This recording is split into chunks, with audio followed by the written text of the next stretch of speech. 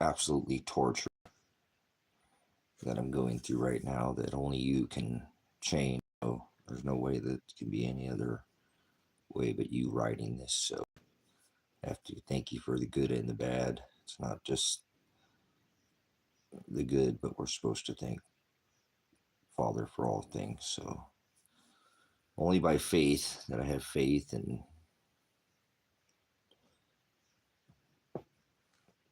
that I have an understanding that you write all things, that I can even keep any bit of control. But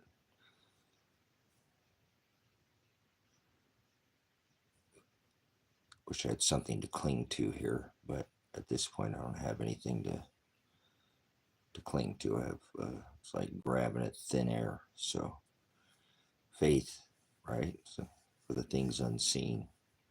So, but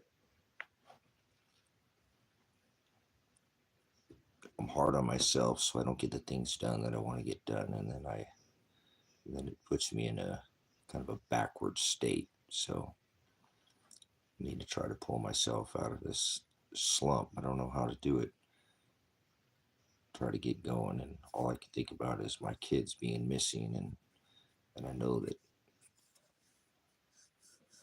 it's all being controlled by you. There's nothing I can do. I've tried. Look at where I'm at now. So I don't know. I just need, maybe somebody will know something. It's hard for me to believe that it's been like 7 or 8 months or something like that.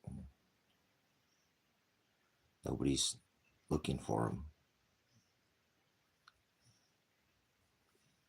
Obviously, the cops aren't looking for him. I already told him he was missing. I already told my daughter was missing. I already reported all this. And so since December, he's been missing. But they know where he's at, but they won't get him. I don't buy that. So I gotta have something to go off of, right? Well, I don't. I've got a court date coming up, and I know when in the SWAT raid I say we have the evidence, and still to this day the evidence has not been looked at. It's been like, it's gonna be 400 days coming since the system is supposed to has a certain amount of time. If they're gonna convict you and under Title 18 charge you and Sixth Amendment try you, they have a certain amount of time, and they haven't done anything. So I don't know what Father's doing. I don't care about that. I need an answer. I need to know where my kids are at, my son and my daughter. So I don't know what else to do. I'll try to come in here and do another live stream about something else, but my brain is just not right since the this whole Iran thing, because I remember talking to my son when he was very young and talking to him about this time, and we're here now, and so he was supposed to be here with me now. No matter where he was at, he was supposed to come, and we were supposed to not figure out a way not to partake in all the violence and all the, this is the last of the 7 nations that, I'm a veteran, and General Wesley Clark talked about you know, 7 nations that were going to take over, and the final one is Iran, and now we're in full-blown war. And I want to go to my kid, and I want to try to help him, because that's what a parent does, regardless of his age. My daughter too, they're both looking over their shoulder. This isn't the time to be looking over your shoulder. I don't know what's going on here, so we gotta talk about it. Otherwise, I'm gonna go freaking bananas, man. You don't just forget about your kids. I can't. I was a single dad. I was a single parent for, you know 8 years, and his mom really wasn't very much involved in his life in that time. So it was pretty much mom and dad. Not that he doesn't have a mom, but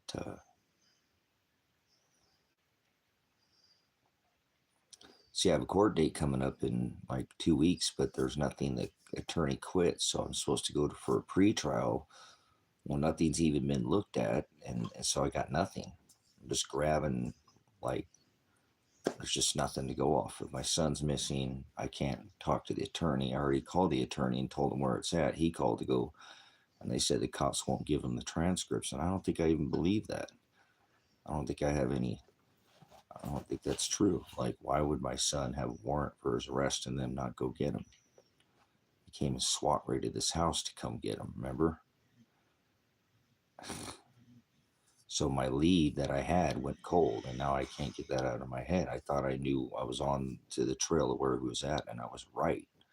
And then I went and told the cops and my daughter to go get him. You know, that's hard to imagine your son being on the run. He's already been, shot by the cops, and as well as me. So I know they'll be violent, and, you know, and then say, okay, here's where he's at. But I'm more concerned for my daughter too. There's my daughter's there, and there's gold and silver and a passport. There's every reason to go. And then I get threatened with breaking a no contact order. That I get threatened that I'm going to get charges for trying to find out if my son's okay and my daughter that are missing. So I can't let this rest. I just can't. I'm not going to let it rest. I know Father is doing it, but I know there's other people who have missing children. You can't. How do you just move on with your life? I can't.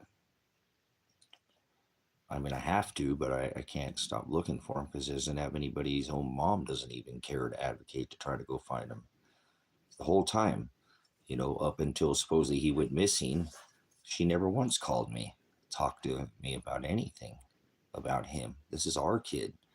So, and again, that's why I had custody of him for, 8, almost 9 years, and it was mom and dad. So this is why I am now facing the rest of my life in prison, is to try to help my son from being prosecuted illegally. And I have what is the evidence, in the live stream on the SWAT raid. I'm saying that we have the evidence, guys. You did the right thing. Nobody resisted, and here I am, over a year, almost 400 days later, and nothing. That's a failure. That's a right of due process. That's a Sixth Amendment violation. Right of fair, it's speedy trial, and yet I'm going to go to this court date, and they're not going to do anything.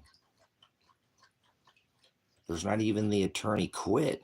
Remember, they're running over. The cops are out here running over my pole at the end of the driveway, and the attorney tells me to go get a psychological evaluation if I'm that stressed out about it. And my son's been missing now since December. It's almost July. That's like 7 months. That's insane. I can't just drop this, Like I said, I'm not going to leave it alone, and I'm gonna go freaking crazy if I don't get an answer to where my son is at. I was this close to. My daughter's car was there. He said he'd talk to my son. He said he'd talk to my daughter. How come they didn't go talk to Marshall? I'm either going to be a very wealthy man when I don't want any money. I don't need money. I'm going to buy the property in Ecuador, but I may never even go. And or I'm going to spend the rest of my life in prison. That's my options at this point. No criminal record, stand up for my son. Now I'm probably facing more time than my son was originally facing in prison, which I have all the evidence they shouldn't even be trying to prosecute him to begin with. He met all his conditions and terms, and then they didn't say he did it, and then he went ahead and did it again, put his head down, and then they still tried to throw him in prison. So, and now he's missing, and both my daughter and my son are missing, which my daughter is my son's girlfriend, of many years. So that's his wife. 5 or 6 years they've been together. So it's my daughter. And she's already been caught in the middle of this too. That's crazy. If you live in America, there's a process, due process. They have a certain amount of time. Okay, you think I did something wrong? Well, prove it. Take me to court. I pled for years to try to get this town to do something about the corruption, and then that's why they're going after me. They're targeting me because I'm the one pointing out the corruption, and now my son's on the run, and it has mostly to do with me because I can prove he did everything he's supposed to do. They're targeting him to go after me. You know, I mean, I can prove that right now. They're not going to get him, and they have a warrant for his arrest. Why would they do that? See, they only wanted to come here to begin with to get me. They don't like me because I stand up for the Constitution, because I'm a constitutionalist. I'm not a sovereign, and I'm not a citizen. I don't claim to be a citizen of this disgusting, filthy nation state. It's not. It's a corporation. So still is what it is. I'll answer to Father Shiloh come judgments. That's my only concern in this when I walk this rock. But, you know, I took an oath to the Constitution. I have to defend that, you know, shall not quit my post until properly relieved was my first general order I took, and I take it seriously. So the hypocrisy of what, you know, they came and used violence against me, and I pleaded for no violence. I said, don't bring guns here. I know my son said that. I have it live stream all the events. Live stream for what, 250 hours trying to get him to look at the evidence. Don't bring guns. Don't kick it into the courts. We can deal with this without. And then they kick it in the courts, and now nothing's been done with it. More than a year later, and my son and daughter are now missing because of this incident of, you know, they grenaded my son too. I found that pin the other day, and I haven't been straight since then, knowing that they hit him with a grenade too. Now, they didn't probably hit him in the face like they hit me, but I want the docu cam. I want the body cam footage of that SWAT officer, and where and how that was thrown in. If it was thrown into my daughter too, that's her case as well. You know, they hit my daughter with that flash concussion grenade.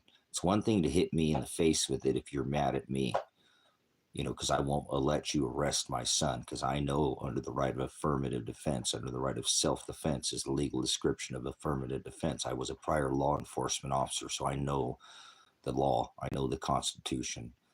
And they're not. They've failed. You know, like I said, this town, and I've tried so hard to get anybody to do something, and now both my son and daughter, and I was this close.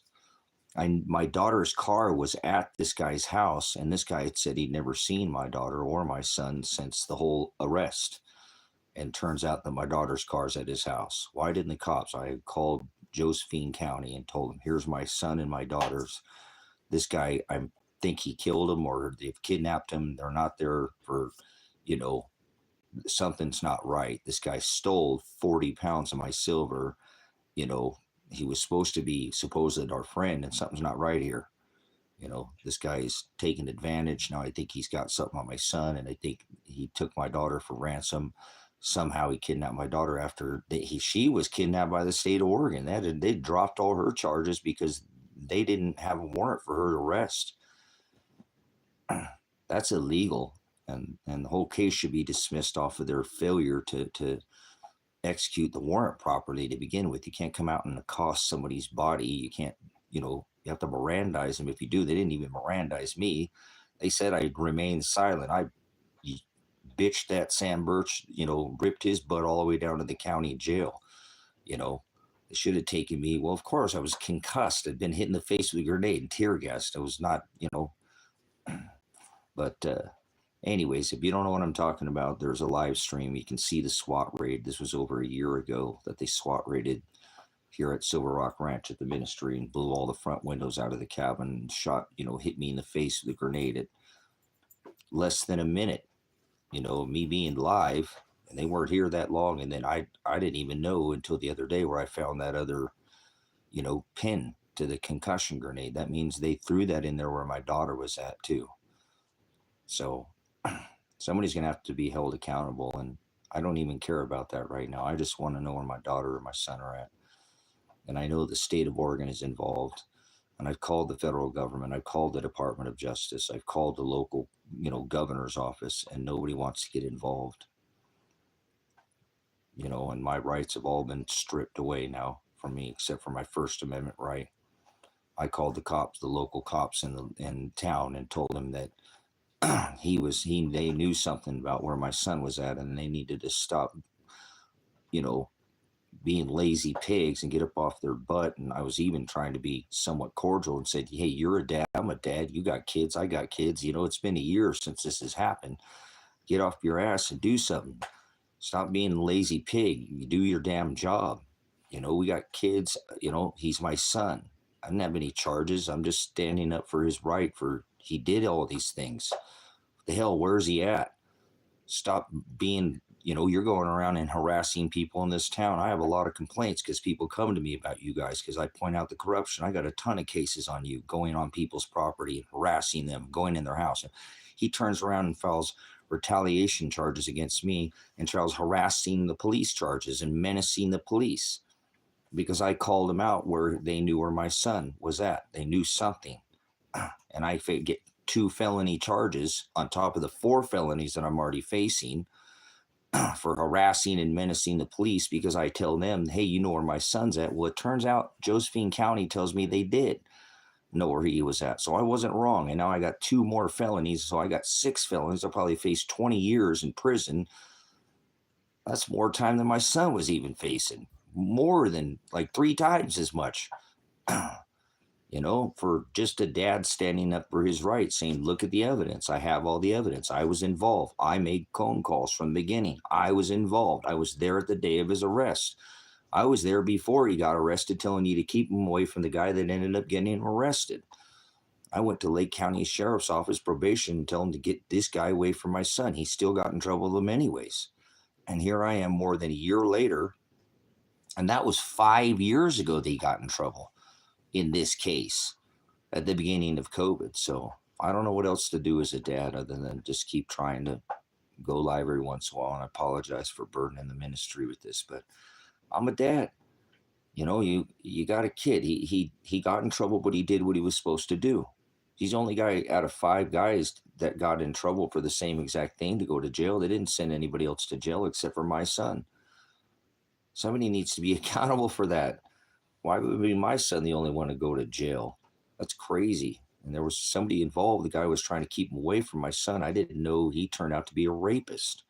Then I got the Lake County onto that, and they got all pissed off about that. I started pointing out that they weren't arresting him because they had a contract on him, and that's why he didn't get arrested, get convicted. Everybody else in the case got convictions, and my son was the only one to go to jail. And they were all kids. They were teenagers, 19. 19, 17, kids, freaking kids. I mean, they were adults. The one was a 17-year-old minor child, but they were young. This guy was an older guy, and I tried to get him away from my son. And so kind of partially my son's fault because he didn't listen to me. So he got in trouble, but he did his time. He's the only one to go to jail. Came out, did all his community service work crew or whatever, and left the county because he's not from here. He wanted to go back to the county. His mom and his brother and his stepdad and his uncles and grandma, papa, and that all his family. That's where he's from. So I helped facilitate the whole thing for him. Called his attorney, called it, I was making phone calls to begin with. So I have all the evidence too. I have the evidence. I documented. I'm a prior pig. I'm a prior law enforcement officer. And this is disgusting what they've done in this case to my daughter, to my son. There's other people in this county that they've done this to, and they've come to me because nobody will stand up. I've pointed out and called the feds about this county. I've called the state about this county, about the corruption with the farmers paying off these cops out here and getting free passes to do whatever they want, soliciting illicit things in the community are being solicited by the law enforcement and the law enforcement's son. And there's a dead cop out here that somebody needs to come out and investigate. Was this cop doing what I was talking about? Is that why he ended up missing? I think 99% sure. I'm pretty certain, not totally, but that's why that cop ended up getting killed out here. He got a little too much, These farmers want their things to go around in circles, farm 24 hours a day, 7 days a week. So it is. I'm in the probably most corrupt town I know, and my son got in jail. John Caligo, the attorney from Lake County or Lane County, Oregon, told me if your son was in any other county in Oregon right now, I'd have him out of jail right now. But they do whatever the fuck they want there, Tracy. Tell him to keep his mouth shut, and I'll get, we'll see what we can do. That was his words. I can summons that phone call. Cellular data will say that's what the attorney said. The criminal attorney said that about this county. I said, I know that. I knew that they were corrupt when I came out here. This town is known for the corruption. So I moved out here, and it wasn't something like, there's no honest attorneys. They all work for the bar. Whether you pay that $1 million attorney, you have a prosecuting attorney, they all work for the chief of finance, which is called the district attorney. Everybody works for the district attorney. Not even the judge has authority over the district attorney. He's fronting with a black robe, but that's actually the chief of finance, and he's a clerk, whether you like it or understand your rights or not. He's a clerk. There's about 400 fake clerks fronting as Chuck E. Cheese or Walmart judges, acted like a bunch of tokenized, trying to scare you. They all extort your merchant number or your bond. That's what that capital letter name is on your, plaintiff, state. It's all capital letters, like your birth certificate, your social security card, your driver's license. That's that bond. That's what they're extorting, is that merchant number. It's called your merchant number, is what it is. I'm a prior law enforcement. I know this. If I would have known this, I never would have went into law enforcement. I never would have joined the military. I never would have done what I've done. But now that I know the disgusting, filthy things that I've done, I'm standing up against this.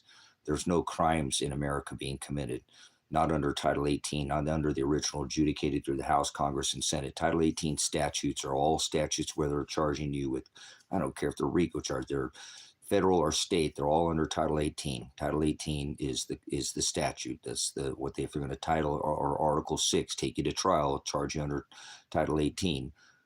They're not using those original Title 18 statutes. They're using what is called revised statutes, and these were added after they took this from the original constitutional republic, where we had a House, a Congress, a Senate, a judicial, legislative, and executive branch. This is a very unique country. It was changed. Whether you know it or not, it doesn't matter. It still happened. This has been changed into a corporation, and this is merchant law or maritime law. They do this all because you were birthed from your mother's canal and you came out the water. So you are their property or part of this, and you don't know that, but I do. I don't claim to be sovereign. I'm not no sovereign citizen. That's stupid. There's only one sovereign. I've been a pig cop. They have sovereign immunity, but they can't break the law. They lose that. And so in this case, I have all the evidence, and they just don't want to look at it. Even as they're SWAT raiding my house and I'm not being violent, they've already grenaded me in the face and they want me to come out with a gun. That's what evidence would show in a court, in a trial. That's what showed that the state came out here to try to avoid finicking me. I've been active, what you call politically. This history is being made every day. What the hell are you doing about it? You're not going to change what Father wrote, but I'm a veteran. So, I thought I could change the world at 17 years old. I joined the military. So I can't change who I am. That's who I am. I was wired this way since I was pretty much a child. I joined the military at 17. I wasn't a child, and I knew what I was doing, and it was a volunteer military. The district attorney extorts that merchant number. He's not the district attorney. He's what is called the chief of finance. And that clerk sitting on that bench up there above him, everybody's working for him. I don't give a crap if it's that $1 million O.J. Simpson attorney or whatever, or it's the public defender, appointed counsel. They all work for the chief of finance. That judge is not operating in a judicial capacity. There's only one Article 3 court in this country. There's 3 article courts. There's a first, which is administrative, third, which is judicial, and a fourth, which is territorial. That's what they have me in here in Lake County, which is still administrative. So they're not operating in a judicial capacity. What they're doing is they're extorting that merchant number. When you agree, you say, okay, I'm that capital letter name, bam. You give them that address, bam, you're under that straw man is what it's called, or a merchant, number. It's your stand-in. They've taken that from you by birthright. Your parents sold you out under contract, blood, birth, water, through the canal. This is all, yeah. Well, I'd rather be tried by, a peer of my own jury, that, my own peers, 6 or 12, than one man in a black robe making the decision. And it's not him. He's a secretary. See, I actually, on 12/29 of 2024, I I subrogated my merchant number and took over a power of attorney in open court and challenged the judicial capacity of the seated supposed judge of Judge Dave Vandenberg and said he's not a judge, he's a clerk, and he's not operating in his judicial capacity. And I'm taking over power of attorney of that capital letter TRACYWERNER, because when I was arrested, I never gave him that name, and I have since never agreed to be that name. Actually, at the time of arrest, the name that they were given was Apocalypse. When they asked what my name is Revelation. That's what I am. I am Pastor Revelation. I am Minister Apocalypse. This is what I do on this ministry, and this is what I go by. Some people call me Rev or, crazy a lot, but that's okay. I'm just because I know the law doesn't mean, or there's difference between lawful and legal doesn't mean because I'm a constitutionalist I'm crazy. So I'm not going to sit there and I know what's going on here. I took an oath to the Constitution. There's no actual judicial. All crimes in America are crimes of commerce.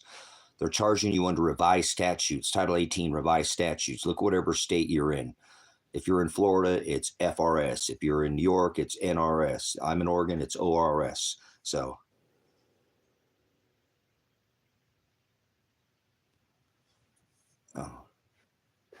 get a hobby.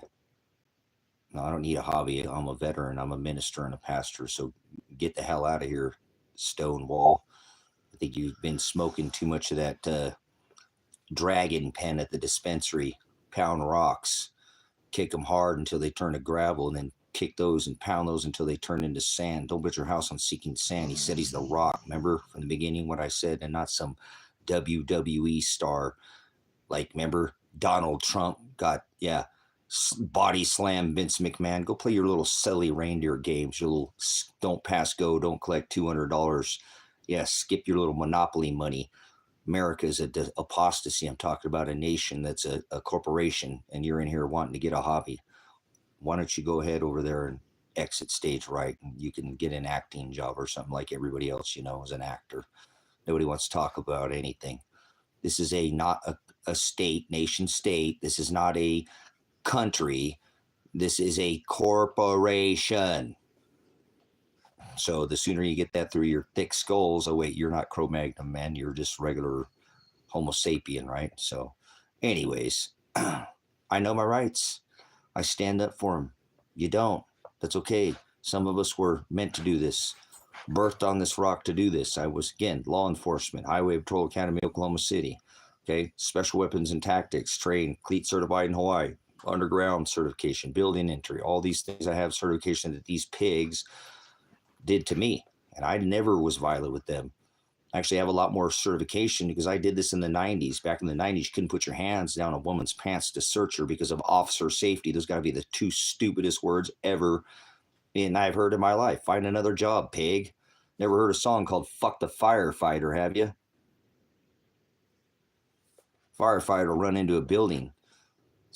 Not think about his life. Save your dog, save your wife, save your husband, your girlfriend, maybe even your hamster. All these cops care about in this modern day and age. Thug, crip, cops, blue, thin blue line. Definition of a gang when I was in law enforcement was 6 or 8 or more, a group of thugs, heavily armed, going around and harassing, extorting the general public, all wearing the same color. What, Democrat? Or wait, hold on, it's thin blue line, right? They're road raiders. I know, I did it. I didn't know what the hell I was doing. He said, come out of her, my people. So yeah, you ever heard a song called The Firefighter? No, because firefighters do their job without, their life is not their worry. That's all a cop cares about. You're the enemy number one, public enemy number one. Many of these pig thug cops use the word civilian, and they're not even military. So they don't act like public servants. They stood down during the corona. Anybody want to doubt that? They acted like nothing. They tucked their tails between their legs, and they didn't do anything. Then when the whole thing was over, release the dogs, and they're back out there pulling their thuggery again. They're road raiders. Is what they are, road pirates. You know what asset seizure forfeiture is? So This is a corporation, and they do this all. They have a guaranteed occupancy of 80% of private prisons before they're ever built. That's criminal. What the hell? Somebody speak up about it. We have more people locked up in prison in America than all the other jails, private prison, than all the other countries combined. How the hell is this a free country? Veterans like myself, we don't defend the right of the people. Their women and children die, not just fighting age men, battle dress uniform, military fatigue men, for freedom. It's about the right to choose. Freedom. There's no such thing as freedom. We're the most indebted nation of all, and we're not. We're a corporation. Open for business. Your W-2 tax dollar pays for that Israel war they're doing over there and Iran. They're funding both sides. It's ridiculous. How much money did Trump? He's going to pull us out in 48 hours. Now he's got sent another $1 billion over there. They're all on the same team. So when you stand up, of course, they're going to attack you. There's a lot more than just the case against me, with this thing with my son. I've been doing this platform for, a dozen years? You ever seen any other channels? You've probably seen me before on the internet. You just didn't know it. I've had channels. I've been on many of the other channels, gone on InfoWars, did a bunch of stuff back, Go look 10 years ago, I was blogging about vomit. Passed the 923 executive orders that they're going to put you into Walmart work camps, probably months away from that happening. I'm not a prophet. There's no such thing as prophecy. I'm a pastor. I didn't ask for that name. That's what people call me. So I am Revelation. My name is capital T, small r, small a, small c, small y, capital W, small e, small r, small n, small e, small r. I don't operate in commerce. I only operate in a private capacity. I'm not a state nationalist. I'm a man of the land and soil. I came from this corrupt dust. I know the law of this land. I've been here many a time. This ain't my first rodeo, okay? No, this meat suit isn't who I am. These things I have, the things in front of me, behind me, in front of you, behind you, this is not who you are. You know what the word Hulkadesh means? Spirit or ghost? That's who I am. I'm not this meat suit. Remember, Paul said, wrestle not against flesh. So I have faith like Daniel, and I know, but I still have to worry, that my son is locked up in some cave somewhere where some guy said he can, take him and hide him. And I tell the cops this and they don't do their job. But it's a lot more than that. Go look at America Ever After. Go look at that channel. That's probably at least 10, 11, 12 years old. I've been speaking up about this apostate nation that's, been doing this crap for how long? Oh, well, they took the gold and silver standard from you. How long? Jekyll Island, JP Chase bailed out this country and how long ago? Oh, the first time before the first crash. Yeah, Jekyll Island, the Federal Reserve Act, take us off, the silver standard competing with gold, put us on this gold, Bretton Woods agreement, back it with the nonsense, guys. The war machine. Look at what we just did over there. Did you get a vote on those bombs that we did over there? I thought this guy wasn't going to, I thought he's going to be the peace president. Anybody who says peace and safety, that's why fuck Alex Jones. And I don't support him anymore at all. Okay? And his whole sellout, that's why his wife left him. She knew it too. Took the kids, if I'm not mistaken. Never supported that, never did another show with him ever again, never did anything on that platform. Said, hell no. Anybody supports, Hillary for prison. How many hundreds of millions of dollars did Jones, the Zionist, now? We know, it's all right. He's just like bend over Harley Halo Davidson with Space Weather News now, Auspicious Observers, okay? One of the original people here too on YouTube. He puts out peer-reviewed journals, so I wouldn't say you have to stop listening to Alex Jones, but he's still a Zionist pig. And he still supported the whole Hillary for prison and then backed Trump. And then, how many hundreds of millions of dollars did he make? And look, then he turns his back. I don't want to go in. I'm not going to talk about freaking Alexander Emmerich Jones. Okay. We'll keep that off of this platform. So anyways, it is what it is. He's the fucking Democrat. I don't do Crips or Bloods. They're both mass murders in chief. Which one you want? put the bite in after you knew I was a snake before you let me in, so he could put the bite in so they can both be filthy rich. They're both two wings to the same dragon. I was raised conservative, but I don't do neither of them. They're not have the best interest. And when I grew up, nobody gave a crap about someone. Nobody flew a red or blue flag or thing on their lawn. Nobody gave a crap about that. The kids could still come over. I'd get you and your wife and grab the kids, and we'd jump in the, let them kids play in the pool, and we'd have a barbecue and let them eat burgers or something and drink a beer or smoke a bowl or something like that, or whatever you did, whatever your fancy was. And the kids got to enjoy the day. And they got to play. Oh, no, now, I don't like that Biden does this. Oh, you like Trump? No, I don't like Trump. Oh, you like Biden? They won't even talk to each other anymore. They have perfectly done this, just sliced them in half. They won't even talk to each other. The kids are suffering is the problem. These people are acting like freaking children. The adults don't become the children. Remember little Jenny? She got to learn how to do her first backflip. Johnny taught her how to do that. Then they got a little kiss under the, innocent little puppy dog, but they end up growing up to be high school sweethearts and whatever. Now, because you act like a fucking child, because you're a Democrat or a bloodmakin, the donkey or the elephant. You getting tired of the donkey and the elephant, this big circus show they got going? Remember, David called him the Lamb of God. Stock up on the lamb, okay? So, anyways, this is what we do. Like I said, my son has always had to be around me, and we're supposed to stand up to this perversion. The red being the lesser of two evils is an act. They're both two cheeks to the same hole, two wings to the same dragon. So they're not, I voted for the lesser of two evils. You still voted for evil, you idiot. People did that. I heard that. Well, I didn't want to vote for it, but I voted. Yeah, well, whatever. There you go. You voted for your own overlord, for your own enslavement, for your own ruler. So what happens when you mix red and blue? You get kitty fuckers, purple people eaters. If you can't keep it in the pants, keep it in the family kind of people. These 8 families that hold all the wealth, about 50%. So that's right. They are. They're controlled by evil. And Father is the one who created that evil to control them. So it's here to test you, the bride. So he said, let vengeance be mine, saith the Lord. That's why I don't go after. Never shot those state troopers that day. Didn't shoot John Mogul, who came on my property illegally. And don't go plot something against these pig county extortionists in this town that have now my son and my daughter are missing. And here I am being meek, not weak.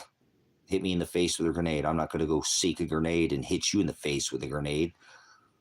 I didn't do that. I could have shot those 2 state troopers on my property that day, and I never would have been assaulted. Neither would my son. My daughter would be missing, and my son would probably be here with me right now. So this is crap. I'm not going to stand for this. So my son and my daughter are missing, and they supposedly knew, and I told them where they were at, and now they're gone again.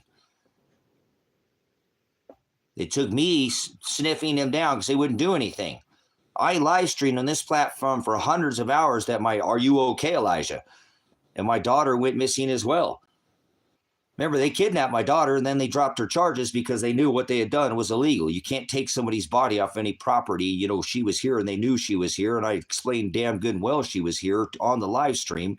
And they come and cost her body and arrest her, throw her in a rape cage, and without a signed warrant by a judge, there was no indictment by a secret indictment. There was none of that.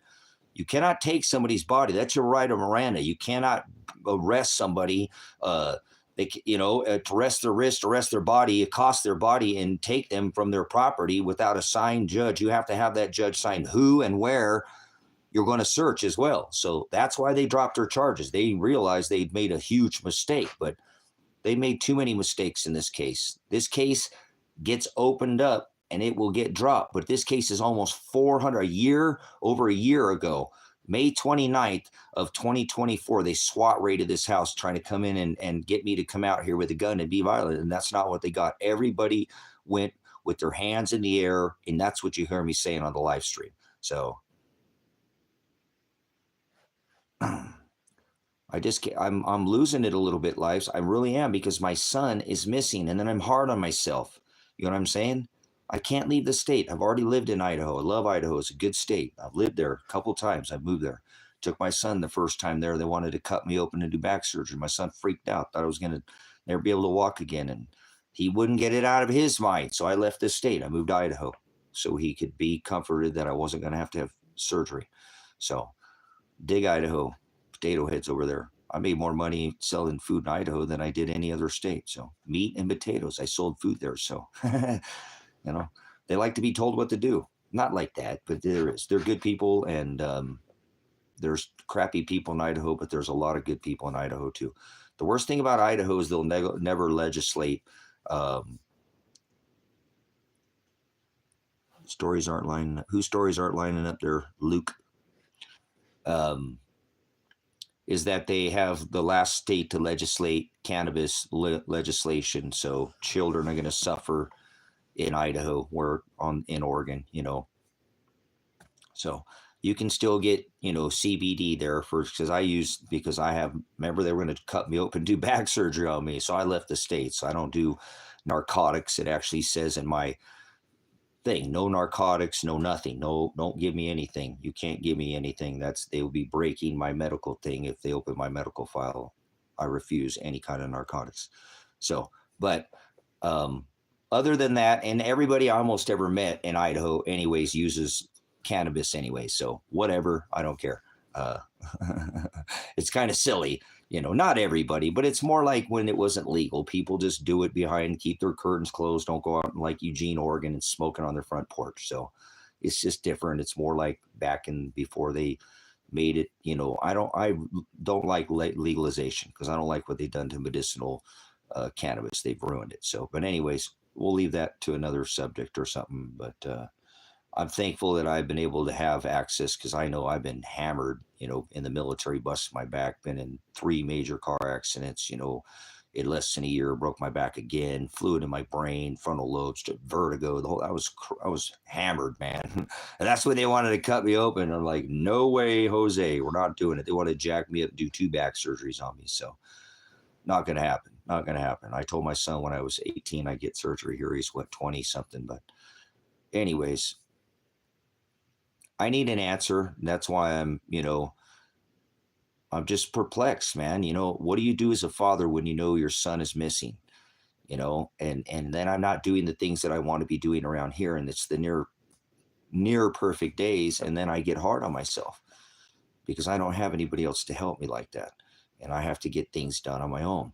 You know, and so I've always been that way. I'm super hard on myself. I'm self-employed. I don't get benefits from the military. I don't get Social Security. I don't get disability. I never got a dime of child support. I work 15, 16 hours a day in here sometimes for the ministry, and I don't draw a salary. I don't make money, and everything I have, I'm trying to give away. Remember, I don't want to actually own anything. So I'm done I only bought property when I was in my 40s. I don't need possessions. I could live freaking in a box, you know, and I've been having a lot of thoughts, you know, like I said, I want to leave this country now. I already said that. I've already asked to be put in witness protection. I've already asked for another country to come in here and seek asylum. But I was going over today, and there's several of the countries that I had in mind too, other than the property in Ecuador, and you can't have a criminal record. So I have to fight this. Remember, before this, I didn't have a criminal record. You know, and as of now, I don't have a conviction, but they've already tried to, you know, place felonies on me with the menacing and harassing the police.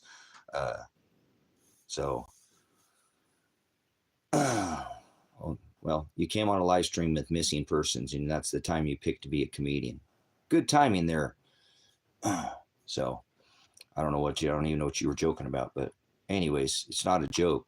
My son, I was this close. I knew my daughter's car was there, guys. I reported to the police, Josephine County in Oregon, that my son and my daughter were here. And I think that Marshall Radonich of Wolf Creek, of Mount Creek, Oregon, had my son, and then went there. And sure enough, my daughter's car was there. And he said he'd never seen my daughter. And I think he lured my daughter down there and has both my son and my daughter. And then I reported this. I reported to the attorney. The attorney he couldn't get the supposed paperwork, and then he quit when I told him because he wouldn't do his job. He told me from the very beginning in this case, day one, that after I'd gotten out of jail from these menacing charges or whatever, because they had not appointed any counsel, a guy tried to, Phil Studenberg came on, but he wouldn't take the case. He didn't want to take the case. He knew he couldn't beat it. They're going to lose the case. If they open the case, they will lose the case. If you don't think so, go look at the playlist. At 45 seconds into them coming here, they hit me in the face with a grenade. I'm not grabbing for a weapon. They are live. They have the live stream. They know when I go live. They have drones over this house. They know what I'm doing inside this house. I'm not reaching for weapons. I go to the door to ask if my son's okay. They hit me in the face with a grenade. That's attempted murder. I shouldn't be standing here today. You don't take a grenade to the face. I'm a prior special weapons and tactics. I'm a prior military. I've been SWAT certified, trained, gas, grenaded, all that. You don't take you have hearing protection in, but the concussion grenade, flash grenade, it's going to drop you to your knees. You're not, that's like a smoke grenade. It's meant to be thrown into a room, fill the room with smoke, or gas. You don't throw a concussion grenade hit somebody in the face with it, and they directly hit me in the face with it. And you can see it on the live stream. So since then, I had a concussion from less than 1 minute. That's a violation of my Fourth Amendment right to be secure in my house's papers, persons, effect. That's cruel and unusual punishment.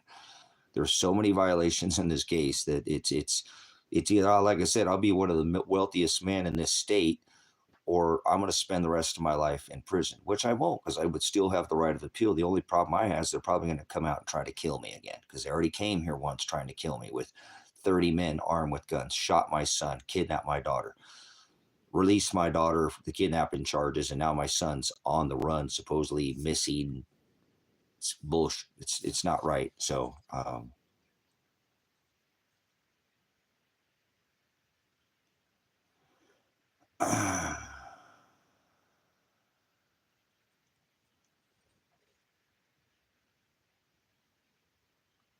yeah, they're gangsters is what they are. They're thugs. And I didn't know when I did what I was doing. I didn't know when I was a cop what I was doing. And I didn't act like that when I was a cop either. So, but it is what it is. I can't go back.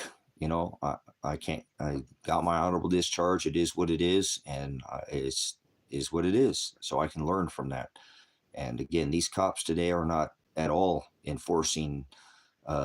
They all stood down during the COVID. I'll just say that for what, 4 or 5 years, they didn't hardly do anything. But basics, they weren't enforcing anything. And then they just turned them right back out as soon as the COVID was over. So I just, again, guys, if I had something to go off of, like maybe if I knew somebody knew where my son was at, but his mom doesn't even want to communicate with me about our son, like where he's at. She never called me the whole time when he was in jail. She didn't try to help him get out of jail. Even before he tried to not go to jail, when he was live streaming, he called his mom up and said, because his mom could sit there and call the radio station 500, 1,000 times to win some free tickets. And he called his mom and said, look, Mom, they're trying to put me in prison. Can you make some phone calls for me, Mom? And he didn't even hardly, lean on her like that. It's not that he's, they just don't have a relationship like that. His mom's not, I had gotten custody of him when he was younger, well, it took me a lot of years. I fought in court for 7, 8 years, and then had custody of him for almost 8 years. So it took me a while, but it doesn't matter. It's our kid, and it doesn't matter. I'm not holding her past against her. That it's our kid, and I needed to know. I hadn't talked to him at all because I had a no contact order, and then he supposedly goes missing at his trial. and I call her after all this time and go, what's going on with her son? How is this? Where's he at? Oh, the cops came here looking for him. See, she didn't even call me, didn't let me know nothing.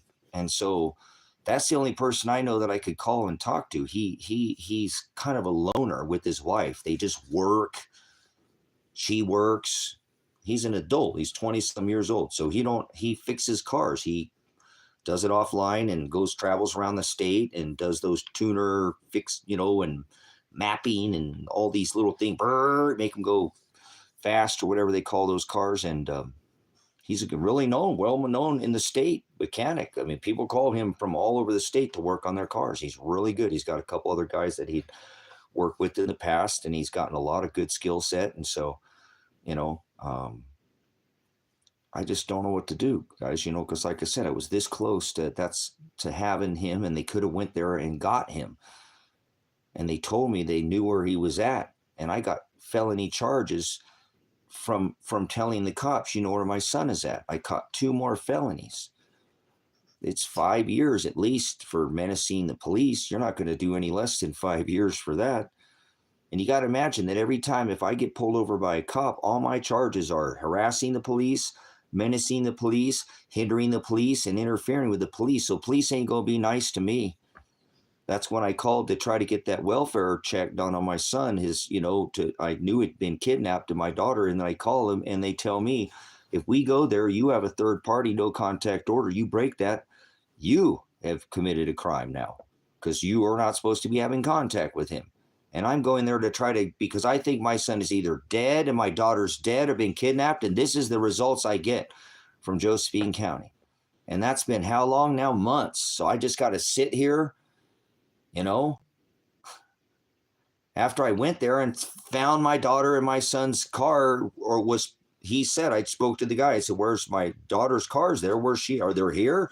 And he said, no, I bought that car from her. She needed to get an attorney. They dropped her charges. So this is the guy who's involved, Marshall Radonich. And now, guys, he's picked up and left because they wouldn't do anything. Now I went back there by myself because I just couldn't sit here. At 12 months, as a dad, I can't sit there. A whole freaking year had gone by. And I said, I can't sit here any longer. I've got to go see if my son is alive. Fuck this no contact order. I don't care. They're not going to go get him. He could still be suffering. And now everything's gone at that property. And that's a big property with a lot of stuff going on. And now it's vacant. There's nothing going on there. So my only lead that I had, and I had to go do it, went cold. So I'm kind of out of my mind now. And I'm okay. But, I'm like, this is the time when I told my son he needed to be here. He needed to be here. When we went into Iran, when we saw this Iran, because he knows, I've talked to him about this. He's not stupid. He's a very awake young man. So this is not the time, this is the time all those years ago we talked about. We've already went through the 6 other countries. He's got to see that happen. Tell him that this is how this is going to go down, son, because this is what they're saying they're going to do. So when we get to this point, you need to be back at Dad's place. I'm going to be probably living somewhere in the woods or in a cabin or something in the country or something. You need to be there by now. You need to be with me. We will sit there and get away from this, and we'll ride out this storm, and we will come and pull our heads out when, the fighting and all the smoke clears. But this is not the time to be seeking vengeance or fighting with people, or, that's the time where we need to not tuck our tails, but, pull to the rear, and we're here. So I'm not the same. I'm not going to be the same every day. We're at war. We're at real World War III now. There's no more disputing that we're not at war. We will probably get retaliatory charges. There will be bombs probably falling in America soon. That ain't no prediction. That's how this works. Look at how they've been doing this. Ukraine, Russia, Ukraine, Russia, Ukraine, Russia, Ukraine, Russia, Israel, right? Iran, Israel, Iran, Israel, Iran, U.S., Iran, U.S. Yeah, so expect some retaliatory. There are sleeper cells in this country. There was a protest in L.A. with something like 700,000 people that are from Iran. You're just sleeping on the wheel. You don't realize this is going on. So this is the time that I need my son to be near me, and my daughter. I don't want to be them worrying or looking over their frickin' shoulder. And the chances are is they may be dead, and I need an answer. So, and like I said, I supposedly have this attorney. He quits. I should be able to go to the attorney and say, hey, what's going on here? And I don't have that. I have a court date coming up for a trial, and nothing has even been done in the case. That they SWAT raided the house on May 29th of 2024. And here it is. what, June 20, what? And the case file has never been opened up. They've never done anything. There's never been an investigation. There's never been, I've not received any counsel. Zero, none. You have the right to remain silent. Anything you say can and will be used against you. You have the right to an attorney, counsel. If you cannot afford one, right, will be appointed to you. So I've sat there and they've appointed my son an attorney and my daughter attorney, and then appointed my son's attorney to me. Illegal. That gets the case dismissed immediately. You can't co-counsel. Each defendant gets a different attorney. That's how crooked they are here. So my son's attorney, Dan Spencer, represents me 3 times in open court. Case dismissed. There's so many things in this case to get it dismissed, you know, but yet they won't even open the case. So you have a missing son and a missing daughter. You're supposed to, I tried to hire an attorney and they said, we can't, there's an attorney on the case. We cannot do anything in this case until this attorney removes himself as counsel. And he won't remove himself as counsel. I have the paperwork, or I have the, you know, the message saying he's going to do that. He quits. He's not going to contact me, and he's not going to be my counsel anymore. And I've notified the courts about this, and he's still sitting on his counsel, but he was not doing anything. He has never done anything on my case. Nothing. I've been given 0 counsel. So that's a, you know, that's a 6th Amendment violation. Adequate counsel, speedy trial, due process, the right to due process. Imagine getting your house raided because I'm trying to stand up for my stake, you know, my son. He got in trouble. So what? He made a mistake. People make mistakes. He gets in trouble. He does what he's supposed to do. And he does it twice because they said he didn't do it the first time. But he went ahead and did it anyways, did it again. And so did his wife, was doing it with him. The community service. She works 5 days a week, and then she goes and works 2 days a week with him. She's working 7 fucking days a week to try to help her husband so they will stop trying to attack him. So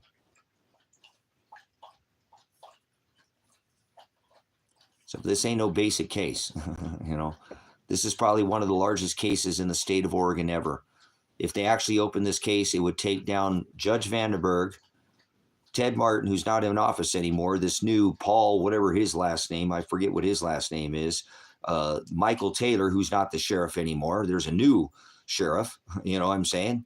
There's a new, all the people in this case that put these charges against me and my son, they're not even in office anymore.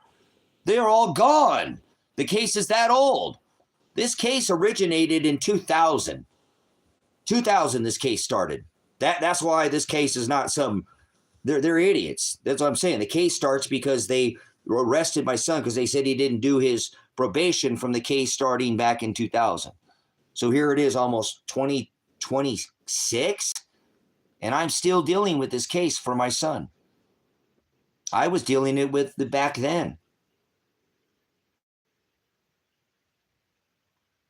Shut the fuck up, Mark. I can't move on with my life. My son is fucking possibly dead, and you want me to move on with my life? Pound sand, get out of here. I got a daughter missing and a son fucking missing, and you're going to say something so fucking stupid. Kick rocks. Get out of here. You don't have no missing children. You don't care about helping anybody but your damn self, obviously. So go help yourself and get the fuck out of here. So anyways, I'm not gonna stand down. I don't have a First Amendment right. Remember, they came in here. I said on this channel under the red flag gun law that they could take your weapons from you first and prosecute you second, and that's what they did. Because I called out Josh Buzzle, Headlight Bezel, and told him, you know where my son's at. You guys know something. Stop sitting around and not doing your job. Go do your job. You know what I'm saying? Shut the fuck up. Don't call me brother. I'm not your brother. You're a viper. Get out of here. I don't sup with vipers. Stop calling people brother. You don't know who's your brother or your sister. Tell me who your brother or your sister. You want to teach something in here? Want to act like you know something there, Mark? Tell me who my brother is. Tell me what the scripture tells me, the exact scripture about who your brother is. And if you can't put it, pound sand, get out of here. Once again, don't put anything else or moderate this clown. Tell me what the scripture says who your brother is. If you can't put the exact text, don't even come back in here ever again. Don't let the door hit you where the good Lord splits you. You're typing anything else, you're just a brute beast. So I'm not worried about it. You don't have any say in this matter.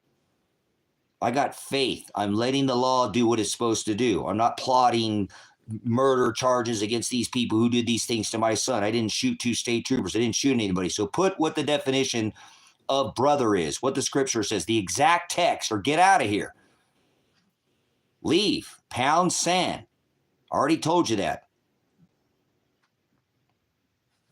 Doom, doom, doom. You should know it. It should be on.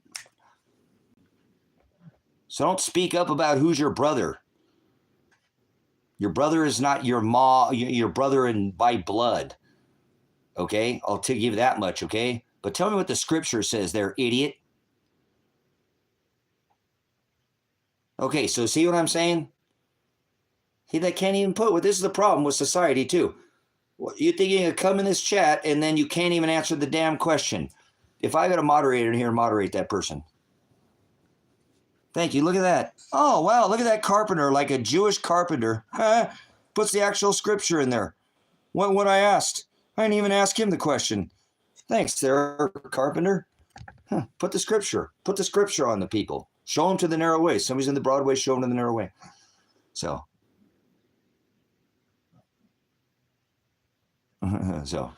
I don't do religion, so you know I'm not religious. So I love the word, and that's the only thing that's keeping me going right now as a dad. You know, my son knows that he has a father, and that's going to be the one he needs to be concerned about. I won't be there to hold his hand, coach judgments. It's Shiloh and Father, the Most High. If you rip Christ down from the tree, you're just going to be standing for a father, and the wages of one sin was death. Venial or mortal, it didn't matter. Sin was a sin. So don't rip him down from the tree that he hung on, or you'll be standing before a father where, again, Genesis, Exodus, Leviticus, Numbers, and Deuteronomy, by the physical law, you'll be under all those laws. Christ fulfilled all the laws of flesh. We're under a spiritual, not bound by law, but destined. So thy kingdom come. So the kingdom of heaven is within. Maybe I might have let Mark stay in here if he just could have answered my question. So do not judge them by their cover. You'll know them by their fruits. Righteous judgment. So, yeah, I know. Apologize. Remember they ripped Christ's beard out of his face there. So I know. I have to have something different. I did it in my life. I didn't want to shave my beard. I never wanted to shave. I wanted to get down to my feet, but I needed change in my life, man. Nothing is happening in my life, and I'm still grabbing at straws right now. I have a court date on the 7th. The attorney quit on me, so I have a court date for a pretrial, and there's been nothing done in the case. And so what do? I've already called the courts and said the guy won't quit, so what do? I've already tried to hire an attorney, try to put together funds and put together, say, okay, well, I'll hold off on buying the Ecuador property, or maybe I'll buy myself an attorney. I didn't do it last time. I paid $43,000 off and still trying to use the legal counsel. Instead of trying to help myself, I help the ministry. So that's my problem. That's always been my problem. Everybody's told me that since I was young. If you would just take care of your own stinking problems, Tracy, you wouldn't have the problems you have. Oh, look, I'm facing 6 felony charges, 20 years in prison because of Elijah, my son, because I took an oath to the Constitution, not for me. I'm doing it for the people. I'm doing it for this town. I'm doing it for the state. I'm doing it for my son. I'm doing it not for myself. I don't have anything to gain. All I'm going to do is probably spend the rest of my life in prison. That's where I'm headed so far. I haven't been able to get anywhere but backwards. Last time I pushed, I got 2 more felonies. So I got 6 felonies now, and that's more time than my son is originally facing for the whole thing. Just for trying to help him out. And it's just by using words. I never threatened anybody. I told him if they came back here, I would protect my property. Just like I did, but that's your 4th Amendment. You have the right to be secure in your houses, papers, persons, and effects. Christ said, be meek, not weak. Do not go outside your borders and seek vengeance. Let vengeance be mine. So Father's going to allow you, Shiloh, that is part of this meek gospel. Father's not going to let somebody just come in and rape your wife. He didn't say just let him force yours. No, he didn't say that. He said, be meek, not weak. So, and I did never strike at anybody. And Father knows that, and Shiloh knows that. So I don't care what people think. I don't care what these idiot judges or anybody who comes in here thinks, because they don't know the whole situation. Father does, though. He's the one writing the situation, doing this to me. He's the one putting me through this absolute nightmare. I don't want to be alive anymore. Only reason I'm here is because he has me here. I only kind of lived so that I can kind of try to live out my rest of my days just doing his will. I told my son when I turned 18, or he turned 18, excuse me, that I was going to just put on a backpack and let the wind blow me wherever and share the gospel. And he was all over that. That's why in this case, it kind of sucks because my son asked me to take the 40 pounds of silver that was stolen from me and the gold that bailed him out of jail, which I'm glad that I had to bail him out, if that's what happened, and told me to go get this Tacoma truck. And because I have these big dogs, and the dogs I have to make a commitment to. My dog's 13 years old. He never lied, cheated, or stole from me anything, not one time. So I'm going to take good care of my animals. They take good care of me. They're all I have. You hear me on the SWAT raid. What about my dogs, guys? What's going to happen to my dogs? I got dogs in here, guys. I got cats in here. My animals treat me better than any humans I've ever met. Really, I'm not trying to down on you guys, but your animals treat you good, don't they? They're amazing, parts of our lives. So I have to be, they have to be with me. And until they're done, I make a commitment to something. Remember, my wife got pregnant with some other man's kid, and I still had that child with her. I make a commitment to something. I finish it. So I made this commitment. I said I would fight to the death to keep my son from going to prison, so I can't check out early. If I die out here, it's because they come kill me. I don't have any way to protect myself anymore. They took that right away from me. My right to protect myself. I've had my Second Amendment taken from me. They use an executive or extreme risk red flag gun law that I told you that Trump passed, and they came here and took my only two weapons to protect my animals. Now, if I have a cougar come down off the hill, I can't even protect my dogs. I got to watch that cougar eat the piss out of my dogs. And I won't. I'll jump in there. You know me. I'll jump in there. I'll fight that cougar. I will. I ain't going to let no cougar kill my dogs. It'll be me against the cougar, man. So if I get eaten by a cougar out here, you know why? Because they took my right to protect my animals away from me. And I protect the right of my animals like I protect the right of that's my effects. My effects is my pet. That's why I told him, if you come back here again, which you did, and you already assaulted me once, I won't just let that happen, which you guys assaulted me, and look what they did. They turned that around and said that I was threatening them because I said I would protect myself. I even told them if I leave here, I won't take any weapons with me. If you come here again and you already assaulted me, you already assaulted my dogs, because remember, my dog had to be taken. Tango got taken. It took me months to get him back. When I got him back, he was deplorable condition. Just horrible. His whole tail looked like it'd been burnt by a torch or something under his chin, and he had all that stuff in and I couldn't get him back from the guy who took him. He said he took him because he was choking from the tear gas in here, and he couldn't breathe. He was having issues and coughing, and the Bone just got left here, all alone by himself. Never been away from Tango ever in his life, and that guy wouldn't even let me get my dog back. This is the guy who probably killed my son and daughter. I would say right now, I have a 50-50 chance that my son and daughter are dead, and I have no way of knowing anything at this point. I have no way of knowing, and I'm trying not to be pessimistic. There is a good chance that they're dead. I've already explained the motive in here multiple times. 40 pounds of silver. My son owed him money from the case that he got in trouble for selling of a wheelchair that I sold. I went and did all the work on it. I poured a ton of money into that wheelchair to sell it so I can get Elijah out of jail for this case that this involves, So I never used violence, but they used violence against me. They came out here with 30 men with guns trying to get me to shake me and startle me and get me to grab whatever gun I could and come out and kill me. And I know that's exactly what anybody who looked at this case, if they it would take years to look into this case. I created 258 hours of discovery under the right of discovery and suppression of evidence. To be honest, I don't care.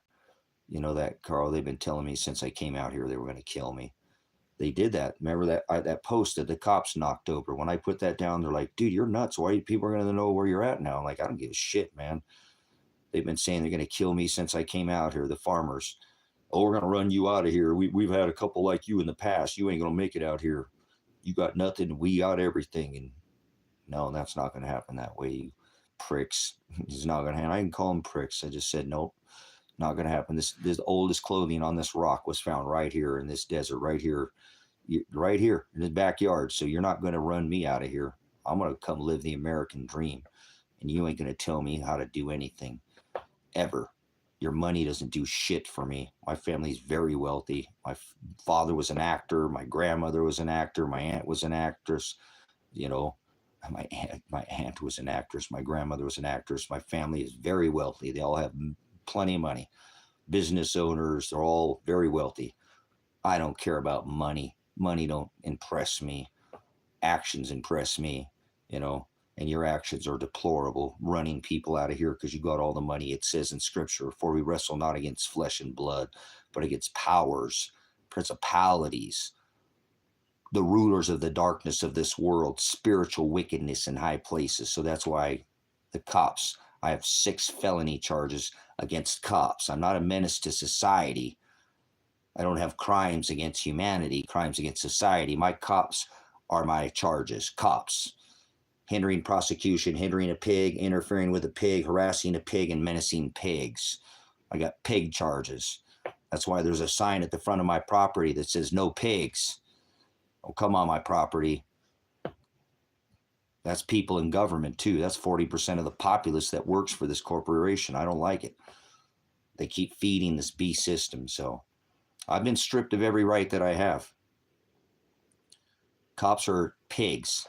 Road raiders and tyrants. They're not community servants. They're not public servants. They're not operating in a judicial capacity. They're only operating in commerce. They're idiot pigs. They don't even know what the fuck they're doing. I know. I used to be one myself, and a military pig in the army.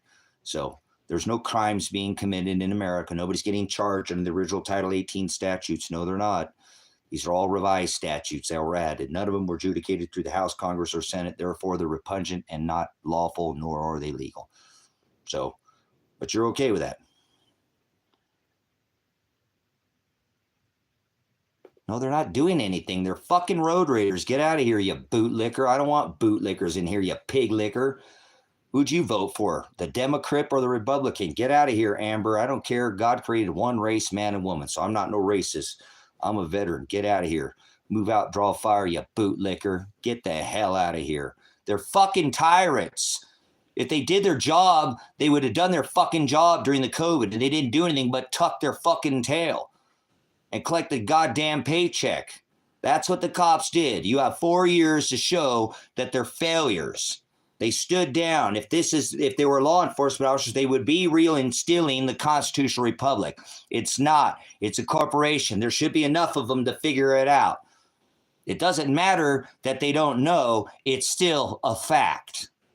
It's still a fact. Okay? It's still a fact. There is no crimes being committed in America under judicial crimes. These are all crimes of commerce. Revised statutes. Look it up. You'll see what I'm saying. There's only one Article 3 court. Unless they charge you under Article 3 court, which is judicial, and the original Title 18 statutes, that would be lawful. There's a difference, but that's not what they're doing. This is all changed over to what is known a corporation. That's why when you get charged with charges under Title 18 revised statutes, it's in all capital letter name. That's your straw man. They're going to extort that merchant number, or you're bonded by birth certificate. It's not that damn hard. It doesn't mean that it's not happening. So if any of these cops, they would be arresting every one of these people in the House, Congress, and Senate, that we're not doing this by the House, Congress, and Senate because it says it's repugnant. Do not follow laws that have not been adjudicated through our House, Congress, and Senate. This isn't serfdom. This isn't it by executive order because the king says in king's law you can't come on the land. Yes, and most time you call a cop, they're not going to come until after the crime is committed. Their response time is not... if they did their fucking job, I would be okay with it. But they don't do their job. If they did their job, they're supposed to be law enforcement. They would be instilling constitutional law. There's no constitutional law at this state level that's not adjudicated through the House, Congress, and Senate. That's not part of this Constitution. Therefore, you're not even supposed to be following those. Like, for example, you have the right to travel. You do not need a license to fucking travel. I've had a CDL since I've been 21 years old. I let it go. If you're not engaged in commerce, then you do not need a license to travel.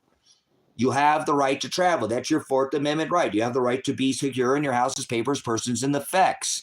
That includes your private vehicle that you travel in. If you're not operating in commerce, if you're working for Uber Eats or going delivering some material for some lumber company, now you're engaged in commerce. You don't need, what are you supposed to do? Drive on people's fucking private property? You'll get shot. That's fucking dumb.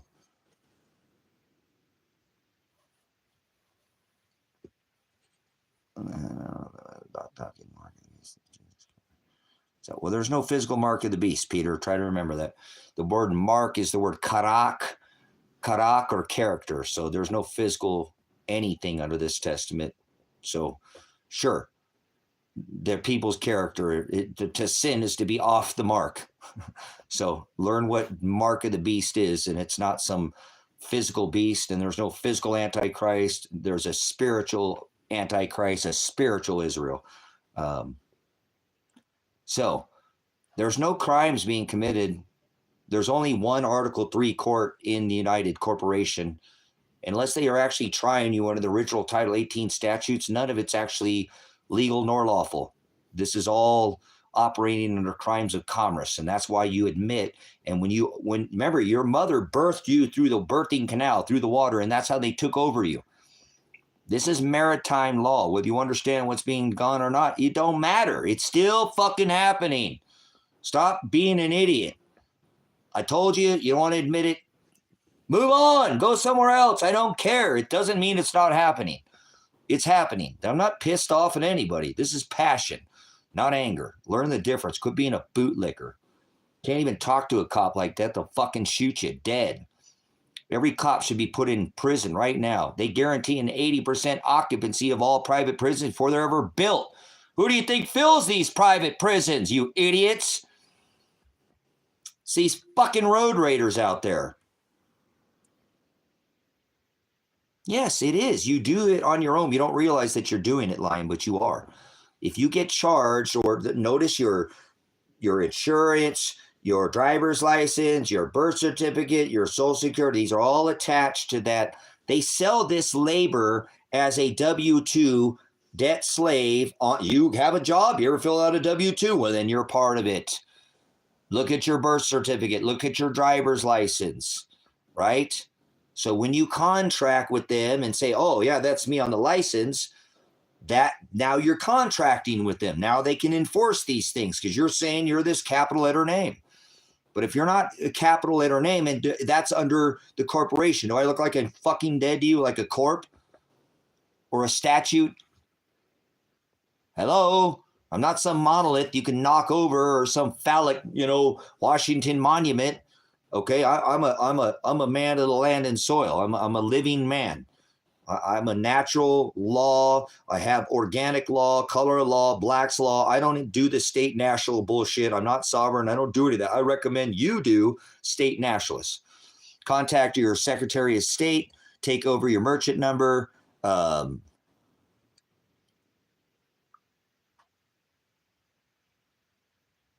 That's right. Cops are documented crimes, secure evidence, and that's right. That's exactly. Remember Trooper Strasbaugh telling me that when I went through the Highway Patrol Academy, Roof King, in Oklahoma City. And he said, look, you're taking this personally, and I really think he said, look, you're not a one-man wrecking crew. If you see a violation, you forward it to the judge, and you let the judge determine guilt or innocence. So they were never contracted to protect and serve. That is initiative by the LAPD to reshape public opinion. There we go. And I did all my training by LAPD. Metro is their SWAT team that I was certified in Honolulu, Hawaii. CLEAT, Council Law Enforcement Education and Training, certified by LAPD. And Let me tell you, those are some hardcore dudes. I thought the military drill instructors were hardcore.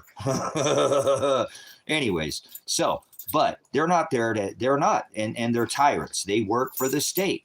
They're road raiders. This is Stasi. These are brown shirts, just like during, World War II. They are not here to protect you. So, nope. They're here to serve the system. Did you hear what I said? They guarantee an 80% guaranteed occupancy of private prisons before they're ever built. Who do you think fills up these prisons? It's these road pigs, these thug tyrant gangsters is what they are. Heavily armed group of thugs all going around harassing, extorting the general public. So the most unsafe nation in the world right now is America, because they're getting ready to bomb the fuck out of her. Did the Japanese sit down and have dinner with Pearl Harbor before they bombed her? No, it started with sanctions and tariffs, then Pearl Harbor, and then Nagasaki, Hiroshima. Hallelujah. So how many days before bombs start falling on this rock here in North America? Socialism and Communism, kind of like that book, 1984. All right, good stuff, Peter. Peter, listen. What's the difference between socialism and communism? Man, I wish I had Kevin here because he had a different answer. But what's the difference between socialism and communism? I can tell you one always leads to another throughout history. It's the way it always works. So there's not your answer, but there would be the answer. Correct lies within. So what's the difference between socialism? Socialism means that lion has 3 bikes, right? And Peter doesn't have a bike, so we're going to take 2 of Lion's bikes and give one to Peter, and we're going to give one to Roof. That's socialism. They're cousins. No, that's a good one. I like that. One always leads to the other. Socialism always leads to communism. The haves and the have-nots. The guy who's doing brain surgery is the kind that's getting paid the same as guys scraping gum off the bottom of the school table, right? The haves and the have-nots. That's how that works. Not fascism. That's what's going on here in the American. So the difference between socialism and communism is only a matter of time. See? Because one always leads to the other.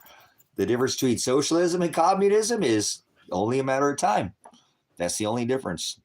Just a matter of time, because one always leads to another.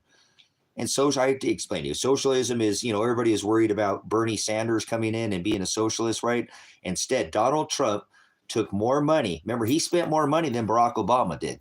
Barry, his name is Barry. His name's not Barack Obama. Barack Obama was his uncle's name. So, but yes, he spent more money. Remember, Barry took office and the national debt was $9 trillion. And by the time he had left office in 8 years, he had more than doubled 200 and how many years? 43 presidents. He had more than double the national debt, spent $10 trillion in 8 years. Frickin' A, man. Talk about, woo! Then comes in Mr. Warp Speed.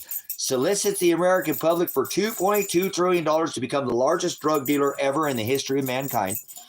Outpacing, alcohol sales, like going around, NASCAR back there, we know all that, and how about the cartel, right? And then he's the guy shipping in all the fent. So he's got the fent too, but we'll keep the fent out of it because that's his dragon too. Oh yeah, he's letting that in here too. He does that. He's part of the dragon. So anyways, 2 cheeks to the same hole, 2 wings to the same dragon. So he creates the greatest warp speed, Anakin Skywalker, Chewbacca jab ever, right? Bow to the altar of Jabba, $2.2 trillion, and becomes the largest drug dealer ever in the history of mankind, and creates the single-selling #1 product, outpacing any block, rock, brick, house, mortar, steel building. Not like dropping 3 steel buildings with 2 airplanes. That doesn't math. But the math was $2.2 trillion and then created in 4 years, $8.8 trillion, outpacing Barack Obama, Barry, his homosexual buddy, because they're island boys. Remember? Trump, Elon said he went to the island. Remember? EpiPen Island boy. Everybody just shut up about that, didn't they? Yeah, they did. But yes, $8.8 trillion, spending more money than Barack Obama. And then when his buddy Kamala Allah Akbar and his buddy Joe Lightsaber buddy, they get trade lightsabers in their ice holes because they're island boys. Yeah, Fear and Loathing in Las Vegas. You know what happens when you oxidize epinephrine, right? You get Fear and Loathing in Las Vegas, baby. You get lizard people. There's no such thing as lizard people, by the way, too. So, all right, what is these? Money is printed in ways that we'll never know and taken from public. There will be a revolution of the people. The elites wanted the divide for the speed up of what they see at the end of days. Huh, interesting. Yeah, money is this is money. This is money. Money is not printed on paper. That's called currency. You currency put your money in a bank, right? Like in the side of the bank. You know, I remember I told you were birthed by your water canal by your mother. See, they've got you putting currency in the bank, thinking that this is money. Money is gold and silver. That's God's money. Remember, the ratio is 8-1. I call it God's ratio that comes out of the ground. So socialism would mean if we took up all the surface silver and divided it, everybody can only have 8 pieces of silver. Right? 8 pieces of silver. There's 2. So socialism, if we divided all the surface silver, 8 pieces of silver. That's what you get. So silver and gold are money. Paper is currency. The Chinese were the very first ones to try that, paper currency. There's been 4,800 paper currencies put into circulation, and they've all sank to 0, except for the ones that are currently floating around. Yes, they're going to do this, and they're going to digitally turn everything, the digital dollar or the digital petrodollar, because it's not going to be the petrodollar anymore. We don't have the reserve currency anymore. We've lost the reserve currency. Let's put something up here. We'll put a graph here. We'll see if we can put this graph up here. Oh, where'd all my graphs go? Here we go. This is the reserve currency. Come on, pop up. Come on, hurry up. Load up there. Hurry up, load up. All right. Now look, we took over the reserve currency in 1945. If you look on this graph here, this shows that almost every time the reserve currency has a life of about 80 years. 80 years is the reserve currency. When did the United Corporation take over as the reserve currency?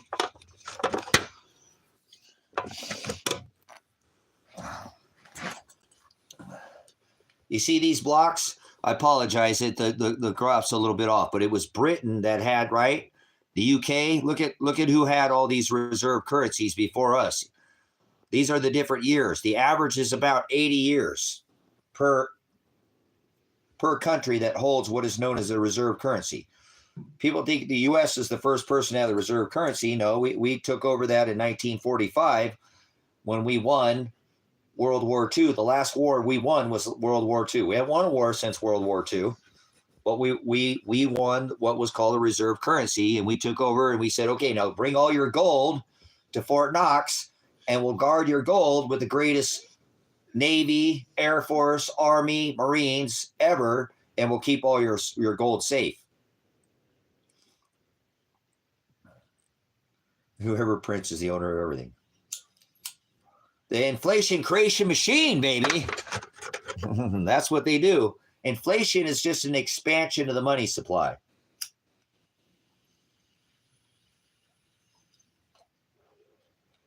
So,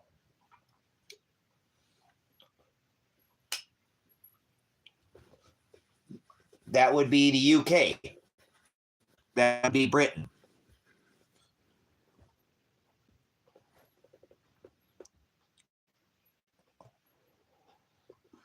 Gold is valuable. Yes, it is. It's a store of value. Gold and silver have always been money, and gold is infinite. You can't get rid of gold. You can't, a piece of gold, that piece of gold that you dug out of the ground, and you have that piece of gold a million years later, that's still just a piece of gold, right? Yeah, it's the same gold. You can't get rid of it. So gold is value because actually, silver is a lot more than gold, because, like I said, silver is used in way many more applications than gold has been used. Gold is not used in nearly as many applications as silver. So in the time of Christ, they valued in silver 1-to-1.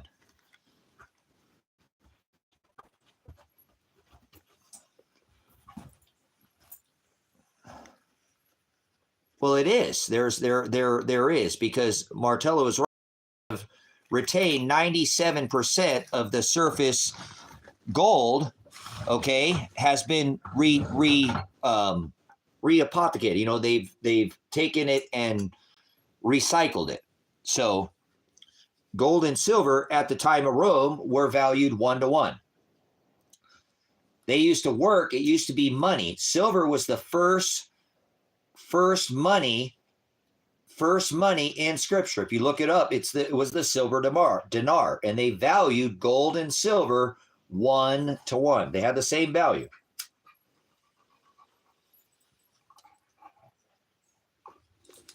So at the time of Rome, you could go buy the finest money could buy, right? Oh, what happened to our screen? We lost our screen. Oh, what happened to our screen?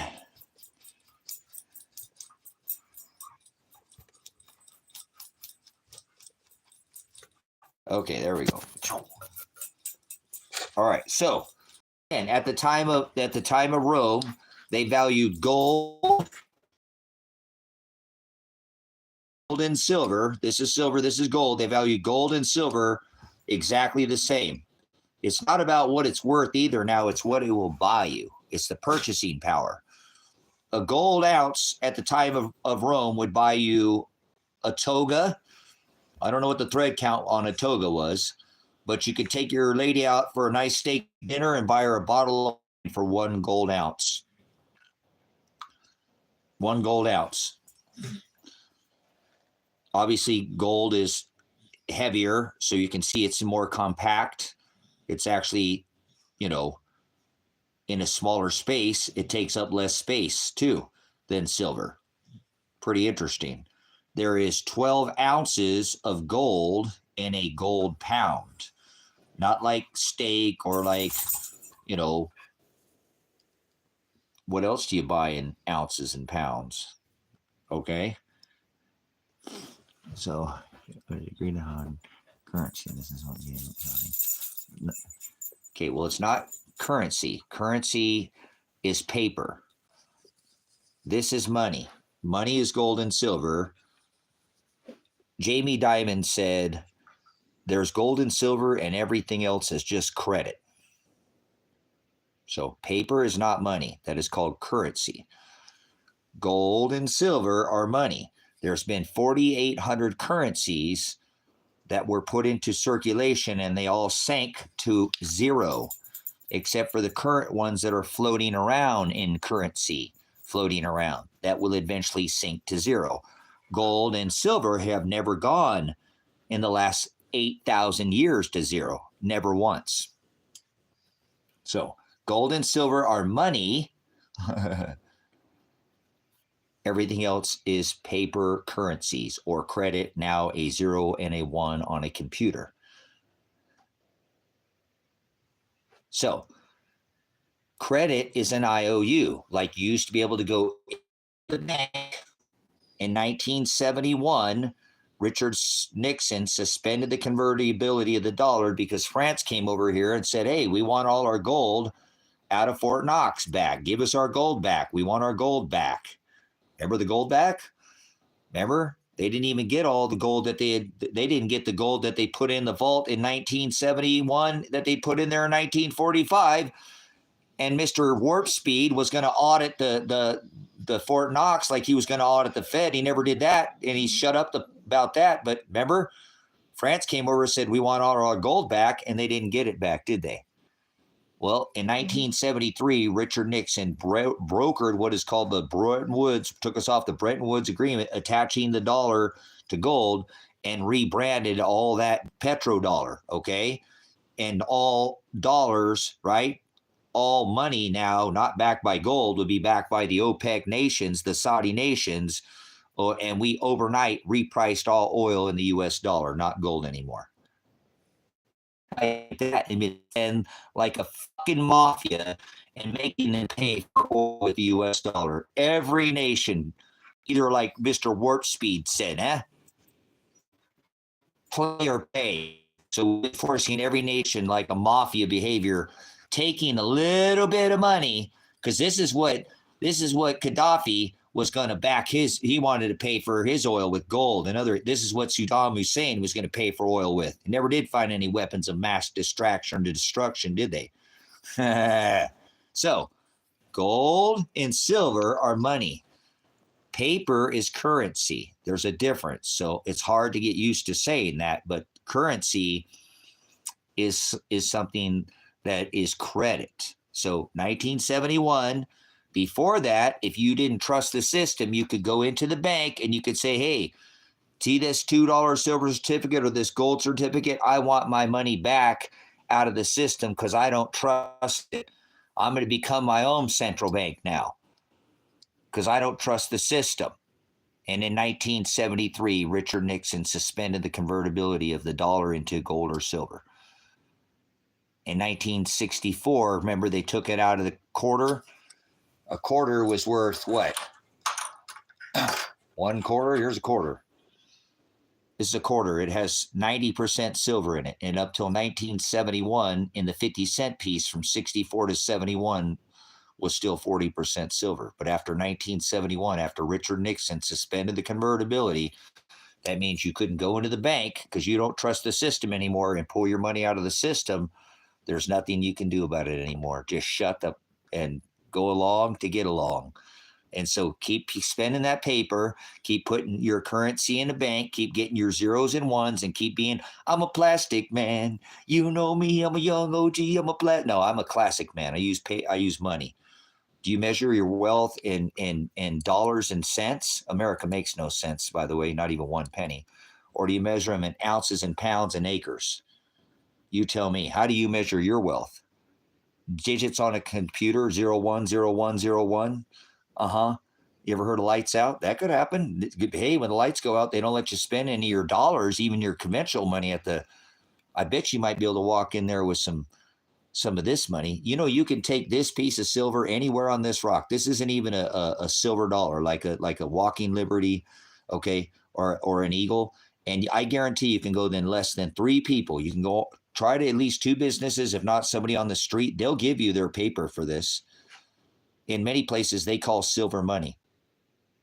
Look at here, my son's missing, and I'm sitting here talking about this. That's okay. Ounces and pounds and acres. Okay. Most people will measure their wealth in, in dollars and cents, and credit and zeros and ones. I measure my wealth in puppies and pounds. No, he's not going to take them to the pound. Puppies and pounds and ounces and acres. Yo, stop it, buddy. All right, get off of me. Get down. Oh, hey, what is going on? Hey, what we're doing here? No, hold on. Let's not do that. Retouch off. Okay, what was that? So, all right, good conversation. So, again, you could take this gold ounce at the time of Rome, and you could buy, because remember, they value this. So stop thinking of this as a dollar. This has nothing to do with how much dollars this is worth. It's what it will buy you. So you asked earlier, why is that worth what it is? It's because what it will buy you. It's the purchasing power that gold and silver have. That the dollar just loses its purchasing power. Since 1913, the inception of the dollar, it's lost nearly 98, almost 99% of what it would buy you. Okay? So right now, let's go back in time. This would buy you a toga, a steak dinner, and a bottle of wine.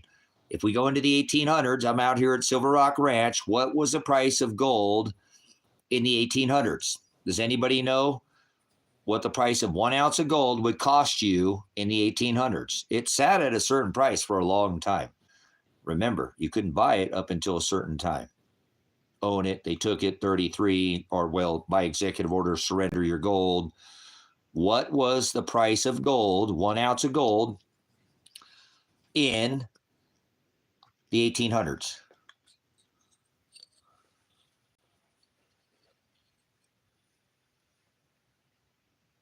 Something about Canadian gold that just does it for me. Canadian gold is my favorite gold. It's 4 nines fine. And there's just something about Canadian gold that it's like the gold buffalo is my favorite, actually my favorite piece of all. Never had a buffalo, but $20.67 per ounce in the 1800s. So if I'm not mistaken, in the 1800s, that would buy you the finest hand-tailored suit. You could have a, like not a seamstress, but a tailor, somebody, the finest tailored suit money could buy. Maybe like a zoot suit. That was your thing, right? You could get a nice steak dinner and buy your lady a bottle of wine. Hopefully it wasn't this lizard queen, right? That everybody calls a lizard, right? And that's so funny. So, anybody disagree? In the 1800s, it would buy you the same toga, steak dinner, or bottle of wine. In the 1800s, at $20.67, you could get a hand-tailored suit. You'd be looking fly, and you could buy a steak dinner, nice big thick steak dinner, and take your lady out to a bottle and get her a bottle of wine. See, it's purchasing power. It's what it buys you. It doesn't have anything to do with money. Money is irrelevant. It's purchasing power. Now you're going to see why gold has the power it does. So this Lion's in Canada, right? Lion is a Canadian. He's up there. He's one of my Canadian brothers that doesn't want to be the 51st state of America. They don't want all our debt up there. Why would they? They have $3 trillion in debt. Why would they want to take on another 36? That would be stupid. And I know that I've never had anybody, so connections up there in Canada. What is a gold? This is actually a 2010. What's a 2010 gold maple going for in Canada right now? If you had to buy that off of Amex, that's a 2010 Canadian maple, gold maple leaf, 4 nines fine Canadian maple. What is a price of a Canadian maple? What's the price of it in the U.S.? Somebody price it out in the U.S. because the U.S. price can be different than Canada. Even though there are brothers to the north, their currency it's got a different inflation rate to it.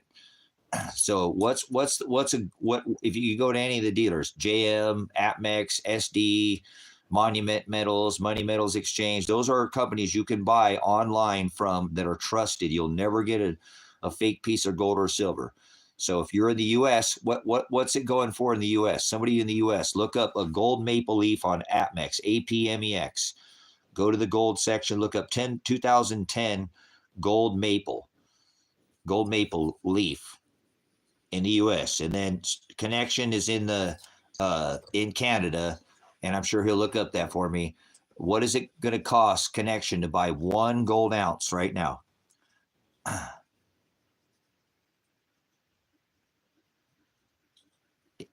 Now, what's the out the door price? What's the price to buy it on a credit card? What's the out the door price? That's the list price, but that's not the price it costs to actually take it home because there's a premium. And yet when you pay for a credit card to take it home, what's the price that it costs out the door? What's the out the door price? See, that's the difference. People don't know this. You're not looking up the credit card price. You're looking up the list price. But what is it to buy one on a credit card? Because everybody pays in plastic. Nobody uses a bank wire or a check anymore. That's a good way to save, if you're going to cost average and buy precious metals. Anybody else in the U.S. use Amex or SD Bullion or JM or Money Metals Exchange or Monument Metals? Thank you for looking that up, Connection. So we still, because I know that's a premium, but because there is, I want you to know, because you got a little higher premium than the U.S. I was hoping somebody else see there's a difference between the U.S. price and the Canadian price. They're not the same price. You know, you go state to state down here in the U.S. and get a different price. Oh, some counties have a tax. There's all, you got to cost average this stuff to take the physical metal home.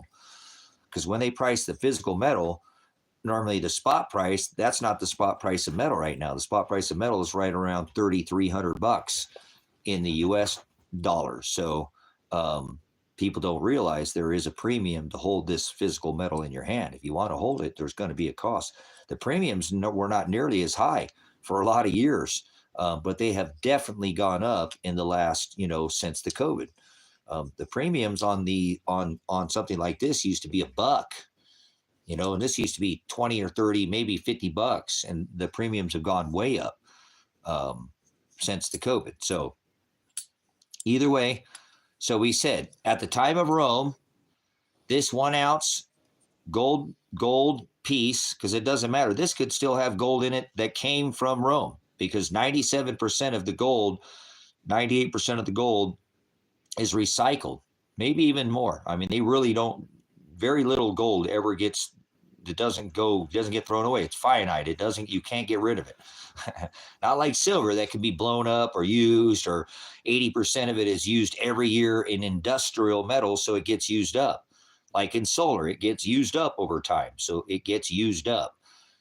Gold, again, you might be wear a gold pair of earrings if you're a lady, or have a gold ring or something if you're a man, or an earring or something like that.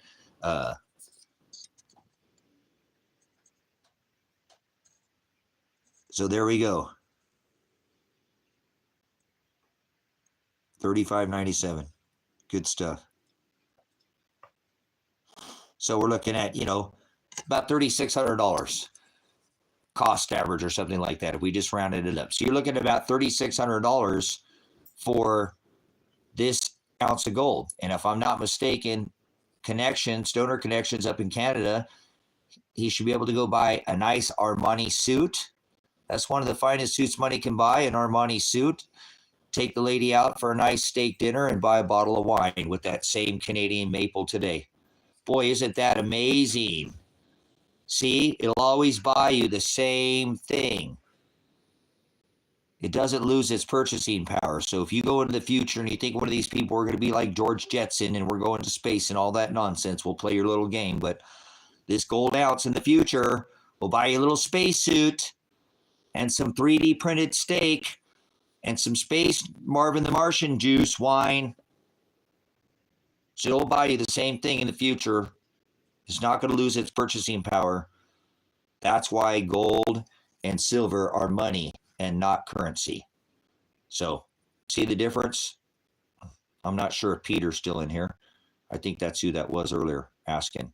But that's why this metal has always been, I don't like gold. I don't really, I've traded this for a truck so I can buy some more property in Ecuador and get the hell out of the United States, because I just don't want to be here anymore. So, yep, Cougaran, nice. Got the Cougaran too. So, and they're going to go up. If you ask me, $3,600 for this metal is cheap. And this is sitting at like 400% of its 1980 all-time high. 400 times the 1980 all-time high. And silver is sitting at what? Less than what? At 36? Then in 1980, it was $50. In 2012, it was $50. Remember, this has gotten $50. It happened for a Silver Eagle, got $50 too during the COVID. And it's $50 for an eagle up in Canada.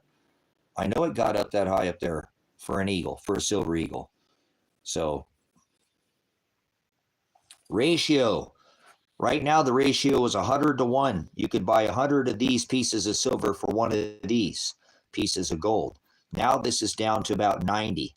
I told Kevin that's going to happen because they have shorts to cover on their paper contracts. They price the paper, this price of this metal is based off the paper. Then if you want to find out if there's demand, that's because there's a premium. The premium means people want it.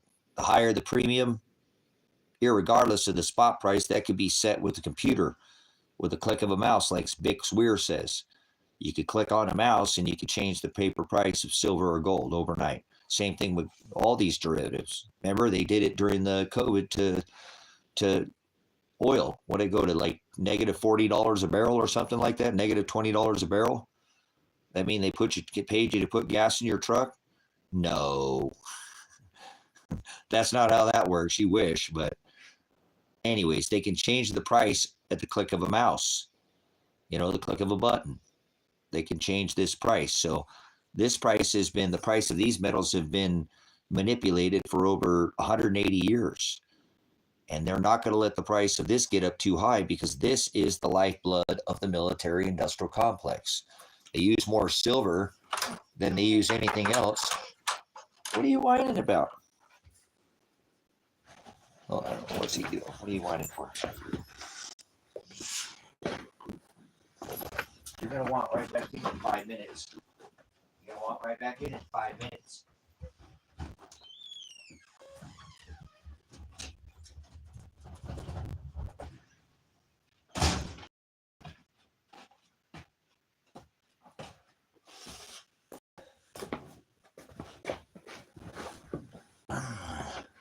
So, anyways, good conversation. Glad I'm talking about this, not talking about my son. It's what I do to keep myself busy, is come on here and try not to think about it. So I appreciate you guys helping me keep my brain off this. It's tough. It's crazy that this case involves gold and silver too, doesn't it? With my case, get 40 pounds of silver jacked from me. Imagine what if I'd had that when I got out of, could have gotten an attorney right away, and oh well, that's not what Father wanted for me, so it is what it is. But I'm gonna have to do something though. I've got this supposed court date coming up, and there's nothing there behind the court date. There's just nothing there. The attorney, what is he going to show up after he already quit? I'd have a lot of balls, huh? Not to show up and call me for all these months and then show up to court. That's probably what he'll do. Probably show up and just try to, oh, okay, well, and play stupid with me or something. I don't know. We'll see. But be nice to get those 40 pounds of silver back, I had a lot of Mexican silver in there, man. Yeah, I apologize. I'm such a burden sometimes, this ministry with the Elijah thing, but man,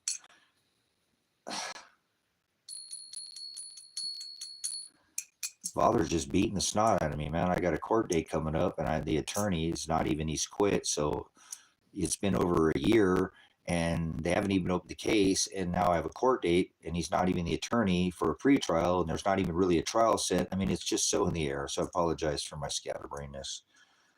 I'm sure this ministry will be able to pull itself back together more too when I can get when Father will stop beating the crap out of me so much. And he has me to a big measure, I haven't backed down to these people at all. And the whole idea was to try to help my son. And now look, he's missing, and I could go to jail. And wouldn't that be ironic if he's been gone now for what, his trial was in December.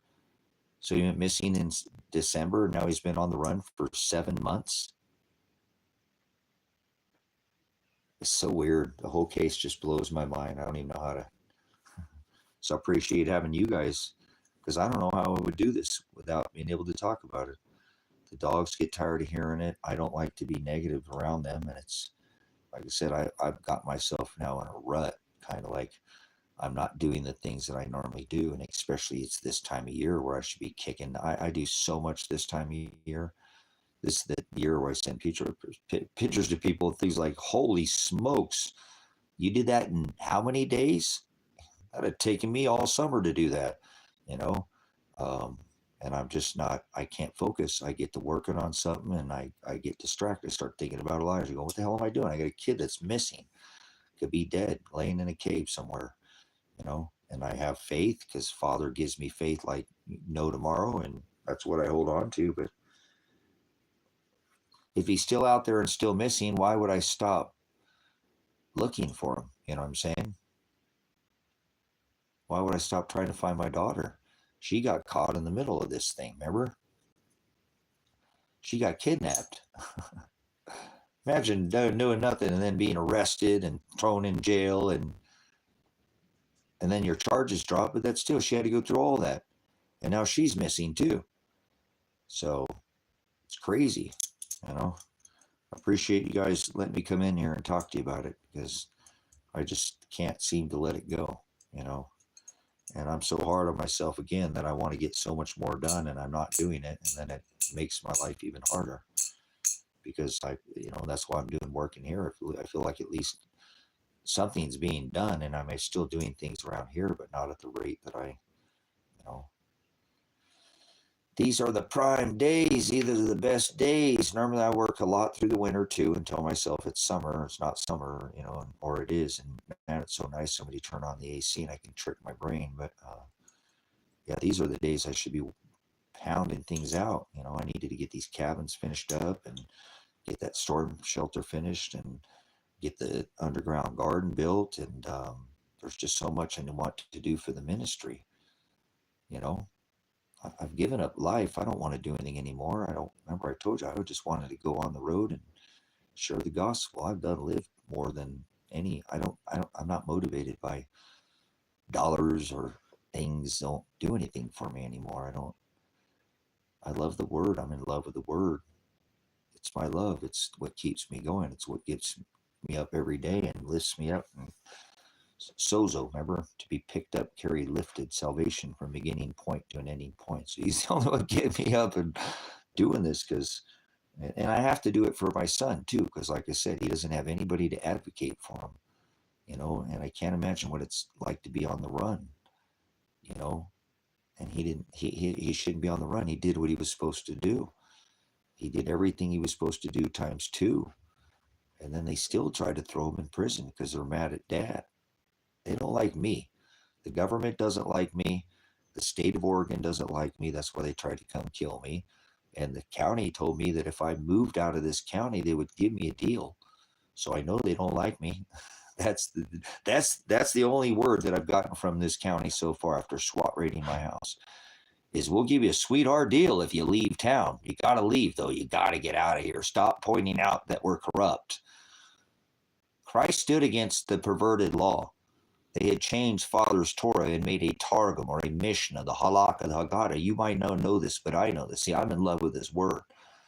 I love the word so much. I'm held to a standard because I've read it so much, and I'm not done reading it, and I'm always in a study mode. But because of my background, being prior law enforcement and understanding that this law has been perverted, it's no different than what he was standing against. The Halakha was the Torah had been changed. They had, remember, 40 years they had wandered, and without a place of study, they'd wanted, a place, a worship, and he gave them the synagogues, which were the rabbis, and at the time of Christ became the Pharisees, or those who could still speak the Hebrew, were the Sadducees. Remember, they'd taken the Hebrew after 40 years and translated it into Aramaic, and they created an oral and a written law. It was called the Talmud or the Targum, their Mishnah. If you find a Mishnah, you can find these laws that they created, such as, creating these laws of water baptism and gleaning, and they took all these things away from the poor and taxes and be able to, that's what Christ was here to do, was fulfill the perversion of the law and to make this new covenant, to take us of all these laws of flesh and celebration and ritual and prophecy and fee and fine, and put us under faith and salvation. We're not to celebrate anything. That's right. Hallelujah. Man's law is traditions of men. Man's law is vengeance under this testament, because you're putting yourself back under the old law. So remember, if you do as well your own law, idolatry is the Greek word. Idolatria or porneia is the Greek word. Idolatria or idolatry. Latria is to serve, and ido is these two thieves that'll steal your crown. This one here on the left and this one on the right is the one he said idolatry, or that he warns. Idolatry are the things you can see of the dirt, little things of the dirt, and 58-story towers in Manhattan and Babylon, and these are all idolatry and imagery, idols, and things you see. Things you see and things you see of the dirt. So don't fall in love with the dirt. Love my word. Don't love the man, the traditions of men. You can't serve two masters, he tells us. Mammon and God. He tells us, he warns of the second coming to believe, be sure no man deceives you, right? Paul says, wrestle not against flesh and blood. Those are the traditions of men, right? And we're not supposed to wrestle, but this is against spiritual wickedness in high places. It's a spiritual testament that we're under. So man's law are the traditions of men. When Ahab married Jezebel, that is the sons of God coming into the traditions or women of men. There's no fallen angels or aliens, has nothing to do with that. Or giants, for there's no such thing as aliens. Giants were real. Fallen angels are not falling out of the sky. There's nothing that has ever come. Father has never once been in the sky. That is paganism. That is that old deity, idols, and the stars are the gods, and they did this at the time of Christ, Rome. This is exactly why he divorced his bride Israel. And then they had changed the laws. They had made their own laws, and Father came back and sent his flesh vessel, right? Because he didn't have flesh. He had to birth a flesh vessel through the amniotic fluid, through the canal. That's why they're doing this right now, this merchant law. This all has to do with them stretching him back on a tree, not on a cross. Nobody ever carried a cross. Nobody hung on a cross. They didn't hang people on crosses. Stop it. Idolism, imagery. You're a child in Scripture. That's the in paganism. They hung him on a tree and stretched him back. First, they yoked him, staked him to a yoke, and he carried a yoke, and they raised that yoke, him attached to a tree. And they cleated his feet and staked his feet. So he had a va, 666 stake. That's what the 6 is for. That is the va symbol. You ever read any Hebrew, any Greek, you study any of these letters, symbols, jots, tittles, yods, va, monster energy, that looks just like what? A nail, a stake, a spike. They staked him to a yoke, hung him from a tree. Nobody was hung on crosses. That's blasphemy. Go ask your deacon, reverend, teacher, pastor, your biblical scholar. They're going to tell you they don't know anything of Roman torture. It tortures me to know that I fell for this for years. But I studied because I knew something wasn't right. But that's what they did. They stretched him back on a tree, right? His feet, lifted his feet, staked his feet, stretched him back, where the only way he could get a breath into his lungs was to raise up on his nailed feet. This was a torture machine. The Romans were masters at torture.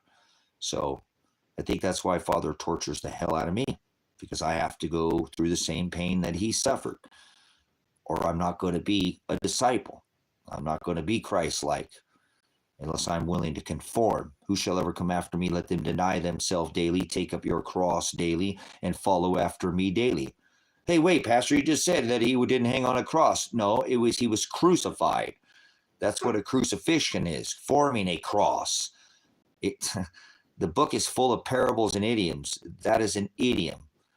To be crucified, to be staked and nailed, and to suffer, to be stretched back so you can't breathe.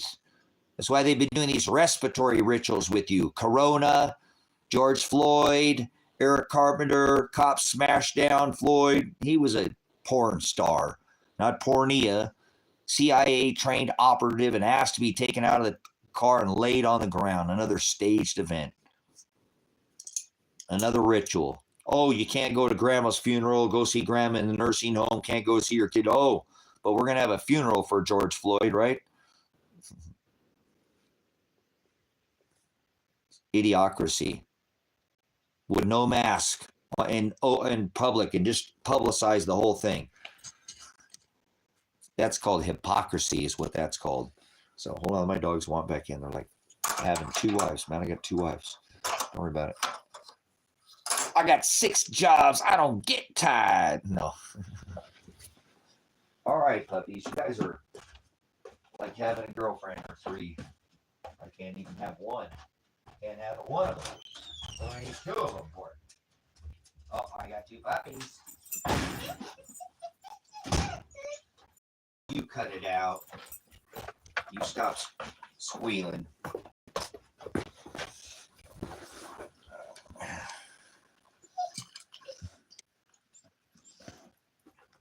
All done.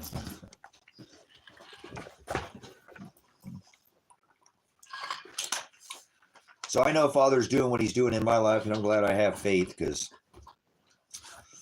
I'm sure if I was a bad man, I would have been doing some plot, some kind of, eye for an eye, vengeance plot against, they came and shot my son and kidnapped my daughter and hit me in the face with a grenade. What if I kidnapped all these state troopers and then threw a grenade in their face and shot their kids? Let vengeance be mine, saith the Lord, so I'm not going to do that. But eye for an eye, under the Old Testament, I could have done everything they did to me. They could put their face at the door and throw a grenade right in their face. See, have they like their vision scarred for the rest of their life, have to have a stroke and suffer, bleeding of your face for how many months? All right, you got to go in this little small building. You don't get to cover your face at all. All right, and I'm going to throw 5 tear gas canisters in there. You got to bring your dogs too. They got to suffer. You got cats. They got to bring your cats too, because they got to suffer too.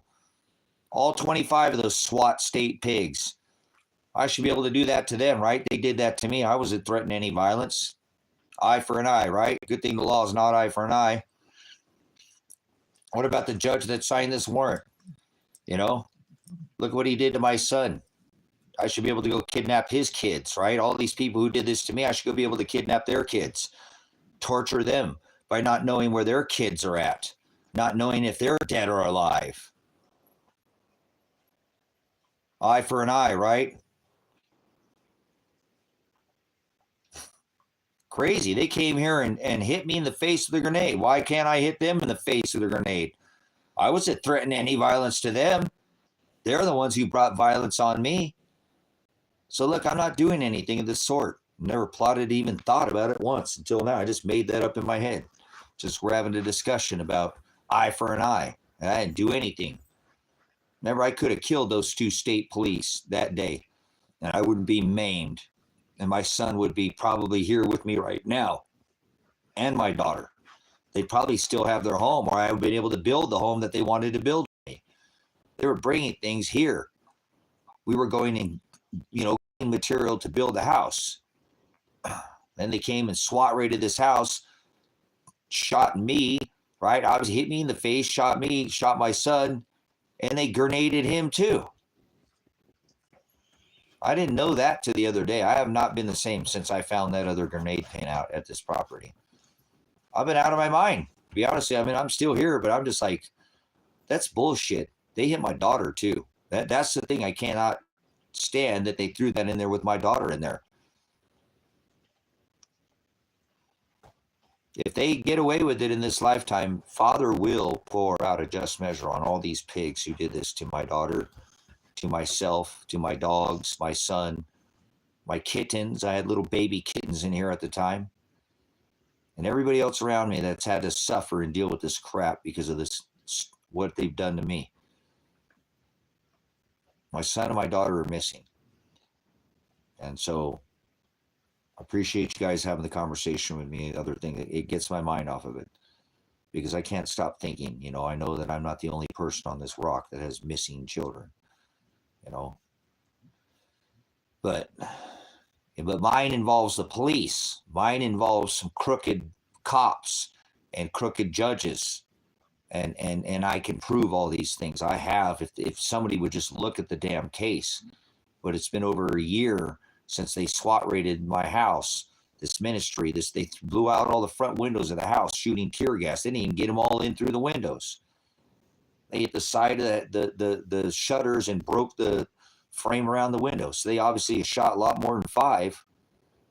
And I didn't even find that tear gas or that concussion grenade pin till the other day. 2 of them now. 2 of them. One thing to think they hit me with one in the face, but that means they hit my son too and my daughter. So I want the body cam footage of that officer who threw that grenade in the motorhome where my son and my daughter were staying. And now my motorhome's fucked up. That was a classic motorhome that I cannot replace. It was the only one listed for sale ever in the last 10 years as a diesel motorhome in that year. And now it's getting ruined. I tried about a window. I can't even replace it. The front windows.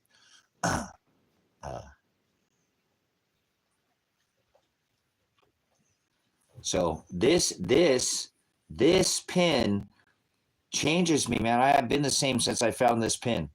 It's one thing to know that they hit me in the face with this, but I didn't hear this. You don't hear this on the live stream. That means they came in and must have woke my son up with a fucking concussion grenade. That's how they must have woke up. And that's why I must have heard that. That's bullshit. I want the body cam footage from the state troopers. I want every one of these state troopers to be put. I mean, these guys, this attempted murder. It's attempted murder. You want to see what an attempted murder looks like? Go on the live stream of the playlist and go on the live stream. There's 2 videos on there. One of me being arrested last time over calling out the cops where my son was at. Turns out I found him, and then they wouldn't go get him, and now he's missing again. He was on the run, supposedly missing, and I found where he was at. And then I told the cops I think he'd been kidnapped. There's no way my son should have been missing.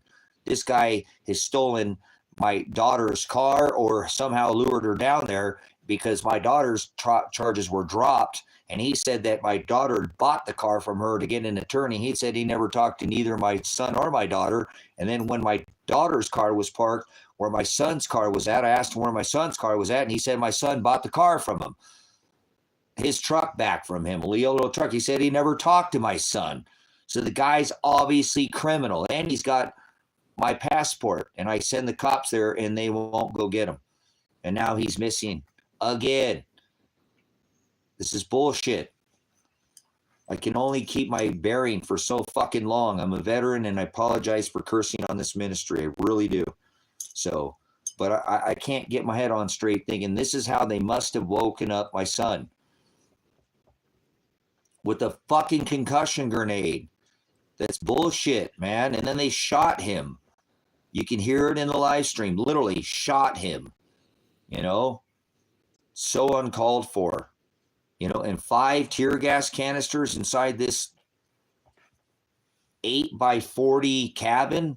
You know, there's a bathroom in here. There's a shower in here. There's a kitchen. There's just not, you know, 1 tear gas canister would have been enough. And I already told him I was going to come out of the cabin and I wasn't resisting and I didn't have a weapon. And I wasn't going to, they knew what I was doing anyways.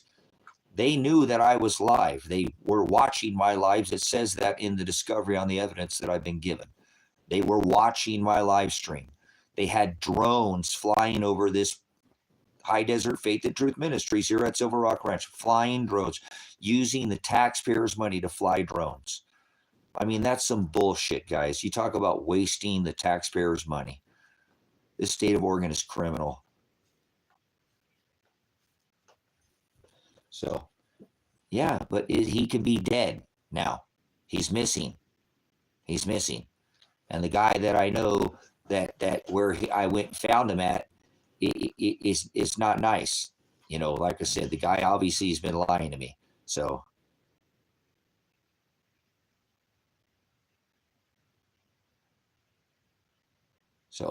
but if you want to see the live stream, it's on the SWAT raid is on the playlist, and you can see at 45 seconds I'm not talking to them. I actually go live and I start talking to you guys on the live stream, pointing at, you know, again, guys, I did stream for 258 hours, 17 days straight as they're stalking the house, showing them all the evidence. They don't want to look at it, and they decide to SWAT raid the house anyways. That's where I must have gotten startled. I did not know exactly what woke me up. Were you there when I actually was doing it live? Yeah, I understand that, but maybe not, Elsa. Maybe not. Maybe not. Maybe he's mad at me and he'll never talk to me again because he's holding a grudge. Or maybe he's dead and my daughter's dead and I need to have an answer. I need to have an answer. You know, that day we did not do anything. I pleaded that day. We have the evidence, guys. We have the evidence, guys. We have the evidence, guys. You did the right thing. You did the right thing by going peaceful, guys. We all went peaceful. Nobody was resisting. So you know what I'm saying then, Marissa? You watched what I tried to do, and here it is. How long can you imagine right now? I'm trying to help my son. I got no charges. You know, they're trying to arrest him. Like, you're not going to arrest him. You know, we have all the evidence, and I'm streaming it over and over again. And now it's been nearly 400 days, and nothing has happened. Marissa, you sure they didn't shoot me when I went out that door that day? Please tell me they did. Tell me that Elijah's okay, and they're okay, and they're living their life, and I'm not here anymore, and they did shoot me. Because you remember I was asking them, you know, because for everybody, it's like, don't shoot me, guys, because I'm thinking about my dogs. Sometimes it really feels like I must have been shot. I told this to Kevin, because Kevin was watching too. You know what I'm saying? There's some people that were watching this, and I feel like I must have gotten shot, you know, because none of this is real. This can't be happening. How could I have been a whole year later and nothing has ever been done? There's an attorney who's not even an attorney. You call Paul Palmer and he's some Mahad Ahared. His phone goes to voicemail. He doesn't answer it. He's got a full voicemail box. I feel like I must have been shot because none of this even makes any sense. They wanted to shoot me. You know, we can have some pretty realistic dreams, you know, because it doesn't feel real. Nothing feels real. I'm actually worse off now than I was that day. Remember, I've got 2 more felony charges since then. 2 more felony charges.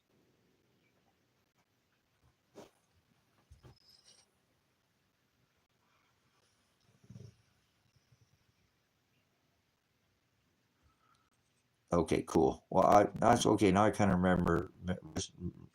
Recognize your name. I apologize. It's been a long year. I'm worse off, Marissa, than I was then. I've gotten nowhere since that day. Everything I've tried to do is completely backfired in my face. I'm worse off. I have 6 felonies. He was facing 7 years in prison. I'm facing 20 now. If I'm not dead, it feels like I'm dead. It feels like I'm already in prison. I can't even leave the state. I want to get out of this country. I don't want to be here anymore. They've stripped me of every right. I was not leaving. I already could have left. Remember, my son said, take the gold, Dad, go, get the stuff, leave. And I didn't. I stayed here for him. You know, and I'm okay with that. I'm still okay with that, but it doesn't feel very real to me. I feel like I'm in some alternative reality because nothing is happening. I tried to get a meeting with the district attorney. How could I not meet with my attorney, with the district attorney? No, he won't talk to me. He don't want to talk to you. This is how this guy brought up this attorney who's supposedly representing me. This is how it feels so surreal, like I'm dead or I'm dreaming or something's so wrong. He said, hey, man, are you selling land? Are you selling your land? I said, because I have the 5 acres up for sale. I said, yeah. He said, oh, okay, because I was down there. I had to go down there, and I spoke with this attorney real quick, and he said he would make you a sweetheart deal if you'd leave town. That's how I get notified of the deal. I probably was on the phone with the guy for 20 minutes or something, 20, 25 minutes. And then he brings up, oh, hey, are you selling some land? Are you selling your land? And I don't know. I don't think he even knows that it's the other parcel of land and not this parcel. That's how much of a dumb fucking prick he is. That he thinks that the land that I'm selling is this land, and he doesn't realize the 5-acre parcel. But that's how I get brought up by Paul Palmer. That's how they're going to make me a deal. Is are you selling your land? Yeah. Why? Oh yeah. Well, I was down there and I spoke with him real quick, and he said that they'd make you a sweetheart deal if you left town. Then I got the text message or something, you know, that says what did it say? Something. God, we could go through them. I have them on here, you know. Well, you didn't want to take the deal, so he don't want to meet with you. So the district attorney doesn't want to meet with me. How can I not have my counsel sit down with the district attorney and look at this fucking case? It's never been opened up. I've got to be dead. And my son must be alive. And well, I know they shot him because I remember hearing that. And I remember pleading to him that he was okay, or he did the right thing, and tried to thanking the police for not hurting him because I knew that they had already shot him and I was playing stupid. Did I hit the ground? Is this all clear? Is there something? Did I hit that ground? When they hit me in the face with a grenade, did I drop? Because if you look, I didn't even, like, I went back through that live stream and it's like, I don't even remember shutting the door. I don't even remember hearing the door shut. You don't get hit in the face with a grenade and not drop to the ground. You can't do that. It's not possible. You don't get hit in the face with a grenade and not drop to the ground. That was a concussion. You hear it. Bang, bang, flash, grenade. I should have went to the ground. I should have went to the ground. I should have lost my hearing. I should have lost the vision in my right eye. I should have had some sort of brain damage. I know for sure at that point I suffered a massive concussion. See, I must be dead. This all must be some kind of dream because there's nothing that's happened. I'm backwards. I have now more felony charges. Do they shoot my dogs too? Because my dogs are here with me right now. Dogs don't go to heaven, and heaven's not in the sky. So I don't know. I'm a bit perplexed, to be honest with you. I don't know what to do. I know that I'd be okay if I was dead and my son was alive and he was okay, and maybe they shot over him and missed him, but I've never been able to find out anything if they hit him or not. When I went and talked with Marshall, he said he got shot in the chest.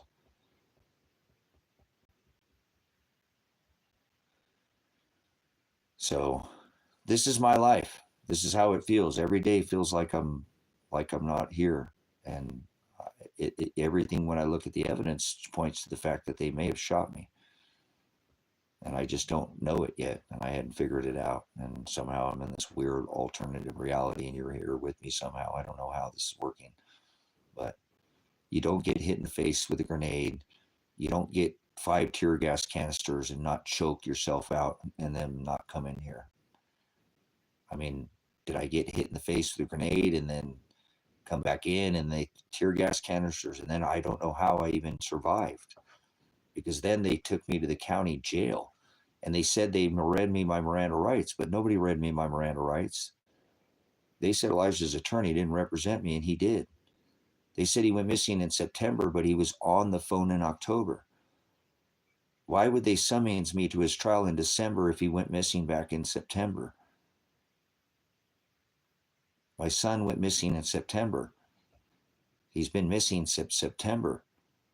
September, October, November, December, January, February, March, April, May, June, July. He's almost been missing a year. And I've reported this to the police, and the police wouldn't go get him. See, I got to be dead, because when you report a missing person and the crime of, possibly murder, they have to go call for service. I know when I was alive and it was a law enforcement officer, you have to do a call for service for attempted possible murder or kidnapping, plus grand larceny with the 40 pounds of silver. That guy that killed my son or my daughter, or maybe it was the state that probably killed me, or Lake County. Because if I'm alive, how's that possible? How's it possible for there to be more than a year and the case has never even been opened up? And then if you call this attorney, he doesn't answer the phone. How's this an attorney? How does an attorney answer the phone or not answer how does an attorney go to a voicemail box? How does an attorney not have a secretary? I apologize. I'm getting a lot of feedback in my ear right now. This ear is really messed up. So it feels surreal. It doesn't feel like I'm here. And if you look back at the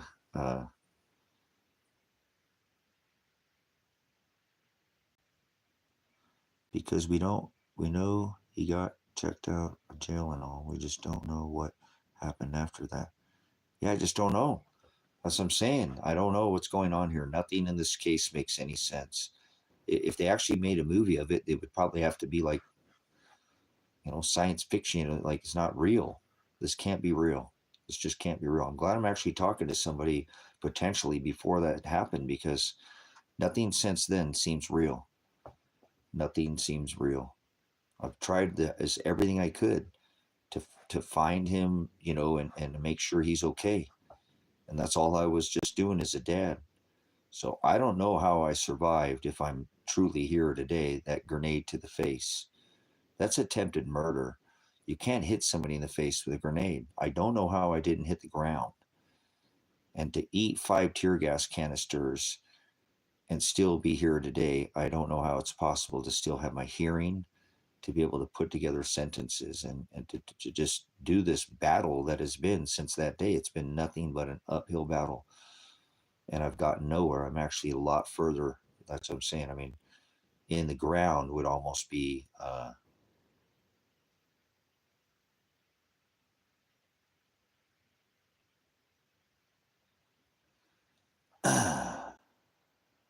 so I don't know what to do, guys. I'm just a dad that was standing up for his son, and my daughter got trapped in the middle of it, and now she's missing too. And I want to do something for him, and I don't know what else to do at this point. I try if I'm alive and I'm here still somehow, and I can't get to work, and I'm losing the best days that I have. And I'm really hard on myself. I always have been like that. And so I'm going to be even harder on myself in the winter months if I still have to be here. And look, I have a court date, supposedly, if that's what's going on, but there's no attorney assigned for the court date for a trial that's never even been looked at and never been opened. How is this even possible? How is it even possible?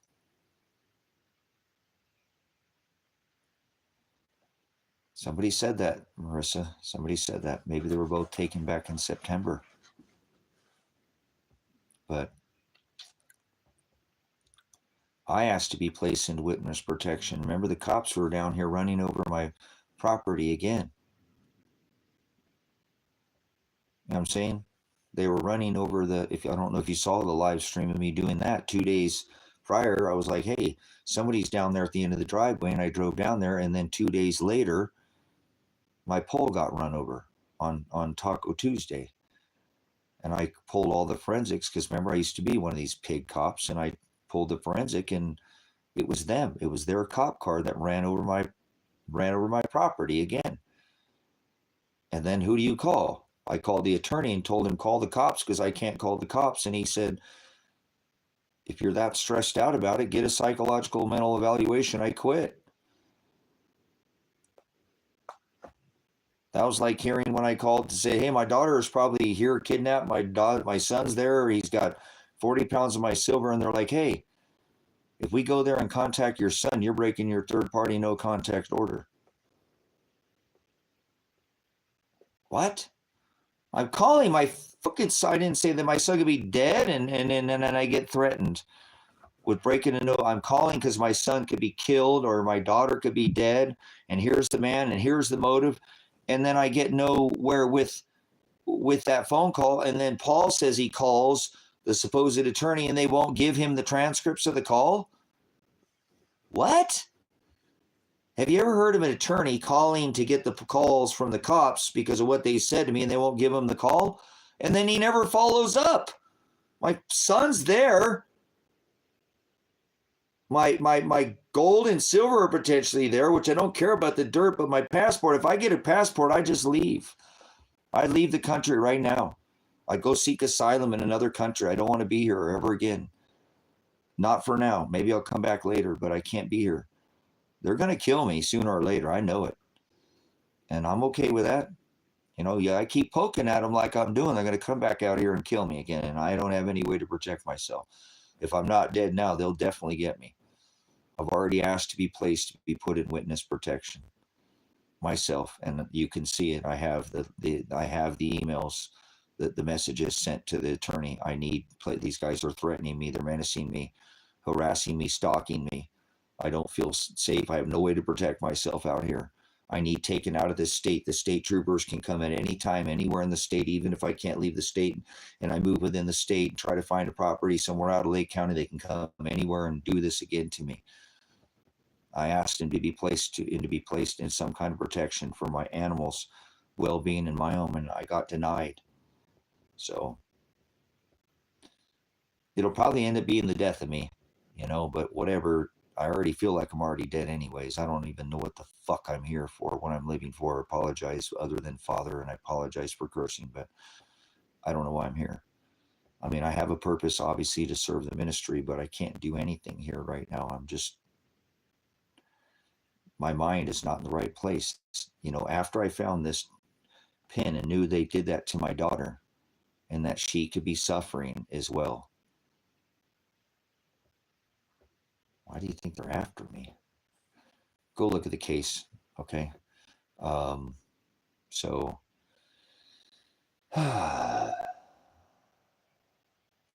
hitting my son with a grenade changed everything for me.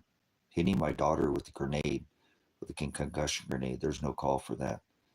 That was extreme, excessive force. And they did the same damn thing to me. So I want these officers brought to justice. They have to be. So I'm not going to, I made the statement, it says in the discovery on my case that I would fight to the death to keep my son from going to prison. And I made it very clear that I would never use a weapon to do that I would only use my constitutional right because I know my rights. And look what it's done. Totally backfired in my face, literally. Want to see it? I'll show it to you. Go look it on the live stream. We'll show you what I'm talking about. So you guys think I'm fucking joking around here. I ain't playing. This is attempted murder. You're looking at an attempted murder charge.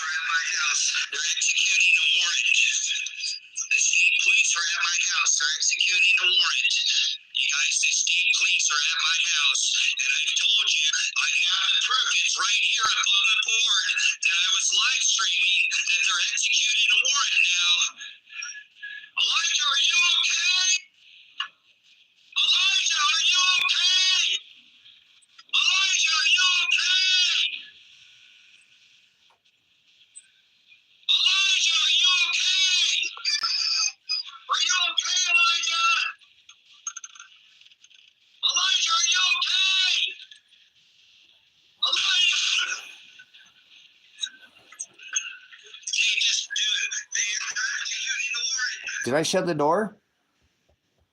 Did I shut the door? Did I shut the door? I don't even remember me shutting the door. Go tell him, Kim. I've had everybody try to get my stuff out. Here's the deal, a whole bunch of other people. I don't even hear myself shutting the door, but somehow I had to shut the door. I didn't leave the door open. Something's weird. I should have hit the ground right there. I should have hit the ground. You don't get hit in the face. You don't get hit in the face with a grenade. Look at it. Look at the way it hits me. It blows my face back and I just walk away. Bam. Right in the face. See that? Right in the face. Right in the face.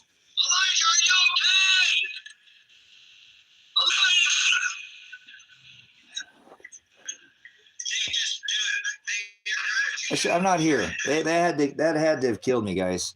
You don't take a grenade to the face like that. You don't take a grenade to the face like that. I'm a prior special weapons and tactics trained, prior SWAT, special reaction team. I was trained by LAPD in Hawaii. I'm a prior SWAT officer, prior traffic crash reconstructionist, prior military police. I've been hit with gas. I've been hit with concuss. I've been flash cuss grenaded before. With earplugs in, it'll make you drop to your knees. Your vision gets just gone. It gets it goes spotty, white. It's hard to see. You can get dark flashes. You can get a kaleidoscope look. You can get all kinds of. Do you still have the silver in a place location? Did you? Get a new phone. So you don't get hit in the face. That's attempted murder. That's attempted murder. At the minimum, it's excessive force. You know, I've been a special weapons and tactics, a SWAT officer, and you don't throw a grenade and hit somebody in the face with a grenade. That is meant to be thrown into a room and fill the room with concuss or smoke. So that officer needs to be put on trial for attempted murder. And the officer that hit my son, obviously, because like I said, there's two. I only thought there was one. This is the pin that they obviously, this is the one that they threw at me. I didn't know, I didn't find this until the other day, that they had threw one at my daughter, and that's what they must have broke out the window to the motorhome.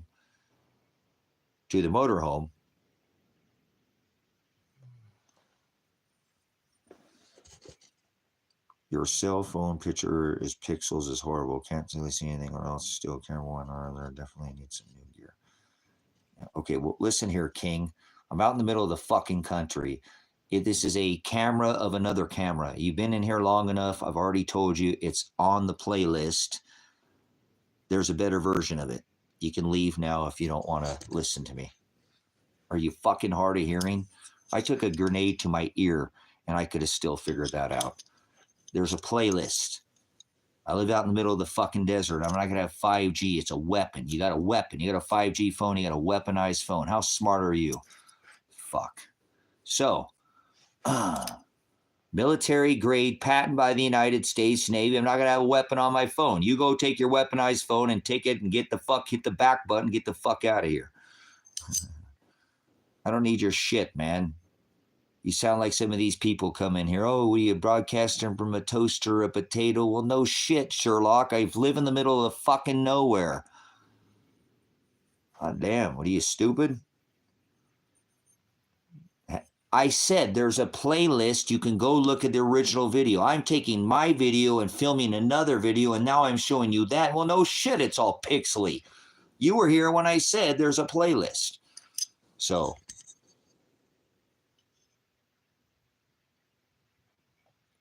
if you'd like to go take a look at the playlist, you can see it, okay? Otherwise, please keep your mouth shut, man. Don't say stupid shit right now. I don't need to hear about the pixels on my phone, okay? Take your little pixel or your little fucking fairy pixel somewhere else then. Do something about it. My son's missing. Make some phone calls. Go do some investigation. Otherwise, I don't need you in here. Thanks for your time. Don't let the door hit you where the good Lord split you. So, I'm not happy. I have obviously been not the same. I had no idea that they had thrown that in that where my son and my daughter were staying. That means they concuss my daughter and my son. This changes the game. This is an extreme excessive force. Extreme excessive force. So,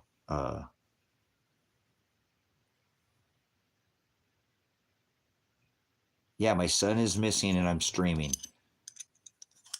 So what the fuck is your point there, Matthew? Let's see what this idiot is doing. Yeah, I'm streaming, so somebody might fucking hear. Somebody might hear. I've already gone to every agency that I could possibly go to. There might be somebody out there. Yeah, I'm fucking streaming. This is a worldwide ministry.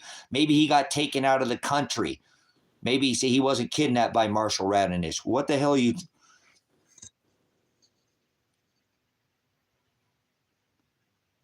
Okay, please relax. Go fuck yourself. All right, guys. I'm a little stressed here. Obviously, it's been over a year since they SWAT raided my house. My son was kidnapped. He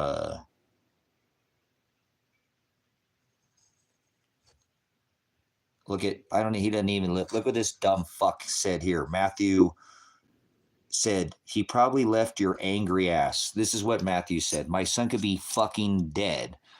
The cops fucking shot him, and this idiot's going to say that he probably left my angry ass when he wasn't even living with me. You don't know anything about the case. See how much of an idiot you look like? An idiot means you don't know anything. So that's giving you a compliment at this point. All right, Matthew, Get out of here, man. You don't have a missing kid or a missing daughter. Run along. Unless you have something you can do to help my case or help his case or help my daughter's case, nobody's angry, okay? I'm a little bit stressed out that I recently found out that my daughter and my son were also concussed. All right? So you can leave. I don't want to hear anything else out of you, okay? I'll just moderate you. I don't have to listen to these fucking trolls. Look at this. Again, he just won't shut the fuck up. Look, Matthew, I'm going to give you a chance to leave. I'm going to show you that you have no control over yourself. Leave. Don't put anything else. If you do, you have no control over your own self. If you put anything else, you're going to show everybody that you have no control over yourself. Is your son fucking missing? He's not. I'm trying to help. See, there we go. There we go, guys. See? No control. No control over whatsoever. I've had to deal with people that said they had my son and they were fucking raping my daughter, having their way with my daughter. I've had people like this person come in here and call for ransom. Literally, send me this much on a Venmo. It's pretty sick, man. These people get their rocks off of other people's pain. You know, my son could be dead laying in a fucking cave somewhere. My daughter, and I've reported this to the law enforcement, and they're very aware of it, the situation. So it's sad, you know, like I said. All right, I'll get him. See, that's what I'm saying. This is the society we live in, brothers, sisters. There's people like this that don't want to help anybody else. You'll know them by their fruit. So, Matthew, thanks for showing everybody in the room that you have no control over yourself. Okay? See, there we go. I can't control my emotions, but you couldn't stop typing. You couldn't just sit in here. So you obviously can't stop typing. Don't type anything else, Matthew, and I'll let you stay in here. If you put anything else, I'll moderate you. I don't think you can control yourself at all. I'm certain you'll put another thing. You could sit in there and jack off, get your rocks off the whole time, get your happy and blow all over your man chowder, all over the screen, over and over again. If you don't put anything else, otherwise I'll monitor. So tell me I don't have any control. Because you'll put something else in here. There he is, guys. Here he is. I'll show you. There it is. No control. So I'll go ahead and moderate him. Imagine that. I have to deal with this every day. Why would somebody came in and say, why would you be in here? And then I have to deal with people like this. I'm using this because somebody might know where my son is at. Somebody might know where my daughter is at. I've already reported this to every person that I could potentially. The only thing I actually have not done is file the actual missing persons report. But the law enforcement already knows that he's missing. I've already reported this to Josephine County, Lake County. I've already reported this to the attorney in the case. It's been known. So I haven't actually officially filed but I'm trying to get the cooperation. Hopefully I have some court date coming up in a couple weeks and we'll find out something there. I don't like sitting here waiting every day to do this, you know, but law enforcement is already aware that he is missing. They know that. They're the ones who told me he went missing in September. So I got the fact that he's missing from the cops. That's where I got my information about my son being missing. So there's my two witnesses. You want to come in here and cause some bullshit. You know, I don't need it. I'm an Army veteran. I defended the right of the people. I know you got a First Amendment right, but I'm going to silence you in here. I don't need it. I had to take a whole week off because somebody's sitting there saying that they're going to have their way with my daughter, having people come in here telling me that they're the sheriff's office. They're going to come in here and swat my house again. And I report this to the sheriff's office and they said, oh, no, that's not us. But you can act as a sheriff's office. You can impersonate a police officer. You can impersonate a whole SWAT team. You can impersonate and stress somebody out and say, hey, we're going to come out and the whole town's getting against you. We're getting a warrant because nobody wants you here. We're going to come out. And I have all this recorded. I live stream all of this. So, you know, I live stream all the events. It's the only thing that's kept me here today. I wouldn't be here today. I would not be here today if it was not for the live stream. I know I wouldn't. I know I wouldn't be here. There's no way. They would have shot me dead. They were trying to get me off the live stream. I know, and that's what I called them up. And I said, hey, these people are saying they're you. Is this you guys? No. Well, they're saying you're you, and they say they're going to come out and swat the house. you know, and they're going to get a warrant together and to come swap me, the house. Oh, no, that's legal. See, Marissa, I got to be dead. How the hell could I report that to the sheriff's office? And look, I probably got it in here. If you give me a second, I'll find it. Maybe we'll find it. We'll show you.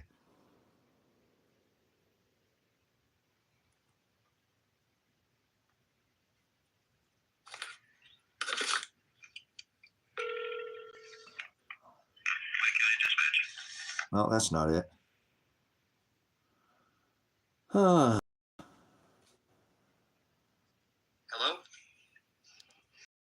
Here we go. Listen. Hello? This is the phone call. What? Yes, hello? Tracy, is that you? Hello? Sam Birch, the guy who arrested me. Tracy, is that you? Who is this calling? I'm getting a call from restricted numbers. I don't know who this is calling me. Yes, this is Deputy Sam Birch with the Lake County Sheriff's Office. Oh, man, how would they call you? Hey, what about Elijah's 180 hours, man? See, Are you the guy, Sam? Are you the guy who took me down to Lake County? You never did anything about this, man. So now I'm reporting more criminal behavior in this county. Okay? What can I help you with, Tracy? Well, first of all, I need you to make an incident and figure out how are you going to correct first these 180 hours that you never ever... Oh, I'm not going to go over that with you, Tracy. Okay, so we'll go over the other incidents to this. So you have somebody on my live stream, which you were on too. Remember, you said you were on. Either you, Lake County Sheriff's Office, it says Lake County Police Department, it says it's you, are telling me to stop. This is enough. You're going to SWAT my house. So is that you guys? Okay, see? Because I asked them to identify themselves. When was this, Tracy? This was today. And I have this on screen capture. You know what what's that? This is the first time I've called you today. I'm not saying you. I'm saying there is somebody on my live stream, because you know I live stream everything. Yes, you do. Yeah, that's your biggest mistake you guys made last time. You didn't get to shoot me like you thought, did you? So anyways, we'll move on. I'm a pastor. You guys ruined my property, too. Do you realize what was been done out here? Do you know I still don't have legal counsel? Do you know that? So what can I help you with today? I said that I'm reporting the fact that somebody has that they are Lake County Sheriff's Department on my live stream. And they are saying that they are going to SWAT my house. And now I'm asking you, is that your department? Goddamn fucking turd signal. So somebody, I need to report, is a federal offense as for impersonating a police officer. Are you aware of that? Deputy who works for me, so you better start doing your job, okay? I'm the victim here, okay? They're telling me they're going to SWAT my house. You guys with the state of Oregon, do you realize that day they took Adriana without show cause for her warrant? That is criminal, okay? So you have somebody impersonating the department. Can I say something? Yes, you can. The ORS for impersonating a police officer? What's that? Have you looked up the ORS for impersonating? No, that's a federal offense. No, it's a state law too. Okay, well, state and federal offense. You can't impersonate an enforcement officer of the law in any capacity. Okay, so I don't need. But they're doing that. That technically does not fall under the ORS, Oregon Revised Statutes of Impersonating a Police Officer. If you'd like to read that and then get back to me, so you're clear on what an ORS actually is. Oh, so somebody can be a police officer, right? Somebody can just impersonate a police officer. You're saying that's legal under the Oregon statute? Depends on how they do it, Tracy. But he said he was going to SWAT my house. Okay. Is that legal? Is that legal, Sam? Is that legal, Sam? That is not impersonating a police officer according to the ORS in Oregon. How do you impersonate a police officer in Oregon? What does the Oregon statute still say? I thought you said you knew. I never said I did. Yeah. Yeah. Okay. What else can I help you with, Tracy? What does the Oregon statute say? You work for me. I'm asking that request. Fill my request. You work for me, please. I do not work for you. Yes, you do. You're a taxpayer, public servant, bonded, correct? And if you don't serve me, I'll sue your bond. I'll audit you by. Okay, the second incident, I would like the crime that I'm reporting. And if you don't go do this, because I've already reported yesterday, would you like the incident number, or do you have the incident number on this case to yesterday's reported incident of John Noble? John. Another case here. His last name is Mogul. He entered my property. I want him immediately arrested for criminal trespassing. You can go on the live stream and you can see him enter the property. I asked him if he has warrant. I know my Fourth Amendment right, so I have my right to be secure. You can't even come on my property without a warrant, without proper warrant signed by a judge. I have the right to be secure in my houses, papers, persons, and effects. This John, who I didn't know who was at first, entered to my property through the gate where it is posted not trespassing, and he exited his vehicle. I asked him if he had a warrant. He said no. I told him to exit my property. He still continued to approach me. I didn't know if he had a gun. I could have shot him dead. Do you understand? Under my Fourth Amendment, and I would have not been breaking any law because he kept coming. I'd had multiple people look at this video today, and he was very like a bear coming at me. And if I don't, his hands, I'm a prior law enforcement officer just like you. Do you watch hands, Sam? Do you watch feet, or do you get complacent? Do you check the hood every time you walk past a vehicle, Sam? Or do you get complacent? That's what gets a law enforcement officer. Complacency, Sam. Well, this John Mogul works. I don't care who he works for. I want him criminally arrested because when I told him to exit my property, he didn't. Cut and dry. Go arrest him. Now, please. I have if you can go look on my live stream, he continued to pursue. It doesn't matter. You don't need any more information. Correct, Sam Birch? You don't need you can go look on the live stream to find he continued. I've told him multiple times he wouldn't identify himself. That is criminal trespassing. Correct, under my Fourth Amendment. And even if I have it posted, I still have to tell him to leave, which I did multiple times, and he didn't. Is that not under the Oregon statute and under my Fourth Amendment, the right to be secure in my houses, papers, and persons and effects? Unwarrantless, can't come on my property without a warrant. When I told him, asked him if he had a warrant, and he said he didn't, tell him to leave, and he didn't turn around. Is that not criminal trespassing? Bam!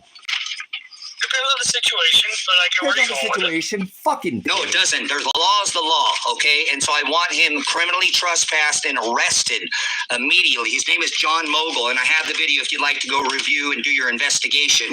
If he's not arrested, I'm going to continue to pursue you, Sam, on this case. But you already not doing your job, Sam, because I'm recording this incident, and if somebody else comes on this property... I'm proud of you for recording. I'm recording too. You have the right to record. I have the right to record. Did you just say you're proud of me?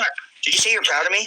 Yes. Pride is a sin. In case you haven't, I'm a teacher and a pastor. So remember, my judge is the Father, okay, too. So you guys try to be stupid and come out here and shoot me again. You're going to end up, the whole world is watching, Sam. I live streamed to the whole world. You got your county is under, did you see what was posted on the community page today? What else can I help you with, Tracy? I want to know when John Mogul is going to be arrested for criminal trespassing. I'd like to know when you're going to pursue, because you got notified yesterday, and apparently you haven't done anything. That was yesterday. Now I'm calling to report again, and so now I want to know when you're going to do your job. Remember, you work for this county. You're a public servant. You're a tyrant is what you are, Sam. You should have done something when you had me that day. You could have done something, but you continue to be a tyrant. Cop-sucking pig. Do your job. Do your job. I'm not going to talk. Well, I have that freedom of speech, remember? If you do your job, maybe I wouldn't have I have the right as a veteran. There you go. There's your incident. I don't care, brothers. I will not become a victim. This was the man who took me to jail that day, and I tried to give that man a chance. Do your job. I asked him to look into 180 hours. That's why I said at the end, Go fuck yourself, Don. Go fucking blow your man chowder and your happy ending somewhere else. This is not to be entertained. The fucking cops shot my fucking son. Go fuck yourself, Don. Go take your porny pull chain somewhere else. Take your fucking happy ending somewhere else. Go on there. You like to be fucking entertained. That's your problem. So there you go. Reported 2 separate fucking crimes, and he didn't do shit about either of them. I have the live stream of John Mogul coming on my property. I live streamed it, remember? It's on the live stream if you'd like to see it. A man that could have been shot that day, and I didn't shoot him. So, whatever, dude. Well, go fuck yourself. Goodbye. Don't let the door hit you where the good Lord split you. You don't give a fuck. You don't do anything for your country. You don't do anything for your community. You don't do anything for your state. I'm a fucking veteran. I took an oath to the Constitution. I'm going to continue to serve it till they throw me in the dirt. They already tried to come kill me once because I stand up for your fucking right. You're welcome. Thank Father. He's the one who actually gave you that right. God-given, organic. Federal government is not there to make fucking laws. They're there to protect the inalienable, organic, God-given right of the people of the Constitution. If you knew it, you could assert it, but you don't. And if you do, they'll attack you. So what? Judge that shall be judged. I'm not under the law of flesh. I'm destined. Predestination. Doesn't matter what they do to me. So I apologize, guys. I'm, what am I to do? I report that this guy's fucking going to swat my house and the cops don't do anything about it. They don't do anything about it. You just heard me tell the cops. I reported 2 separate crimes to him. This is the guy that took me to jail. This is the guy that called for the SWAT team to my house. This is the guy that was watching all. You hear me call him out. I'm not going to stand down to these pigs. They don't scare me at all. I'm not afraid. I used to be one of these tyrant pigs myself. So I'm not afraid with somebody a gun. I just go watch the live stream the other day at Silver's Like Gold. I went to buy a piece of property, gave the guy the money, have all the stuff drawn up, all the paperwork. It's all legal. It's all signed. And whenever the guy pulled a fucking gun on me, tried to kill me, I brought Kevin with it. The guy squeezed off the trigger. He couldn't squeeze the damn trigger. He wanted to kill me fucking dead. He couldn't do it. Kevin was there. He saw him. I'll bring Kevin. I'll bring Kevin. He was there. I brought a witness. So obviously, I'm here because Father still wants me here. And this isn't easy, but, I'm not going to give up on my son. He has nobody to advocate for him right now. I shouldn't address these trolls, but this is what the society that I have to live in. What if one of these people took my son or something? That's what I'm saying. I'm reporting crimes, and I know the cops know something about my son, guys. I know the cops know something. That's why I ended up catching 2 more charges for harassing the police, because I told Josh Bezel that you know where my son's at. You guys are involved. You have to be. This makes no sense. Turns out that they had him on camera. They knew where he was at, but they wouldn't go get him. Bullshit. I don't believe none of this. I think there is something much more nefarious going on, and I know it deals with Marshall Radonich is his name in Wolf Creek, Oregon. He's the one where my son and my daughter's car was at when this guy supposedly had no contact with them. They wouldn't contact him. They're I tried to, they're just, he's making my phone go to voicemail. He's not taking my call. It goes straight to voicemail. He won't answer my call. And then my daughter's car turns up at his house, and my son's car that was there is now gone, and he tells me that, oh, well, your son came and bought the car from me. What the fuck? I thought you didn't talk to him. So this is the guy that I know that has my son. And then I call the police to report my son and my daughter there at this property, and my 40 pounds of silver that bailed supposedly, it was supposed to come back to me. Only the gold was supposed to be taken. Right. And my passport, which is a felony offense. And then it didn't even do a call for service. They threatened me.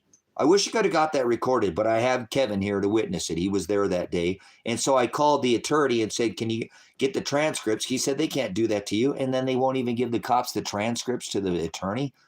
Bullshit. I called there and said, hey, my son's here, my daughter's there. And they said, hey, look, if we contact your son and make contact, we talk to him, you break a third party no contact order with him. And I'm like, what the fuck did I just hear? No, Kevin's not in the room right now, but Kevin was in the room when I was doing that phone call. When I called, when I had that phone call, and he witnessed it, like I said, as well. So I normally have a witness. I don't know why I didn't record it, that phone call that day, but the attorney, again, Paul Palmer, which is obviously there's issues with this attorney as well. He called Josephine County, and they won't give him the transcripts. Have you ever heard an attorney calling a law enforcement agency saying, hey, this is my client, I need the transcripts for this phone call that was made, and not giving it to him? Something ain't right there too. And then I just had to live with that after that. Okay, my son and daughter are missing. Here they are. Go get them. Oh, we can't do anything about it. And then it just gets, that was back in fucking Apologize for cursing. I'm just December? No, hold on. That was like February. I think that was back in February that they were notified of my son. You know, that this is where he's at. Don't shoot him, please. The state of Oregon already shot him, but here he's at. I got to dime my son out. He's supposedly on the run, you know. If you know where it is, there has to be a way to get it. What do you to get what? See, so I go there and I talk, you know, and like I said, I talked to that guy and my son turns up there. No, he wasn't there. He said, oh, no, he's not here. So I tell the cops, hey, my daughter's car is there. You know what I'm saying? My daughter's car is here. This guy said he didn't talk to my daughter. He didn't talk to my son. Then he said my son had bought the car, the little truck that he had sold to him from him when he had said he never talked to him. So this is where he's at. And then I called the sheriff's office after speaking with the attorney, and he said, yeah, call him. And I called there and said, hey, my son is here. My daughter's car's there.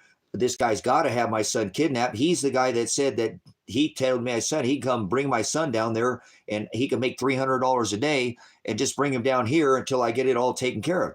I said, no, I'm not hiding my son. Why would I do that? I'm not hiding him. I have all the evidence that he did all this work that they said he didn't do. I'm not going to hide him. Bullshit. So I find that's where my son is at. I call out the local pigs and they end up charging me with harassing and menacing the police. Because I tell Josh Bezel, you're not even doing your job. You're a dad, just like me. Come on, man, do your job. It's been a whole year. Go out. I got dirt on you, Josh. You're out harassing people. You could be doing your job. You're out harassing people, going on their property and going in their houses when they're telling you not to. And he turns around and files retaliatory charges against me and files harassing and menacing the police charges against me. They file a extreme risk order and come out and file and take away my Second Amendment from me. Come out and take all my guns from me and and I only had 2, but take all my ammunition. So now I can't even protect myself. So the state of Oregon could come here and kill me tonight, and there's not a fucking thing I can do to protect myself. Nothing. I can't protect my animals. I can't protect myself. It's bullshit. It's crazy. You know, I don't even feel secure in my own damn house, on my own property. And I already asked, hey, I need to put in some kind of witness protection. Now I got the cops running over my property again. They're out at the end of the driveway, running over my property. I used to do this for a living. I was a cop. That's what I did. I was a traffic crash reconstructionist. I pulled all the forensic evidence. I pulled all the, I've got all the prints of the vehicles. I've got all the measurements. I've got the ID, the OD. I've got the distance from the tire to the bumper. This is a patrol vehicle with a push bar. This is the cops that are out there running over my fucking property. And then I got the cops on video driving right back to where they were at and pull the measurements again to show you, see, this is their fucking vehicle. So when the cops are menacing you and harassing you, who the hell do you call when the cops are running over your property and destroying and defacing your property? Who the hell do you call when it's the cops that are doing it to you? You call your attorney, right? Well, I called my attorney and I said, dude, you didn't do anything about this other job, dude. I need you to do your fucking job here. You know, I've asked you, you didn't done shit. And he said, man, if you're that stressed out about it, oh, you know what? I'm breaking contact with you. Because I said, you don't do your fucking job on this one, I'm going to call the bar. You didn't do anything about my son. You know, I told him, reported it, and you said you couldn't get the transcripts. How come you're not going over these people's heads? Then I got to let months go by. Now I got the cops out here menacing and harassing me. If you don't do your job, I'm going to, he said, stop threatening me.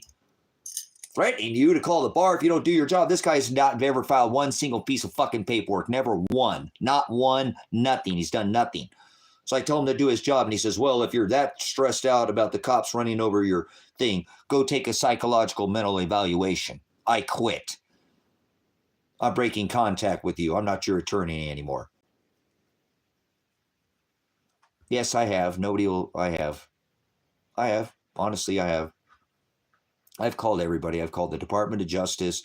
I've called Kate Brown's office, Tina Kotek's when she's now in office, Department of Justice, state level, because this has gone to the state. They had me call some special investigation office because it's involving the state and the county that I got to call this. I've called everybody I can possibly call. I've made hundreds of fucking phone calls. You just hear me call the state, call Sam Birch to report that somebody's literally harassing me. And he agrees that this guy too is criminally trespassing on my property, but nothing ever gets done. Nothing ever gets done. So, hey, go call 1-800-EAT-SHIT there, Frank. How about that?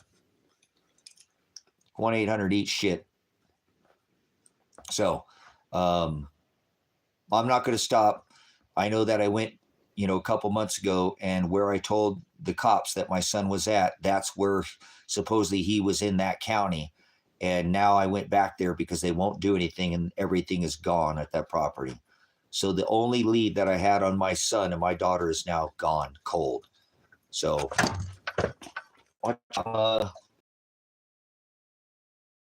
enforcement, I reported it to the attorney, I reported it to everybody that I can possibly report it to. And now it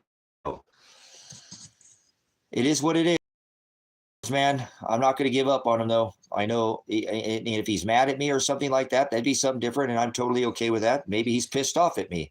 Maybe he doesn't want to talk to me. I'm cool with that. But I need to know. If he's dead, he's dead. If he's alive, he's alive. But I'm not just going to sit here not look for him. I'm not just going to longer. But that's my son when he was younger, and he looks changed much. I mean, he does. He's 25 now. I think he was probably 12, 11 in that picture. He's pretty young. I don't have any pictures of him. I can't go on his. Next time you get any hints in your children, we're about just investigate your show. I did. That's what I did. I investigated it myself. I'm seriously, I did. I investigated it myself. Contact with him and get myself in trouble. But what are you missing? You don't just sit there motivated. These are the best days and when the weather, and I need to be building the garden for the ministry. I need to be doing it, and I cannot get more than a half an hour worth of work, and I just lose it. I just why am I stop looking for him? Nobody else is looking for my son. Nobody else is looking for my son.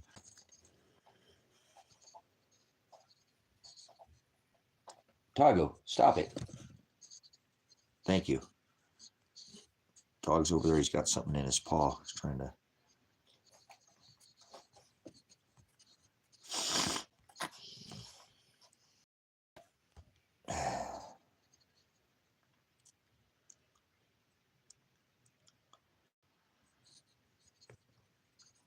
Thanks for coming in. I appreciate it, guys. I'm trying to locate my son and my daughter. I've done everything I can possibly, that I know what to do. I've reported them missing to the cops. They won't go look for them. I know the person that probably has them, and nothing's been happening. So it's been months since I've continued to talk about it, but nobody's doing anything. So I've got to keep trying here. Just doesn't make any sense to not try. Nobody else is trying to look for him. And he's not a perfect young man, but he's a good young. I think Marshall Radonich is the one where I told him where he was at. I think he killed Adriana down there, and that's why her car was there. Her car was at his house. He said he never talked to either of them. Well, why was my dog's car at his 40 pounds of silver that was mine? Didn't bail my son out of jail with the gold and just bailed him out with cash. And my fucking son, I don't want you to shoot him. Please don't shoot my son. But I need to find out if he's alive or get in live stream for hundreds of hours that my son, you guys went looking for him at his mom's house in Oregon, in Veneta. What the hell? He's here. Go get him. I don't want him to be in trouble, but fuck, this is God saying.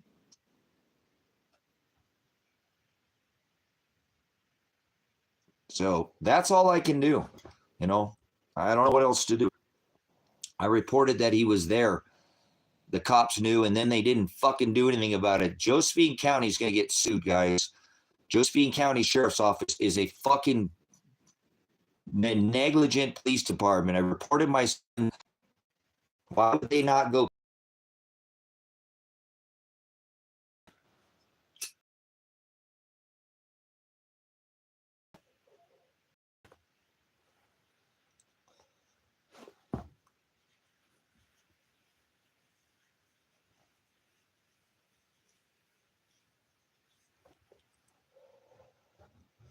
So I won't stay on here too much longer, but I came in here and I thought maybe somebody might know something. Somebody might know anything, man, anything. If I get a lead again, I'm going to try to follow it again.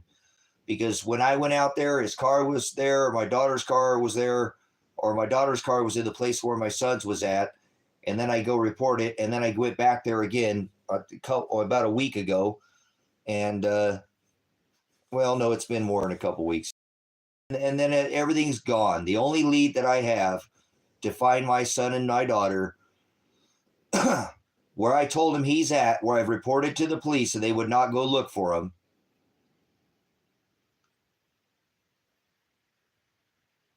What's that? Marshall Radanich? It's Marshall, like Marshall. I don't know how to spell Radanich. I think his name is Marshall Radanich. He changed his name on the internet. He shaved his head. He had long hair. Long hair. He's always had long hair. He shaved his head. So he's changed his whole appearance. He changed his Facebook name. No, it's Elijah Werner, Werner. Elijah, like Elijah in the Bible, it's scripture. Werner. And my daughter's last name is Masse, Masse. Adriana Masse. I think it's in the description of the video. Yeah, I think it is. Yeah, I have it. If you look in the description, it's in the bio. So I don't know what else to do, guys. Like I said, I'm a dad. You know, I was a single parent for 8 years. I raised him, both mom and dad. I never got any help with anybody for child support or nothing. So I don't know what to do. I can't just turn off being his dad, you know?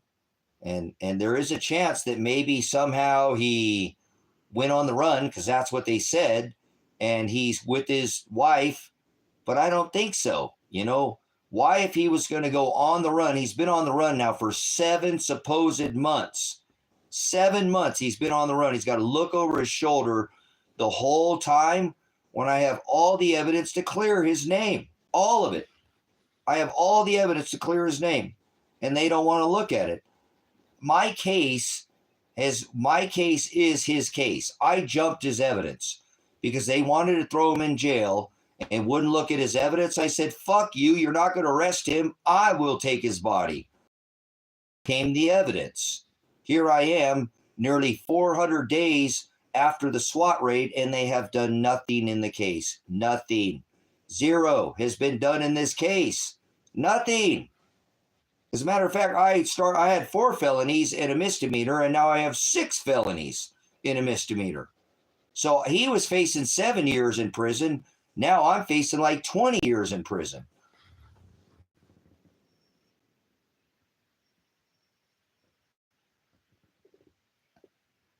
The fact that they don't look at it is probably all the reason to stay on the run.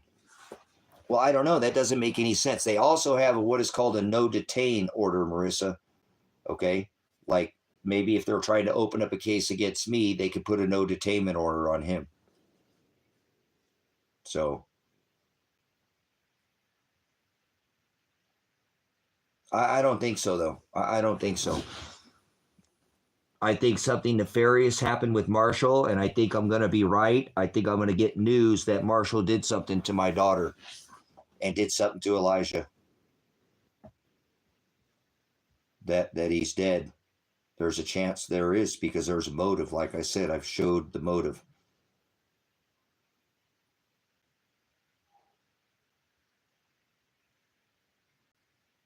No, there's nobody else trying to find my children except for me. I'm the only one. Not even his mom, not his stepdad, not his grandma, not his uncles, nobody is looking for him. I'm the only person that's looking for him right now. Nobody else is looking for him. The cops knew where he was at, right? And didn't go get him. That means they're not looking for him. So nobody's trying to find him right now. Nobody's trying to find my daughter. So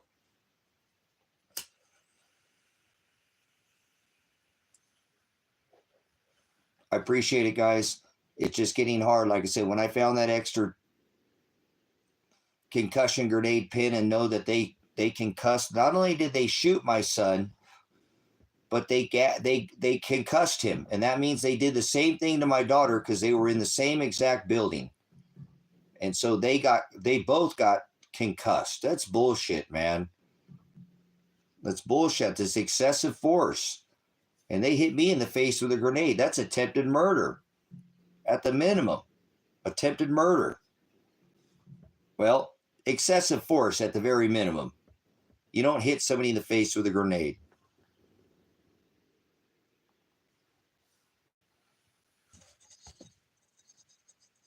Serious.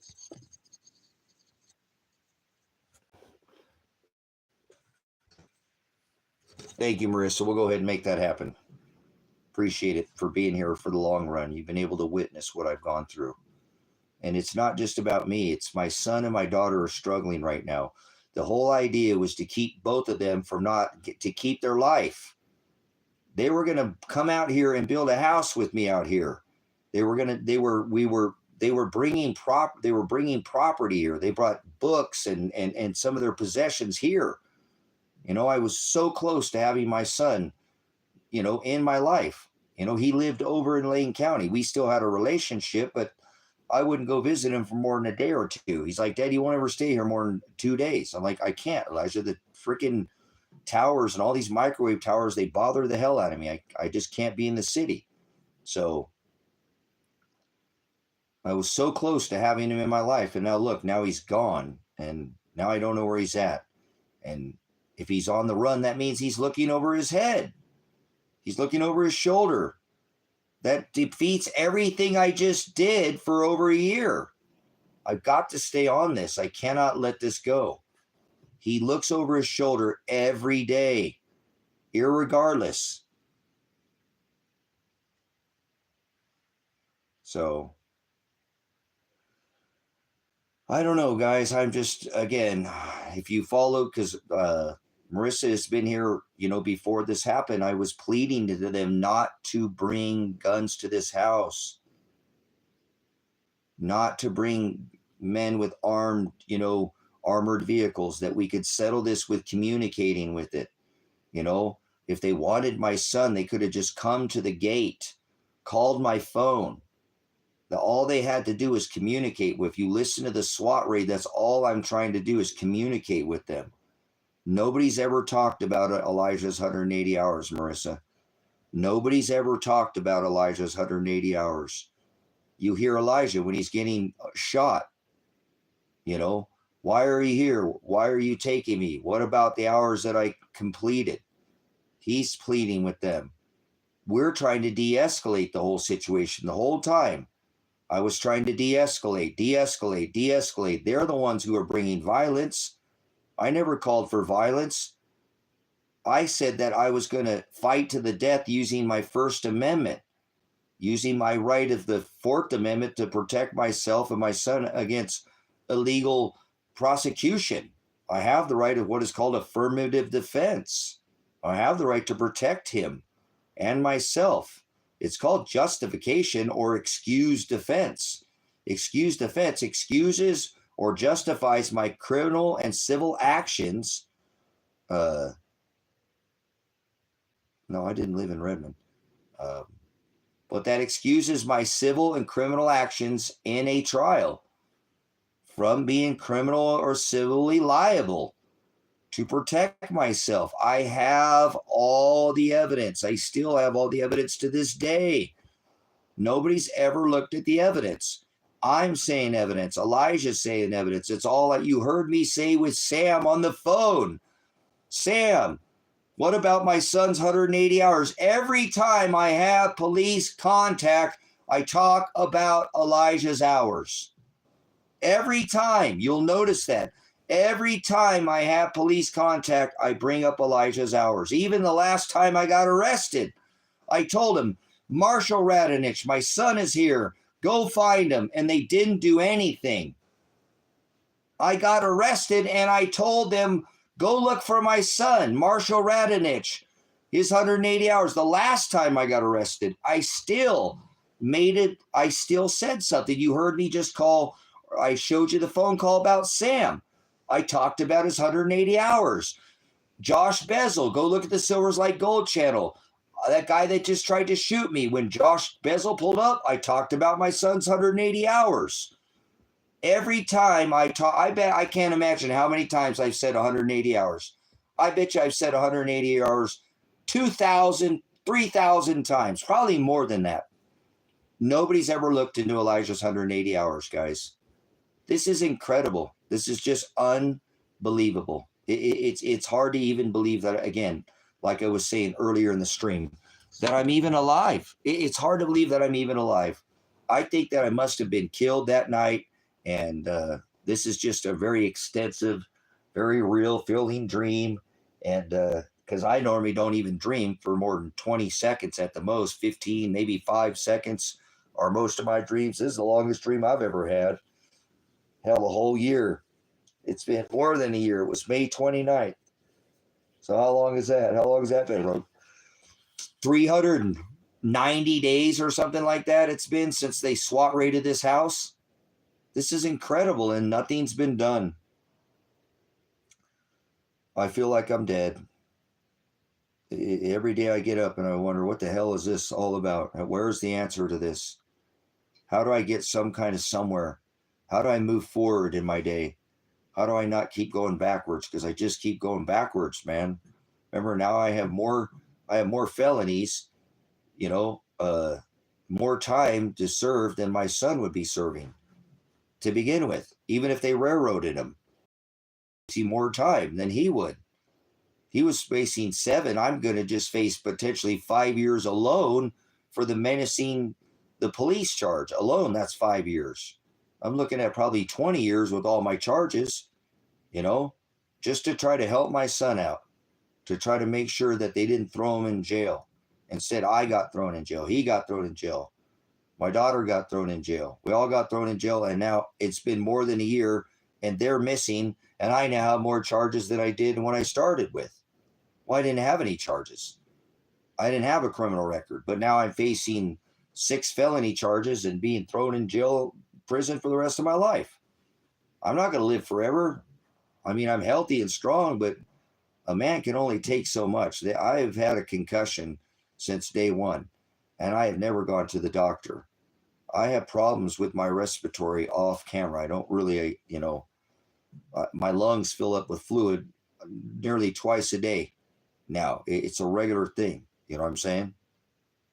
It happened because they tried to arrest my son and throw him in jail when I had all the proof that he did all his probation. And then they said he did, and he did it again. He did it twice. Not only did he do it once, and I have all the proof. I have all the evidence. There's too many witnesses that he did all this stuff with. Originally, he did it with 5 people. Not like he was the only one doing probation. It's not like he doesn't have a phone. They could just ping his phone, for Christ's sake. They'll know where he's going. I got the fire chief. They painted the fire station out here. They went to the dudes for days. They worked on the side of the road. They do all this. I have witness of all of this. So does he. I was involved all of it from the beginning. Every bit of it. You're going to have me making phone calls to his attorney, to his probation officer. I was involved. I called Lake County probation at 5 months after he had gotten out of jail, after being the only one that involved, to go to jail of 5 guys for the same exact crime. He's the only one who goes to jail. He gets out of jail and does all his probation in 5 months. I call Lake County probation office. This could have avoided a SWAT raid. I get on the phone prior to calling his attorney. Do you think maybe they've convicted him to then ask your efforts to help on him and more? Oh, no, they haven't convicted him. They haven't convicted him. So, no, they don't have a conviction of him. He's not in jail. I've already looked at that. They dropped Adriana's charges. He's on the run in September. That's what that's the last thing. And actually, the last thing the cop said is they had him on video. They had him on video in February, like February of this year. But they didn't go follow him. They didn't ping his phone when they have an arrest warrant for him for 7 years for prison. Like, if that'd be fucked up. If my son was in prison right now, you know, and I couldn't go see him, you know, that'd be bullshit, man. But he's not. He's not in prison. I've had people look into that, and he's not. He hasn't been convicted. There's still an open warrant for his arrest. Josh Bezel said that the last time that I talked to him, that's what the Josephine County said, that there's still an open warrant for his arrest. But they said that they saw him on camera on February of this year, but they didn't go follow him and go arrest him. I don't believe that at all. Not even for 1 second. I don't believe that for 1 second. How the hell would they have a 7-year potentially, because remember, I wouldn't let him stop the vehicle that day, which that's probably give him 2 or 3 more years. So he's looking at 10 years in prison. They get paid to have him in there. A contract. The state gets paid, and they're not going to go pick him up. Bullshit. Bullshit. They got a warrant for his arrest. It's not like they got to extradite him from some other state. He's in the state. That's not like that's a trip, you know, bullshit. Nope. Why would they not go arrest him? Something's not right. Something's not right. I don't think they saw him on camera. Why wouldn't they give the attorney the transcripts to that phone call? Why wouldn't they give the attorney the transcripts when he called for that phone call where they threatened me to, you know, break the no contact order, that he was there at that property. So was my daughter, because my daughter's car was there. My silver was there, 40 pounds of silver, and my passport. Fuck that, man. I want my passport. Man. I want my passport. I want the hell out of this country. I'm going to call Josephine County Monday. Well, see, that's the thing. They can't. I went there and nothing's there. See, that's what I'm saying. This is crazy. I went to where my passport was at, where Marshall lived, and now nothing's there. Nothing's there. Nothing's there.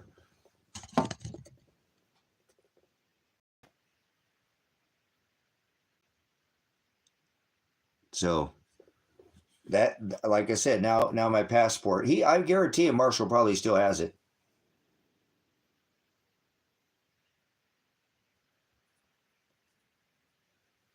My daughter is posted on Facebook on June 12th. Really?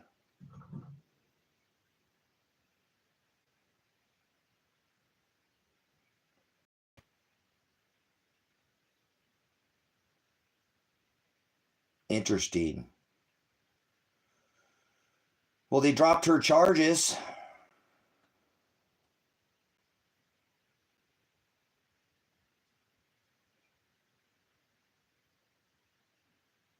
See, I can't now, if they dropped her charges, why couldn't she have contact with me? Why couldn't she have contact with me? Because the last time they arrested me, they said I had a no contact order with her. But why couldn't she contact me?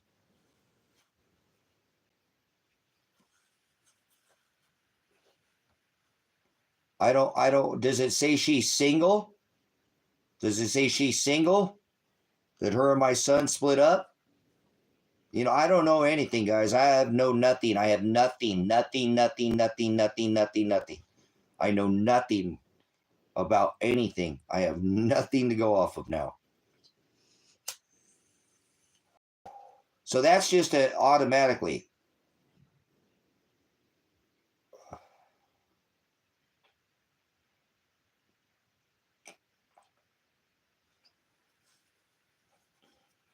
Because I don't even know. I don't remember her profile if it said she was, you know.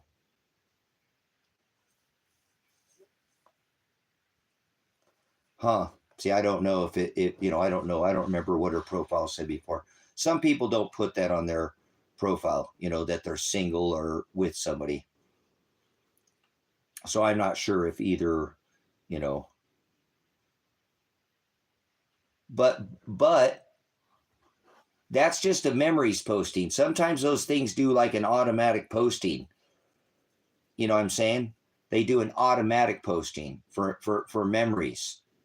It'll repost a memory.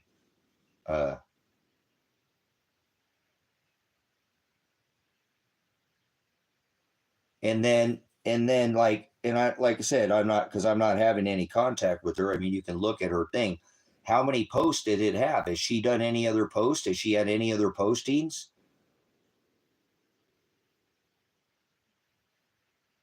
Okay, cool. I don't know. I'm not very good at Facebook, so I'm not sure. Because I know mine pulls up. Yeah, you're right. It pulls up, and then you have to actually share the memory.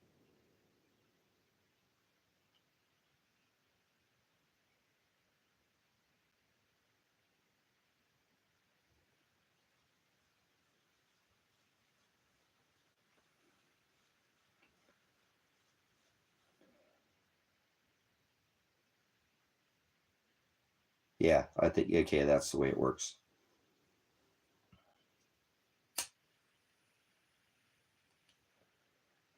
Well, I appreciate it. At least like I said, I'm not having contact, or at least I know something. I mean, and they could be doing that for her too, guys. Somebody could be posting on somebody's Facebook. Remember, that's not like somebody can't have somebody held for ransom. And I don't mean to go there, but then posting on their Facebook too as well. And I just don't know anything. So, that's why I really wish somebody could, not have me have contact, somebody contact, so that I could, know she's okay. You guys, if Adriana is okay, right. Okay, cool. But listen, if Adriana knew, guys, if somebody could contact Adriana, she can sue the state of Oregon. She could sue the state of Oregon immediately. If she's alive, if Adriana is alive, and somebody could get in contact with Adriana, she could immediately file a lawsuit against the state of Oregon, and unless maybe but I was told they dropped her charges. Yeah, she's my daughter-in-law. My son's been with her for like 5 or 6 years. They lived in Albany, Oregon. Yeah, they've been together for a long time. He's had 2 girlfriends, Adriana and Adriana. They're both spelled the same way. So both of them, one was his high school sweetheart, Adriana, and this one he's been with her for many years. Yeah, they're very equally yoked, and that would suck if my son lost his girlfriend or his wife over this crap. I know they already lost their house. You know what I'm saying? But once again, somebody could be, making her post something, or because it sounds like, well, I thought I was friends with her on Facebook, and I haven't seen her post anything, but she doesn't have me blocked. See, that's really weird. I think I'm still friends with her on Facebook. I've never opened up because I'm not supposed to have contact with her, but I've never gone on her page.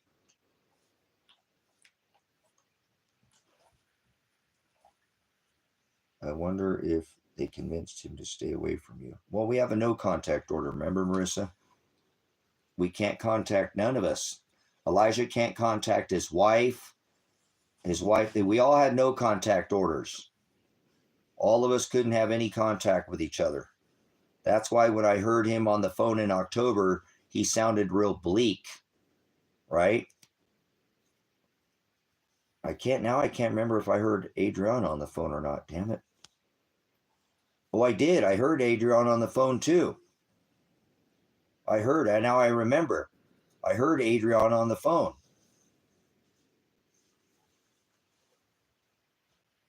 Yeah, I can't have any. I can't know anything. I can't know anything. You know, no contact, no nothing. So we're all just. Remember, Elijah got sent over to Lake County, to be with his stepdad that used to do things to him. Okay, I can release that now. I've never said that. Elijah had to go live with his stepdad that did things to him. Imagine how hard that would be for Elijah. Elijah had to go be with his step to be protecting him from his mom that had done something to him, that he was doing it to him too. The whole time telling me that he was protecting him from his mom doing that to him.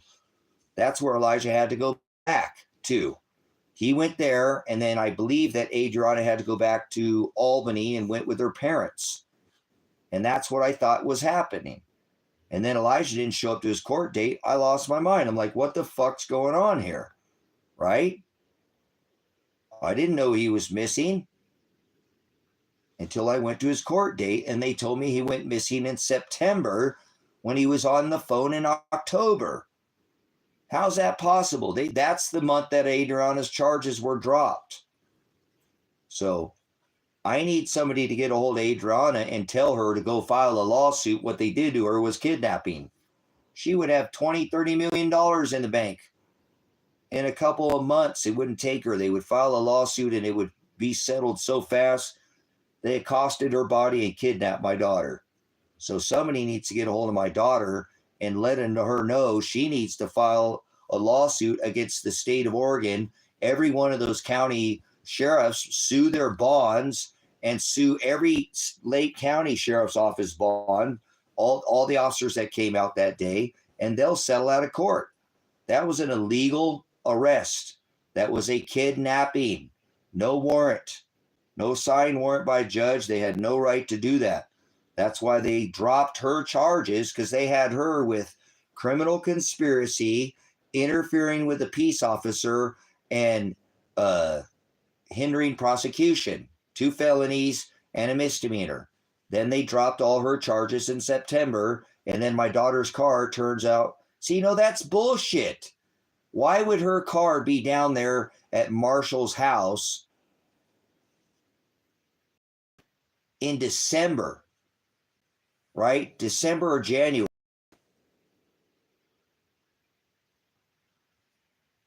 No, in this case, look, Marissa, she would need to file a lawsuit. She got kidnapped. That wouldn't take much of her life. And she's not a money-hungry person, so no. She works for a living. She works 5 days a week, or she did. She lost her job over this. She had a good job. She's worked for 4 or 5 years. So, no, she would definitely need to file a lawsuit. It wouldn't take her very long. As soon as an attorney looked at her case, they would say, hey, we'll contact this attorney and tell them, and they'll file a lawsuit. Guarantee you they would lose the lawsuit. They arrested her without a warrant. They never planned on arresting her. I know that. That would help this case a lot. So somebody needs to contact her and tell her she was kidnapped, because I've actually talked to a couple different attorneys, and they definitely agreed that that's a kidnapping, that she was kidnapped by the state of Oregon, then turned over to Lake County. So it's actually Lake County kidnapped her. They both did, because actually it's Lake County who kidnapped her. It's not the state of Oregon who kidnapped her. It's Lake County, because they're the one good. Yeah, Lake County kidnapped her. Fuck yeah. I'm going to get on Lake County and tell them, you know what? I'm going to find my daughter, you fucking pricks, and she's going to sue the piss out of you. I don't care if you lock me up in jail or not. You're going to get sued. You're going to lose hundreds of millions of dollars if she sues every one of their bonds. Everybody's involved. The judge that signed, right? No, the judge didn't sign anything. The judge, that let her sit in court for all those times and have, I guarantee you, Elijah's attorney, Dan Spencer, represented Adriana Masse, and therefore that judge is going to go fucking down. Vandenberg is going down because he let Dan Spencer represent me too in open court. So Dave Vandenberg, that fucking judge, needs to go to prison in this case. So that's why I'm not settling this case until Dave Vandenberg is removed from the judge. until he loses his VAR and is removed from the bench, I'm not going to settle this case. Hell no. He's the one who sat there and allowed my daughter to be taken into court. I don't know how many times. I think they let her go the next day and released her.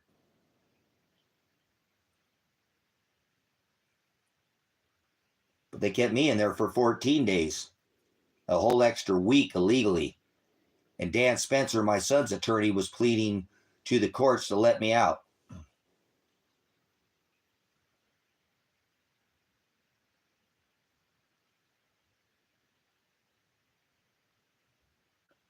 So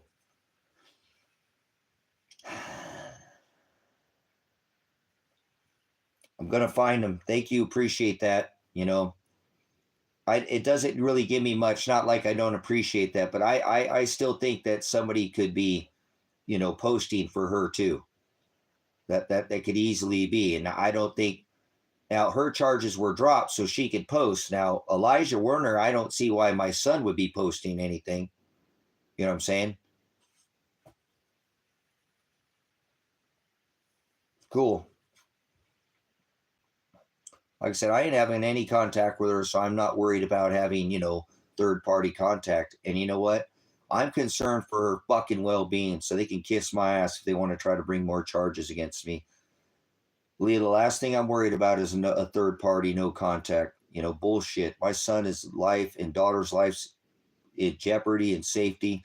The last thing I'm worried about is another stinking charge. You know what I mean? I don't need to get thrown in jail because then I can't help them, and my dogs struggle when I'm away from them. So I don't want to, you know, but I don't give a crap about no contact bullshit.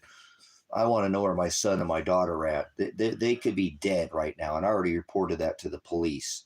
So I'm not concerned about breaking some new stupid no contact order. Yeah. Yeah, and I don't know why. Now, if he was on the run, right? If he was on the run, he wouldn't be posting on Facebook, you know, and his would be, you know, he'd have a car or some kind of Honda or something in his background picture. So I don't think he would have a, you know, Facebook right now. If he went on the run, he would take his Facebook down, right? Or if he got kidnapped, somebody could force him to take his Facebook down.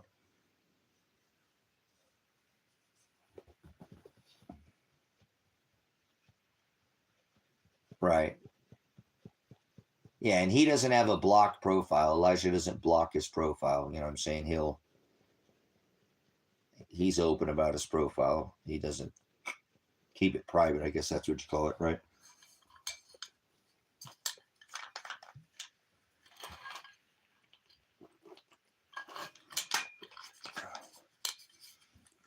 I appreciate it, guys. I really do. You know, I don't know what, like I said, I just feel like, I feel like if Adriana could put some pressure on the state or in the county, they would let Elijah's charges go. You know what I'm saying? If Adriana could pressure the county and say, look, you fucking kidnapped me. You drop the charges against my fucking boyfriend or my ex-boyfriend if they're not together, or my husband, or what, you know, whatever, or you know, and she could probably get a little leverage, you know, for Elijah. If she's threatening them with the suit, that suit on this case involves me and involves Elijah. They're going to have to look into this case, you know, not just sit here and do nothing on this case. Nothing has been done with this case other than they dropped Adriana's charges, and maybe they didn't, but it looks like they did. I got that from Paul Palmer's, the one that they told me, just like I got from the cops that they had a warrant for Elijah's arrest, you know. Not because some people thought that, well, maybe they dropped his charges, you know, or he took a deal to keep himself from going to prison. Good, fine, I don't care. That's okay. He don't go to prison, that's fine with me, but somebody's got to notify me of something. I've been able to do anything in the case. Remember, nothing in my end of the case has been done. I'm facing 6 felonies, but nothing's been done on my case. They were going to take Elijah to trial back in December, but he didn't show up to his trial. They summons me to his trial in November for his December trial when I heard him on the phone in October, but they said he went missing in September, the month prior. How the hell could Elijah go missing in September, the same month that Adriana's charges were dropped, and then him be on the phone in October? See, there's too many things in the timeline on this case that just do not add up. And I have nothing. I have no way to get any information about anything right now. So I appreciate it. Like I said, that's not much, but it's something, and it's anything helps.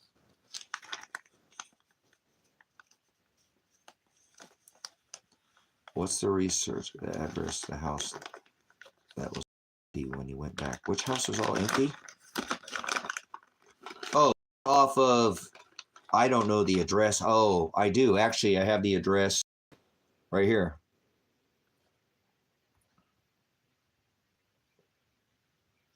Oh, wait, it's on the phone. It's on the phone that I'm on. His name is Elijah John, and he was born on 11/4/99. So he's 25 right now, I think. See, this whole case started when he was a teenager, when he was 9 years old, man. And he's still dealing with this crap. 19 years old.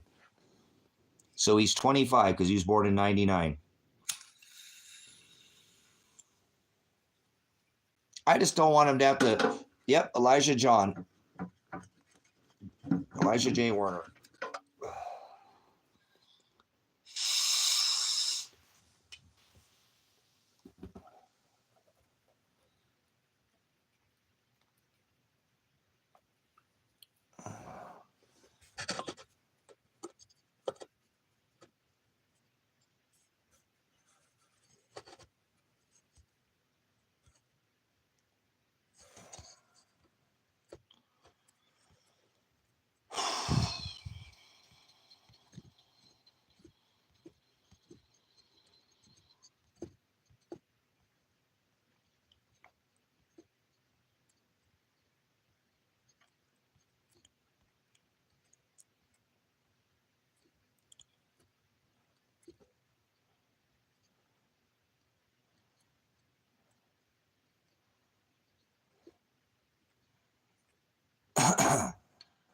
Where'd this go?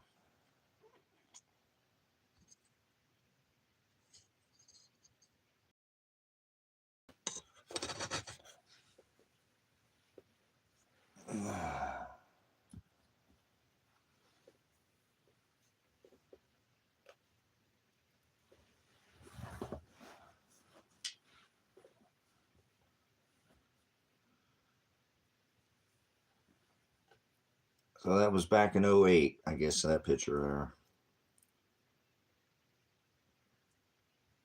Yes, I will. I'm gonna. Yeah. Yeah, I only sleep a couple hours. Few hours is about all I can sleep.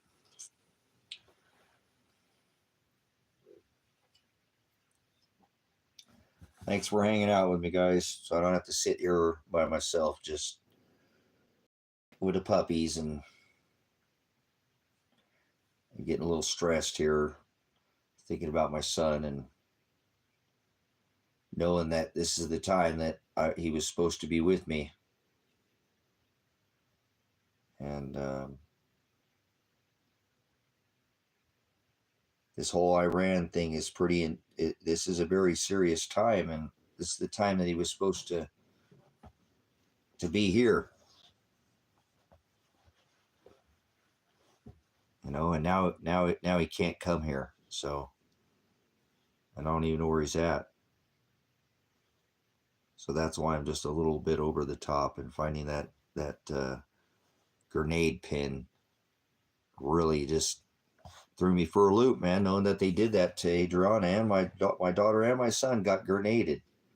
That's crazy. They shouldn't have done that to them. It's one thing to, I'm a veteran, but they weren't doing anything. I think they woke them from a dead sleep.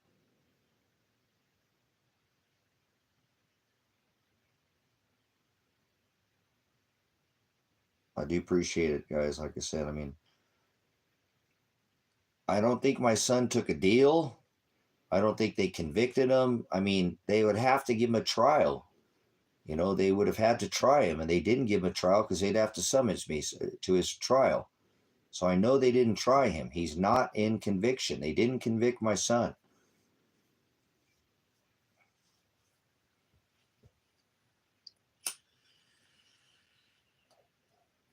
So he's still on the run. He shouldn't be on the run. If you remember, I have the evidence, so he shouldn't be looking over his shoulder to begin with. This all started over a year ago. Why would he be on the run? This should have been taken care of months, many months ago. Remember, there was a trial back in December, January, February, March, April, May, June, July. Holy crap. I mean, it's June now, but it's almost July. This is crazy. It's almost been 6 months. That's anything. It's anything. Marissa says, I have nothing. You know what I'm saying?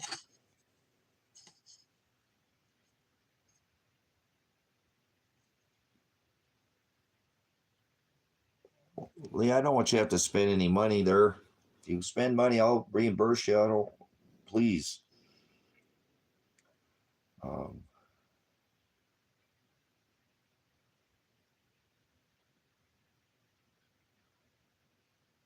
You know, you're right, Marissa. Who knows? I mean, I just don't know. I mean, I am just beside myself.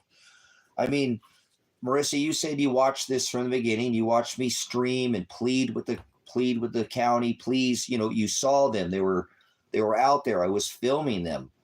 You know, filming them harassing me, stalking this place. They could have come to the gate. Nobody ever came to the gate to talk to me. Nobody ever came to talk to me. Nobody ever came to have that conversation. And here I am over a year later. Would you have ever imagined in your wildest dreams, watching me from the beginning, pleading to try to help my son, that I would be in this situation now? Nothing has been done. It's not like, well, I had all these court dates and this happened, Marissa, and this happened, and then I went there and did this and did that. Nothing has happened. Nothing has happened. They've appointed one attorney. He quit. This other one, remember Paul Palmer? He's not even an attorney. You call his phone and it goes to voicemail. It says his voicemail box is full. What kind of attorney? I can't go. I already tried to take and sell a bunch of stuff and go get an attorney. And they can't take the case because there's an attorney on the case currently. I mean, it's like, are you serious? So I don't know how that, like I said, would you ever imagine that I would be here right now? I can't, I don't know. And right now I'm nowhere. Right now I am in literally nowhere. I'm like literally floating because this attorney won't remove himself as counsel. I have a court date coming up for a pre-trial, for a 2-day trial, when it would take them 2 years to do this case properly, and probably take 2 months at least, because they would have to stream at least the 258 hours to show that to the judge or show that to the jury, you know, to just show them what I tried to do to avoid the SWAT warrant. You know what I'm saying? That alone is 258 hours. How the hell would they only have a 2-day trial?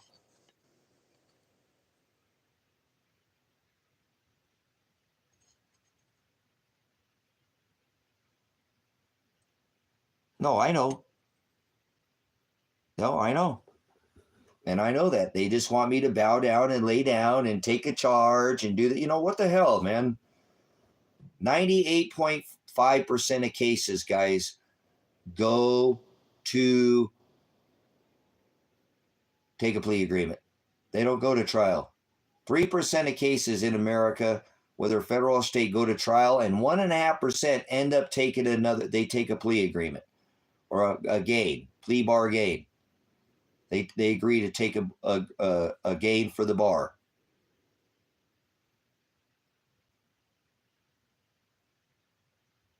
So 1.5% of cases go to jury trial.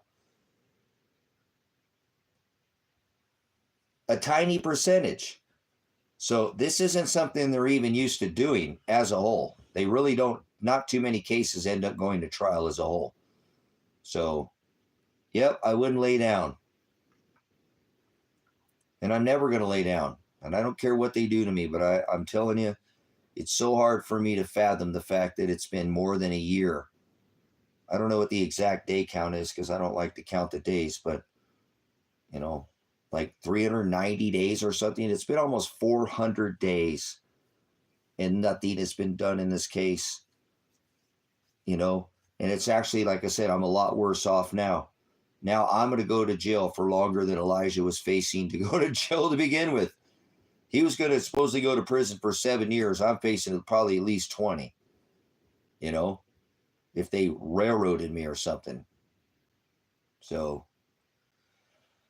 I appreciate your work, brothers and sisters. I really do. This has been the most difficult time I've ever had in my entire life. And I have led a pretty tough life. I have not been given an easy hand. I mean, we all get you know, none of us has an easy life, I would hope, but this has been so extreme.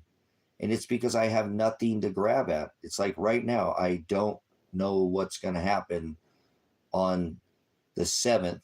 I have a court date of next month, July 7th, and the attorney quit. Is he going to show up? Is he going to show up to the case? He has to be there. What is he going to show up and just railroad me? You know, say he quits. Oh, okay, hey, we'll go ahead and continue with the trial. He hasn't done anything. He's done nothing. He's done no investigation. He's called no witness. He's done nothing. So what happens on July 7th? Because that's my court date that I have for a pre-trial conference. There's nothing to be done. So I got to drive an hour and a half down there and an hour and a half back to go down there for something that's not even going to be. There's nothing to it. But they'll make me drive down there. So I don't even have, I wonder if this attorney, Paul Palmer, will even show up.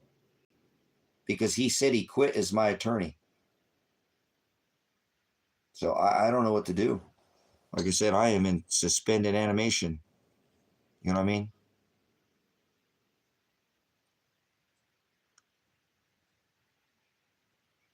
What is your first and last name? Mine is Tracy Werner. Same middle name, John. So I just, like I said, I got to get something, guys. I got to get something. I'm just can't keep waking up every day, and I'm losing all the best days of summer here. 11/13/1973.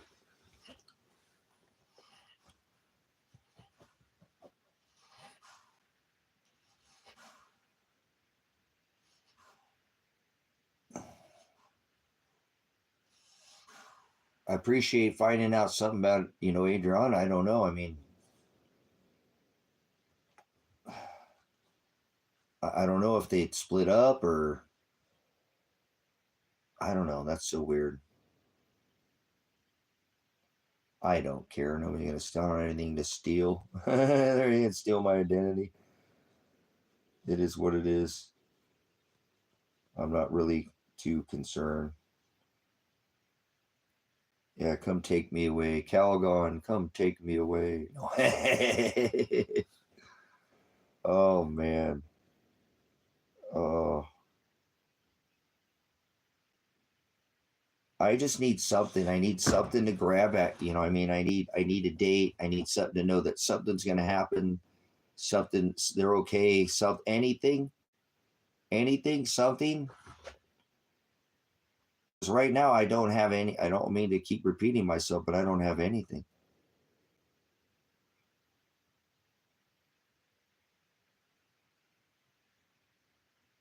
So it's crazy.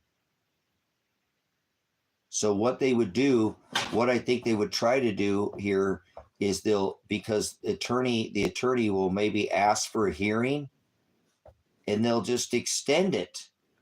They'll just act like it's not even happening, guys. And then I'll have to go back into the pool to try to get another attorney, which took them now a year to get me 2 attorneys that haven't even done anything. So I average about 1 every 6 months. So that means I'd have to wait another 6 months till they could probably find another attorney, because they don't have any attorneys here in this county to represent me. They've never had an attorney in this county to represent me. They only have 2 attorneys in this county.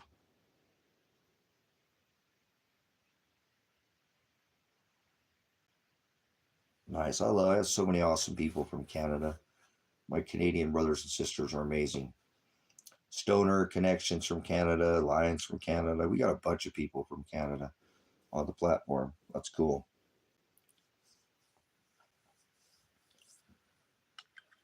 Yeah, no, I appreciate Marissa's been here. She said she's seen this from the beginning, and it's just hard to fathom that.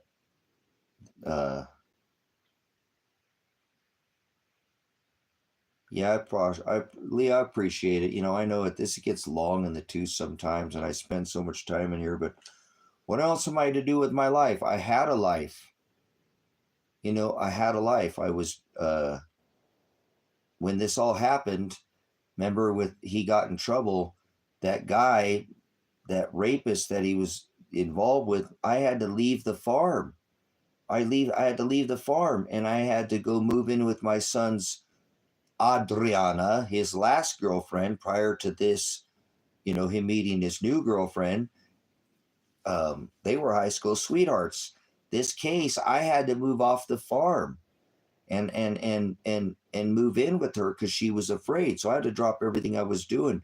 Actually went and got a job, you know, in town to bring in extra funds, and then still worked here. I was working 2 jobs, basically, you know what I'm saying, to get the money, the funding, to get Elijah John Caligo, the attorney that we got for him, you know, to try to help him out, you know. And so,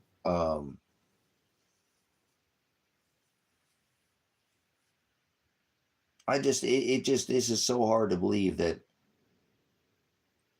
it's gone so long, you know, and I feel so solely responsible for this.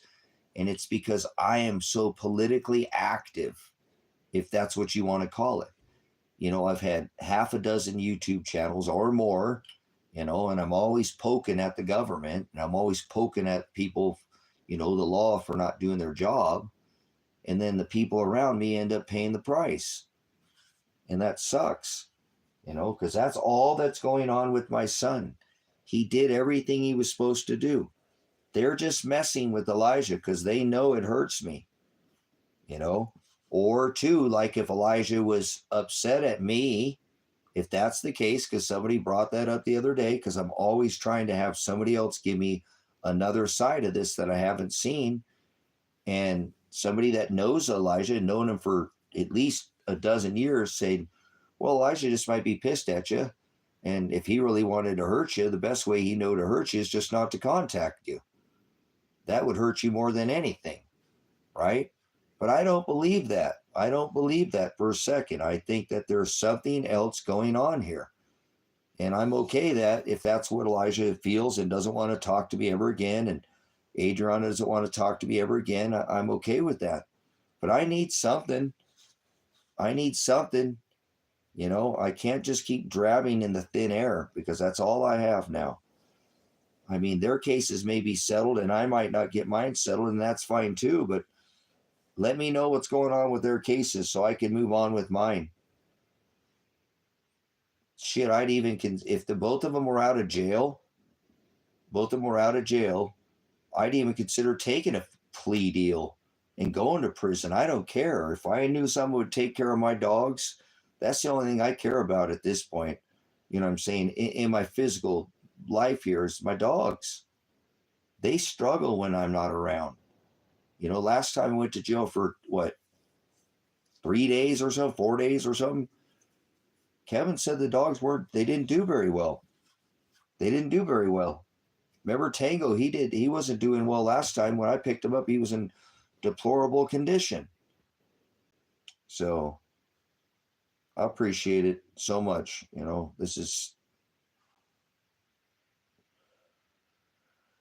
it's getting so hard to wake up every day and not know what's going on with my kids, you know, and have nothing to grab at, knowing that I have this court date coming up and it might just get delayed another 6 months. So what do? Just sit around and wait for another 6 months to find out something? I can't do that, guys. I can't. And that's why I'm starting to get getting this ants in my pants kind of a feeling here. I've been streaming a lot because it just doesn't feel right to sit around and not do anything about it. I don't care if they both hate me.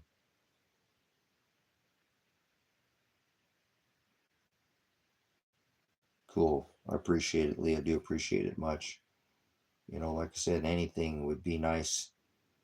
You know, normally I should be able to contact the attorney. Like if this is a normal deal, I should contact the attorney and say, hey, what's going on? You know, and like, hey, I need you to get a hold of this. You know, why aren't you following up with the case over there with Josephine County? Why haven't you called them back? Why haven't you done? He won't even answer my calls. I quit calling him. I'm not going to call him. He don't answer me. He said he's going to break contact with me. And he quit as my attorney. And he's not doing his job. So what the hell? He just wasted my time to ask it. He lies to me. He says he's going to do something, but then he doesn't do it. He's never actually filed anything. I've never gotten contacted by an investigator from his office. Nobody's contacted me about anything. So this is something I can't just let go.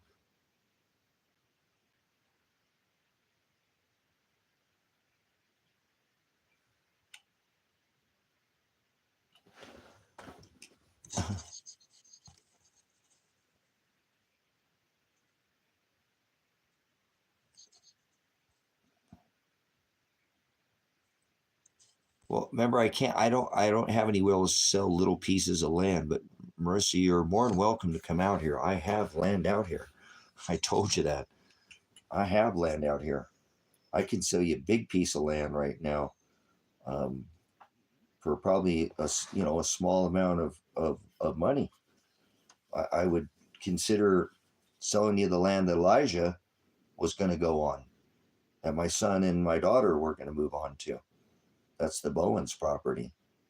That's the nicest property I have. It's got excellent roads on it.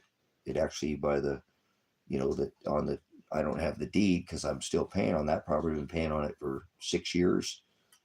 But I said, you give me half what I paid down on it. I'm sure I could get Jesse because I paid $43,000 for this one. You know, you wouldn't have to pay that if you paid it off early on that one. I just paid on this one for a long time. And it's a land payment, but it's got excellent roads. The property next to it sold. There's only one property on that whole, 160 acre parcel right there. There's only one house on that 160 acres right now. And it's a nice two-story farmhouse that's up about 60 acres off the road. And it's always sold for over $300,000. Don't worry about it. Seriously, Marissa, if you're serious, don't play games with me. I'm not telling you don't play, but I'm serious. This is something that, I could get. I have the 5 acre parcel still here, and I don't think they're ever going to come back here after this. And listen, Marissa, if they come back here, they'll all have lawsuits by then. They'll all have one of us will file a lawsuit. If Elijah and Adriana come back here, him, myself, or Adriana will have filed a lawsuit, and we will be able to buy some more property out here by then. So it's that's not a major deal. Okay. I mean, seriously, I've been holding on to this property. I don't want to sell it, but if it's the right person, this might be, because God does everything. Remember, if you watch this channel, you'll know that. This is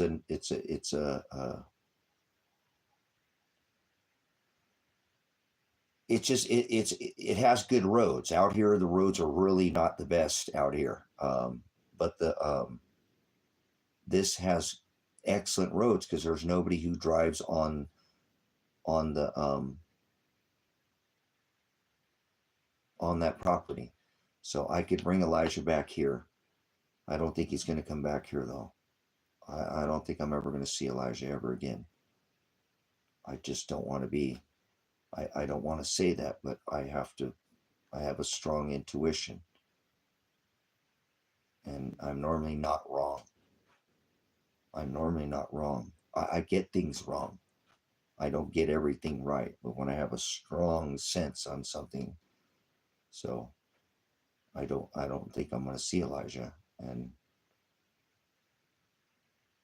if I do, then I would be wrong. I don't get them all right, but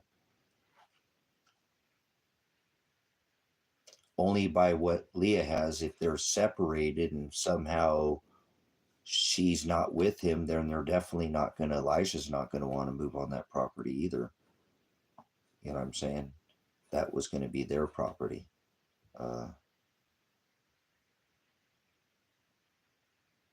Yeah, I know, but I don't want to sit there and give myself hope, Leah, because it hurts me more to sit there and think that I'm going to be with him and see him when I have no idea what's going on with him. When I know he could be struggling, in pain, dead. I don't want to make any decisions right now. I don't want to make any plans because you can see that everything I do gets crushed. Anytime I make any plans, I'm now worse off than I was a year ago.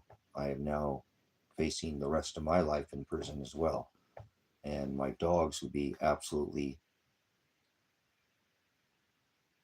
So I'm just telling you, I have to tell you what my gut says. So I feel like he would already contacted me by now. If I know my son, because I do, I raised him for, fought to get custody of him for nearly 8 years. And then I raised him for 8 years on my own. So I know him pretty well. And I know he would have contacted me some way or another by now. If he hated me, but like somebody said, if he was upset at me, which I don't know why he would be upset at me. I'm trying to help him and he knows that. He would have contacted me. If he's facing 7 to 10 years in prison, I don't think breaking a no contact order to him would be the last thing that he would be worried about. But this person said that if he was upset at me, that he could not contact with me because he knew that would hurt me. But he's not that person. He's not. Elijah's not facetious like that. He can hold a grudge right now and to want to see me hurt worse by not contacting me. I don't think so. Something's not right. He would have contacted me. Like he had 15, 20 different names. People ask me, do you ever call him by his name, Elijah? Why do you call him all those other names? Well, whatever. He's a kid. I got lots of names for him. So he could send me a name through, and totally get around this third party. You know what I'm saying? No contact. He could have easily got around this no party contact.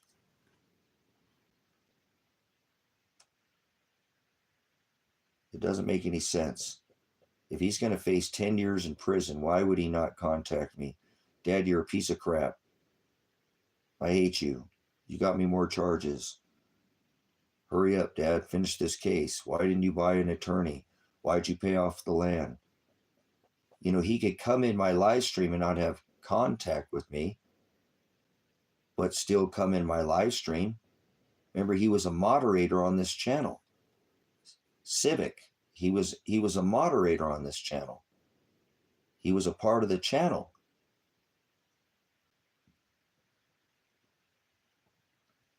So I don't buy into the fact that he's pissed off at me and he's not contacting me. I don't buy the fact that if he's facing 10 years and he's going to miss his trial, 6 months ago, guys. He missed his trial 6 months ago. He's still pissed at me 6 months from now. I think he would have got over it.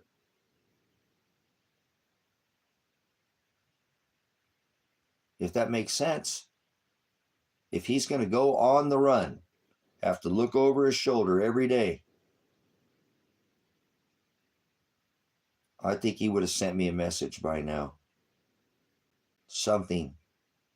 Anything.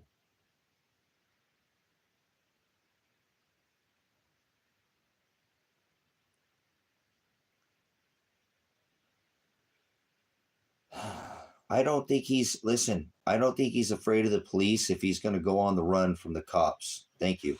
Though, you know what I'm saying? Marissa, I don't think he's afraid of the police. If he's going to face 7 years in prison, I don't think he's afraid of the police. No, I appreciate what you're saying, if that makes sense. You know what I'm saying? So.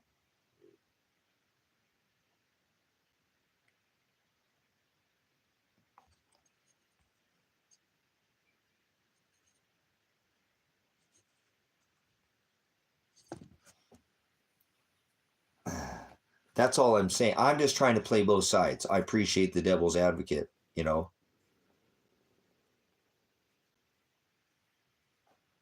That's what I'm saying. I don't think he's trying to be facetious and he's mad at me. He loves the word. He's to himself. He's not, Elijah's not a loud guy. He's not, I'm loud. He's not loud. And if he's going to go run from the police and miss a trial, I don't think he's worried about breaking a no contact order, you know? And I thought for a while, well, it's because maybe he doesn't want you to get in trouble because if he hasn't, he's brilliant enough to figure that out by now. He could have talked to somebody that has no affiliation with, you know what I'm saying? You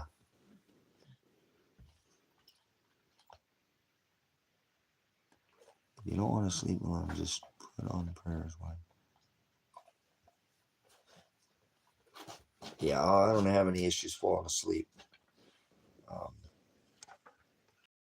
One time that, I mean, whatever, I get up and down, but I don't think about anything once I go lay in bed. That's it.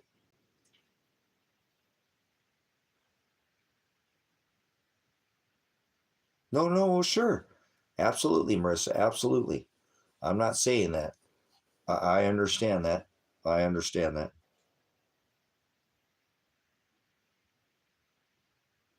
Yeah, but honestly, I don't think Elijah would fear that. Just knowing my son, you know. I mean, right now, think about it. He has been on the run, supposedly since December, looking over his shoulder every single day. Here's my point. That's one thing I understand, to like come over here, Marissa, you know what I'm saying, or make it obvious. But Elijah could have somebody. I mean, somebody that's nobody, that's nobody. I mean, because we don't know anybody. We really don't have a big circle. He doesn't have a big circle, and I don't have a big circle. You know what I'm saying? There's not a big circle. So Elijah could easily third party somebody to come over here and just randomly, and it would never even show up on the radar to deliver something, if that would make sense. There we go. That's what I'm saying. Some random fucking apologies, but some random something. He is a brilliant young man. He is very, very smart. That's what I miss so much about him, Marissa. I don't remember because you didn't get to see him a lot on the live stream. He didn't appear on the live stream much. I don't think I had him, but God, I miss his mind. He is so brilliant. He has such a brilliant mind. He's very smart and witty. And he can come up with things that I miss calling him and get his opinion. And I already tell me that. Well, stop asking for my opinion if you're not going to use it. You know what I'm saying? No, I don't know where he's at. I don't know if he's been shot, if he's been kidnapped. I don't know where he's at. So, but that's what I miss. I miss his ability to give me an opinion that was not something that I would have ever thought of. And I'm telling you, he would have thought of something by now. You know what I'm saying? It's not like just to let me know he's alive. He's alive. You know what I'm saying? Just to let me know he is alive. I don't need to have any contact with him. You know what I'm saying? If he wants to move on in his life, whatever, whatever life is, that's not that we don't have a relation. Remember, he was going to move here, build on the property. We got material. His wife was bringing material here, books and things, his library, it makes no sense that he wouldn't have some kind of way to, just like you said, anonymous, so that's what keeps me driving. That's why I dig. That's why I keep digging. Because I know this doesn't make sense. And like I said, I don't think, I got to tell you again, I think Marshall did something to Elijah. I think Marshall's done something to him.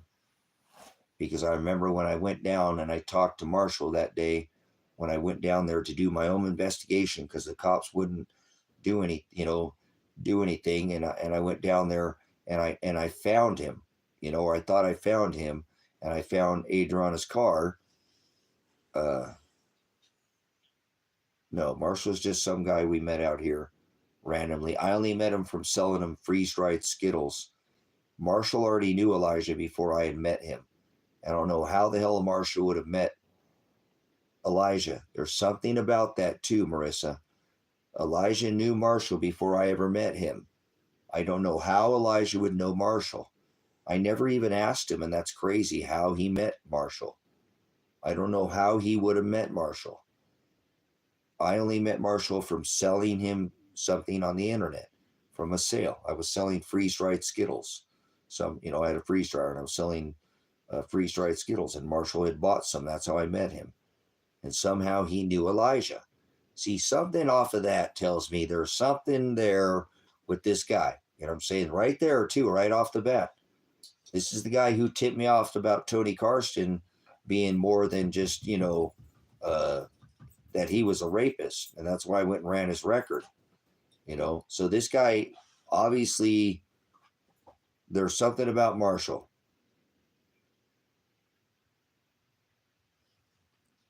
You said they looked for Elijah at his mom's house. You said they looked for Elijah at his mom's house. Maybe that's less crazy than you think. What do you mean? What do you mean by that, Marissa?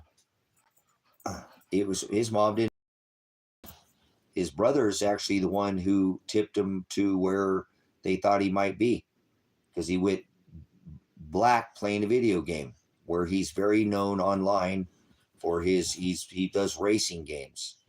As a matter of fact, when I went to visit him one day, he's like, "Dad, I'm sorry, and I don't mean to, because you're here, and I don't want to blow you off. I want to hang out with you while you're here, but I've got to take a couple hours because I do this online gaming, and I'm in a tournament." And I said, "That's cool, whatever." And I watched him, and he won. He won the tournament, and he got paid like $150 or something. Like, damn. This dude got money put into his CashApp account or something. PayPal, I can't remember. They paid him online. But no, his mom doesn't know anything. His mom didn't know anything. His brother was one who knew. When they talked to his mom didn't know anything. And then his mom said, "Well, you can talk to his brother because he talked, he games online." And his brother's like, "Yeah, I play games with him all the time, almost every day." And then he went blank. He was playing games and he went black. Oh. You're looking, I'm thinking it's 10:19 on my thing, and that's the picture on the phone. I'm like, man, it's 10:19. It's still a little early. I better not keep you ladies and brothers, sisters here too much longer. But thanks for giving me something, guys. I mean, I don't really have anything, but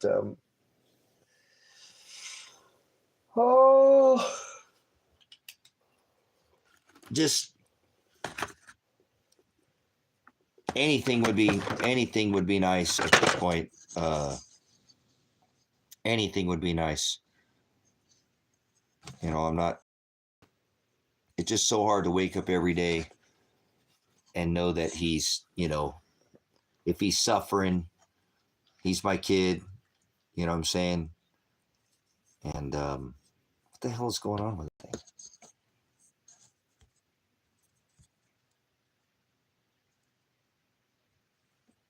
Boy, it's acting weird. I don't know what it's doing. There we go. What do we got going on the green screen now? Done. None. Done. Oh, there we go. Okay. Better. But if you look at the case, you know, I was just a dad trying to help out his son. You know.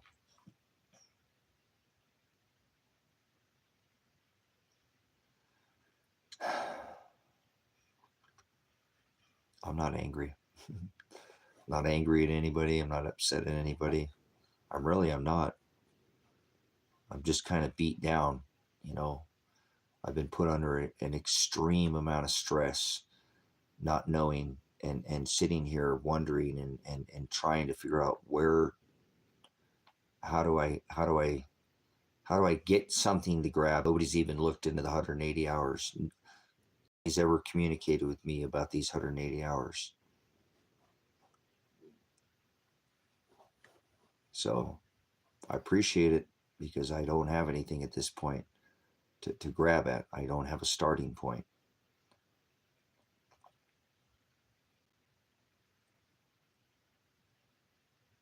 And that seems hard to believe, but that's where I'm at. Like I said, I'm even worse off than I was nearly over a year ago. And then if I had something to go off, but remember, nothing has happened. Nothing legally. Well, this legally, they did this, they did that. Nothing has happened. So I don't know what else to do. I just get up every day and he's my son. Somebody needs to advocate for him. He needs not to look over his shoulder. You're telling me that his whole life he's going to have to look over his shoulder? He's going to have to this prison sentence until they either catch him someday by fucking gunpoint? By gunpoint? He's going to have to go by gunpoint? I can't have that. I have the evidence. This has got to get cleared up. So, like I said, I appreciate you guys giving me, you know, I was sitting here all day and I started to work today and I don't know if I can do anything out here anymore.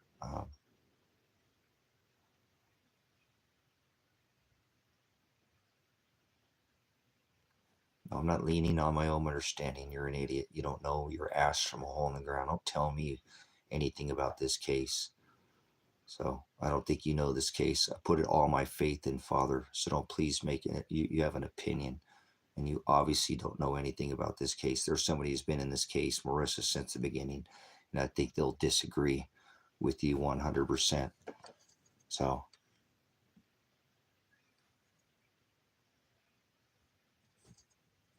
I think you need to lean yourself on out of here because you're dead wrong. That's not at all the case. I put everything in my faith in Father. That's what's kept me still and calm and not have a heart attack or another stroke out here or go crazy or do something stupid. I've been meek, not weak. So thanks for your opinion, but your opinion is like an asshole and everybody's got one. And I don't think you know anything about this case. So maybe you can drink some lean or something, intoxicate yourself somewhere else. I'm not playing. I put everything in Father. I wouldn't be here if it wasn't for him. Go look at you want to see proof of a God, go look at they grenaded me to the face. So I don't think you need to tell me what I'm leaning on. But thanks again for your opinion. Like I said, everybody's got one, two cheeks to the same hole. So I'm not angry. I'm not upset. I'm not mad. None of those things. I seek no vengeance. I'm just a dad that needs to continue to locate my son and continue to work. I think you're an idiot and you don't know anything what you're talking about. So proof that some people kind of pre-ejaculate a little too early. Don't think about what they say before they let something come out of their pie hole, their face. So have you watched the thousands of hours of streaming? Probably not. Patience, 400 days, not knowing anything about your son. You know anything about the case?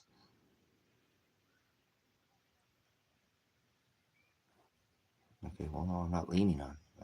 But you should think about what you're saying before you can relate the scripture to my case, because that's what I continually do. I use the scripture to survive. It's what I'm in love with. So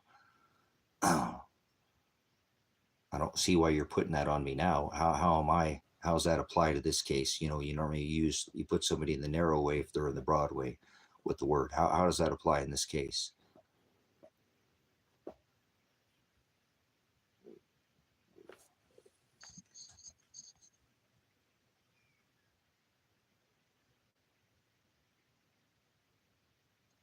You lean too much on your own understanding. Whenever I do that, I fail. You lean too much on your own understanding. That's when I do it, I fail. Now, wait a second. Is that you saying that, or is that the scripture saying that? What part of the scripture are you putting on me? What you fail, your failures? You putting your failures on me, or you putting, I'm not saying that we all fail. We all fall short of the word, but because that's what you said, right? You lean too much on your own understanding. Is that what the scripture said, or is that what you said? So anyways, don't answer it. Just leave. Don't go away mad. Just go away. Thanks for your time. I'm all done with it. You can leave now. Thanks for putting the word on me. That's what we're supposed to do. But you got to make sure you're putting the right word on somebody at the right time for the right situation. So otherwise you're just, situation dictates, right? The scripture according to, situation. So I'm not asking you if you phileo me, Peter. Do you agape me? So the worldly things, as compared to, put all my faith in Father. Isn't that a blessing? I wouldn't even be here without him. He's the one who gets me up every day, gets me off my fourth point of contact, gives me the strength to be saved, sozo, salvation, be picked up, carried, lifted every single day from beginning point to an ending point, healed. He will right all the wrongs. He will heal all the pain. It's okay.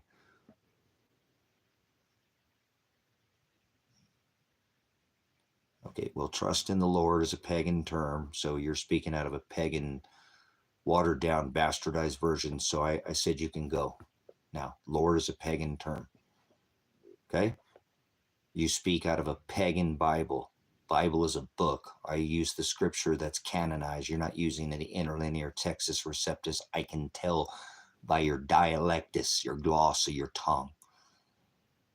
It's perverted. You've done exactly what the scripture tells us not to do in the book of the Apocalypse, which is Revelation. Don't add a jot. It doesn't say Lord in the text that I study. So take your pagan teaching somewhere else. Go worship your Sex Pistol cracker Jesus, birthed in the middle of the winter Jesus, the birth gender, 3 genders, both beast, man and woman, bang, bang in the middle of the winter. Take your bestiality Jesus somewhere else. Lord isn't in the scripture that I read. It doesn't say that at all. It's a pagan term. So take your pagan version somewhere else there, okay? Appreciate it again. You're probably some religion. I'm not religious at all. So, yep. Doesn't say Lord in this text that I study. Doesn't say Christ. Doesn't say devil. Doesn't say Jesus. Doesn't say planet. Doesn't say God. You keep adding all these words to the text, and he tells you don't even add a jot. So if you want to come in and put the word on me, you better not start at, that's what the word scorpizzo. That's the one that causes the sheep to scatter, flock, divide. He said, I am the horizo, not I'm not life or I'm the light. He said, I am the horizo. I am the separator. So you're sounding like a false teacher, a scorpizzo. You're adding to the text, trying to cause the sheep, the flock to scatter. He is the one who is the divider, not peace. Do not think I came to bring peace. I came to bring a sword of division that will divide. See, I love this word. I'm not going to let you, he said, guard my commandments. So you're going to try to put the word on me. I'm going to put it right back on you. You want to use an interlinear Textus Receptus. This is the one that was canonized at the Council of Nicaea in the 12th century. I think this idiot doesn't know any of the scripture because he's using terms that are not in the text, not in the interlinear, the accepted text. There's the rejected first people. He deals with a jot. If you don't know what a jot, if you know what a halakha is or a gada, don't talk to me. Go somewhere else. Go be 7. That's the 7, the number of maturity. Do the 7 things that it says to do in scripture and then come back and then you can have a conversation with me. So interlinear Textus Receptus. This was canonized. You know what the canonization process is? You know what a concordance is? You should usually know what a lexicon is. You probably don't use it. You wouldn't use the word Lord. Lord is a pagan term. Christ is a pagan term. Christ means anointed in oil. But that's not in the text that I have. It doesn't say Christ. So don't come into this chat and try to come into High Desert Faith and Truth Ministries and correct me. If you're going to correct me, you better use the interlinear Textus Receptus. Use the accepted text. It means it's written in both Greek, in this New Testament, an old Jewish book written in Greek, and the Old Testament written in Hebrew. So there's no vowels in Hebrew either. So there's no God. What is God? And Father is not in the sky.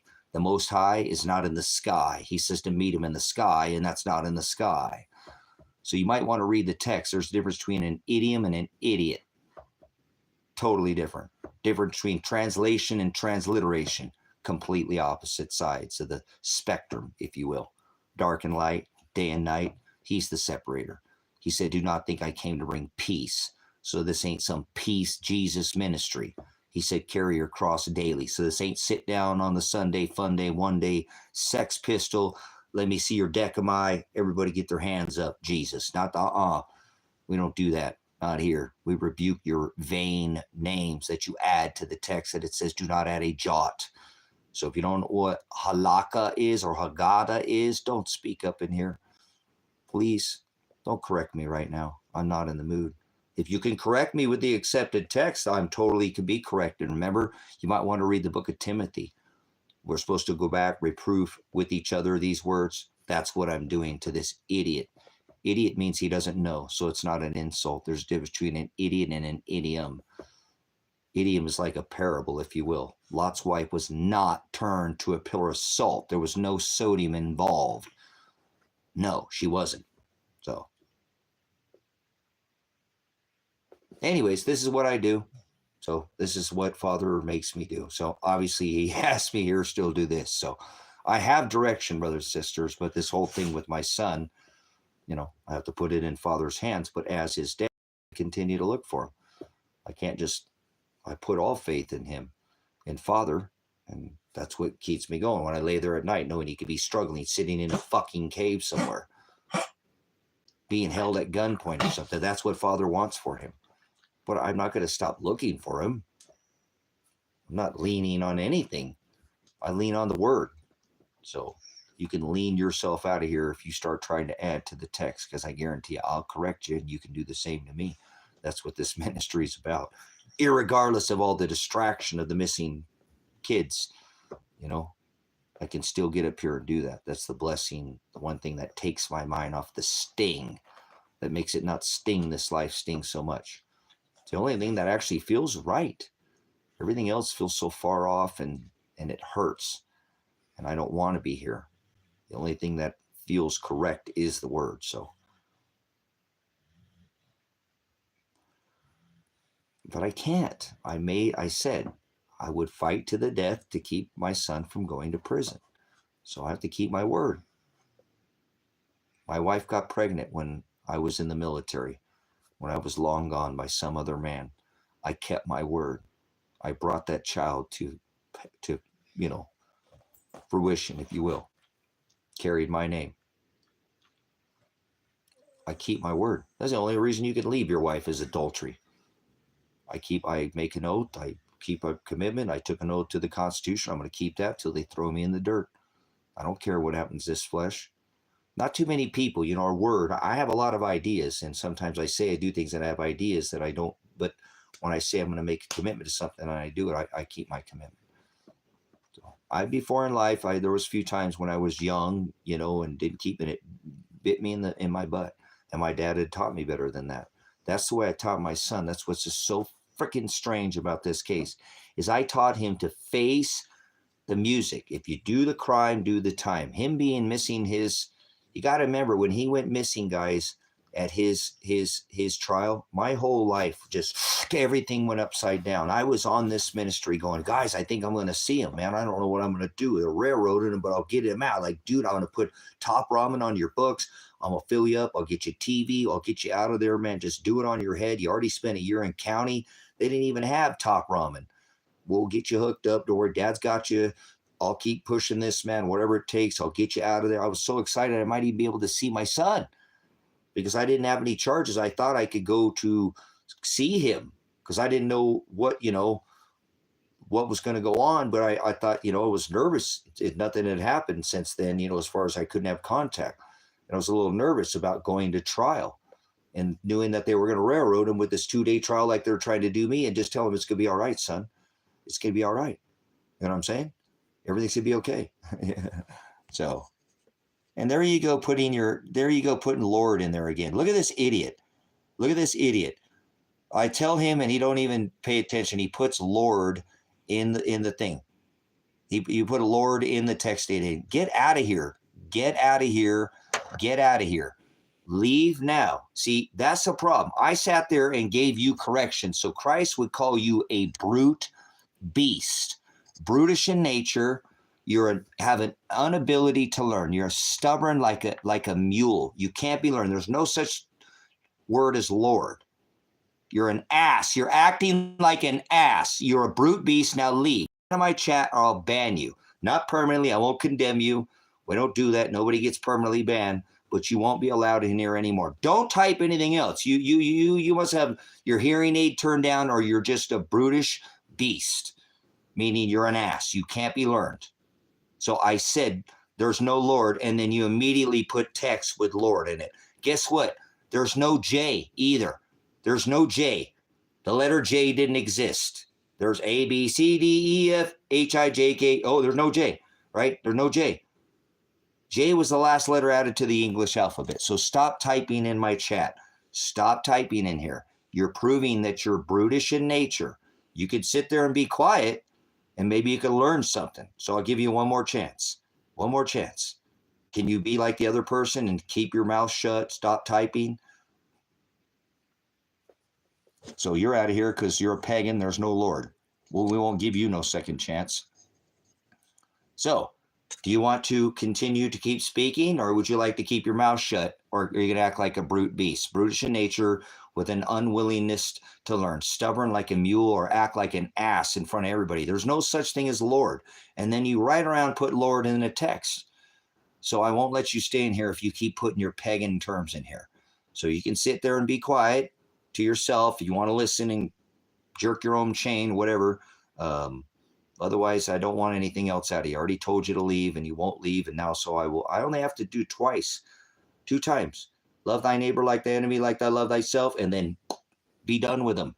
You can't turn a goat into a sheep. It's not possible. From the foundation of the world, he already created vessels of wrath fitted for destruction. Most people go to hell. God doesn't love everybody. No such thing as free will. No such thing as luck. God is actually a title. There's no O's, A's, E's, I's, O's, or U's. There's no vowels in Hebrews. There's no J's in Greek or no J's in Hebrew. So his Shem is the word name. It's not Jesus. You're an idiot. So stop spreading your blasphemy. He said don't add a jot. Now you've added the letter J. Let me guess, you're spinning around on Planet of the Apes, right? Don't answer the question, whatever that person's name is. Keep your mouth quiet and don't ever come back here again until you've done, and you can put the 7 things that it says you're supposed to do in Scripture and then do those things and then come back. Until then, stop acting like a child and acting like an ass in this chat. You're making a complete ass of yourself. There's no J. So stop it. He said, don't add a jot, right, in your translation. We'll speak English for you. Or a tittle, right? So stop adding to the text. I said there's no Lord, and then the very next text you put Lord in the text. You're an idiot or you're a brute beast. So stop putting Lord. I have the text sitting right next to me. I show it all the time, but I'm not going to show it to you. Interlinear Textus Receptus. Look through it. No J's. No Lord. No Christ. No such thing as the word devil. That didn't exist. No such thing as Lucifer. That wasn't written in the text. Who the hell is Lucifer? Who the hell is Jesus? Oh, you mean a translated name? You know there's more than one Jesus, right? That's how I get these religious idiots. There's more than one Jesus. No, there's not. Get out of here. You ain't never supped with a text one time. You believe some man on YouTube or something, some man in some pulpit in some house made by hands, temple or church, and he said he didn't dwell in a church or temple made by hands. So thanks for being a troll and give me something to bounce off and give a little lesson so that people can see what it looks like to be an ass, to not, take direction. If you want to correct me with a word, but don't correct me with some translated version with your transgender Jesus. You're birthed in the middle of the winter. Bang, bang. Baby manger.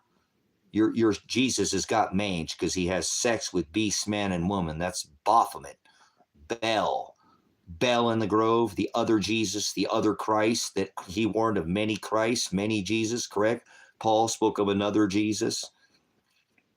So keep your mouth shut and don't speak of things that are not in the text. You're adding, and that's just to help you out.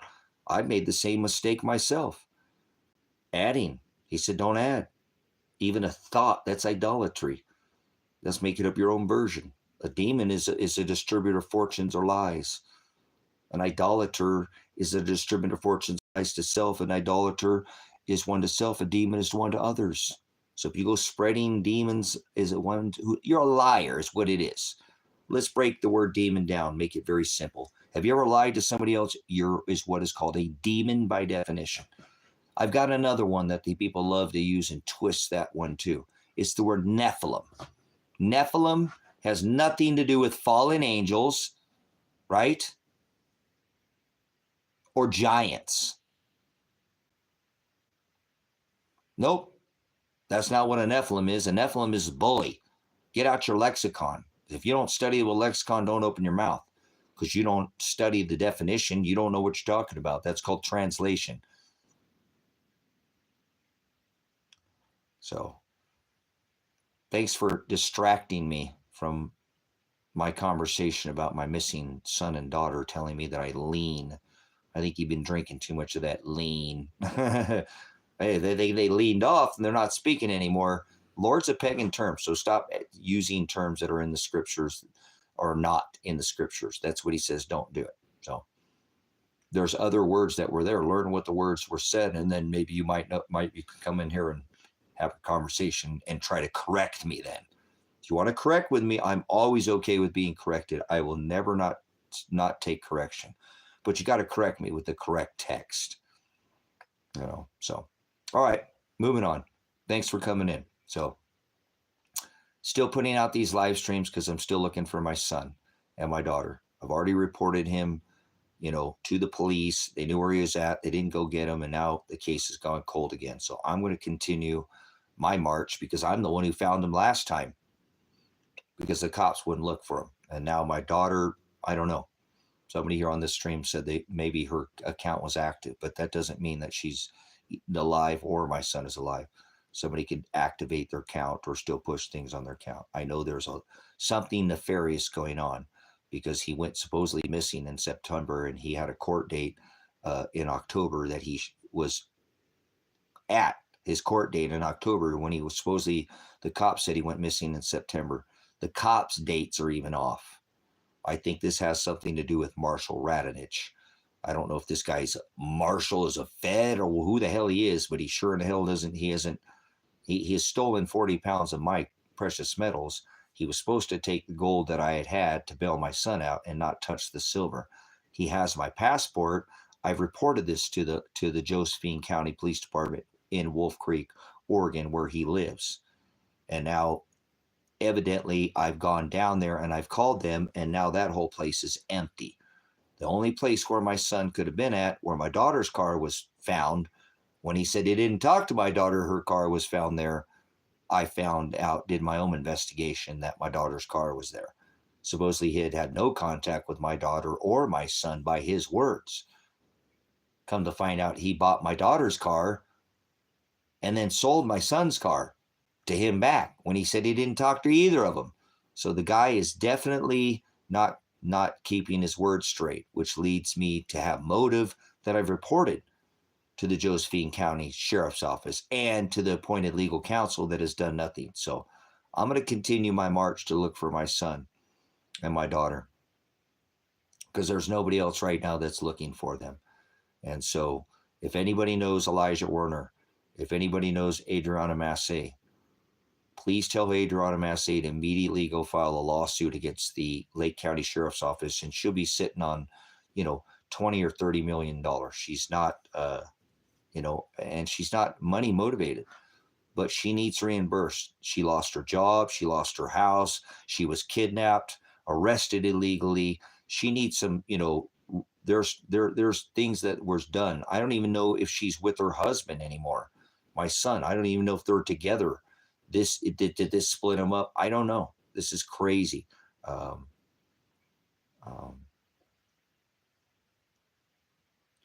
But I got to continue to look for him, because there's no law enforcement that's even trying to look for him. Leah, appreciate it so much, Sister Idea. I appreciate your help, giving me anything, just distracting me a little bit so that I can have some kind of comfort. Because when I sit here and like I said, I start working and stuff, I can't stop thinking about, like, what am I doing working? I got a fucking kid that's missing and I'm trying to build for the ministry. What are you doing? This is stupid. Go find your damn son, and that's why I get on here or do something. Don't just, so I appreciate you taking the sting off of it. And your diligence is appreciated. And I, time to time, I didn't know how long you've been following. I appreciate that, you're in the age group of my son, and if you were my daughter, I'd be doing the same thing for you. I don't have a bias, so you don't stop taking care of your kids when they turn 18. It doesn't work like that. For me, it doesn't. So it's like, it don't turn off like a light switch. So I'll take care of him, because who's going to wipe my ass when I can't? And I'm already screwed up.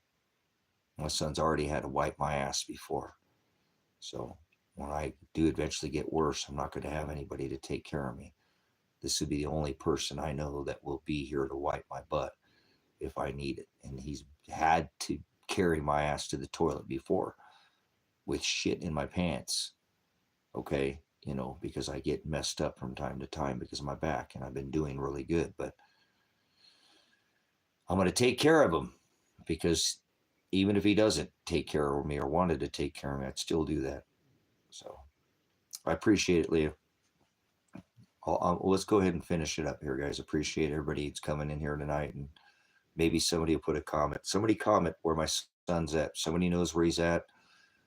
Somebody knows how to get a word to him. Somebody needs to contact my daughter if she is alive and tell her she needs to file that lawsuit. Maybe that will make the county, or somebody drop this case on my son.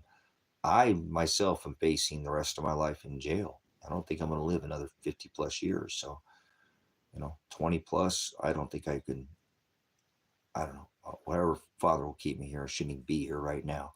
So thank you for that. Thank you for your time. Thank you for all your comments. And I apologize for the cursing. There's no excuses. It is what it is. I'm not mad. I'm not angry. I'm just a little stressed out.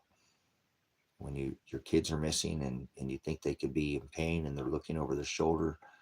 I tried to solve this over a year ago, and here I am still in the same this case is 5 years old, so it's not like this is new.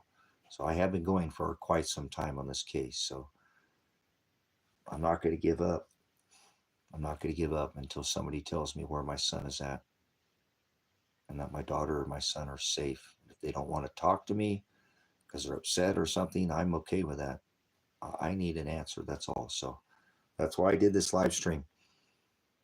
I did it because I tried to do a live stream about some 6 extinction event, but I can't.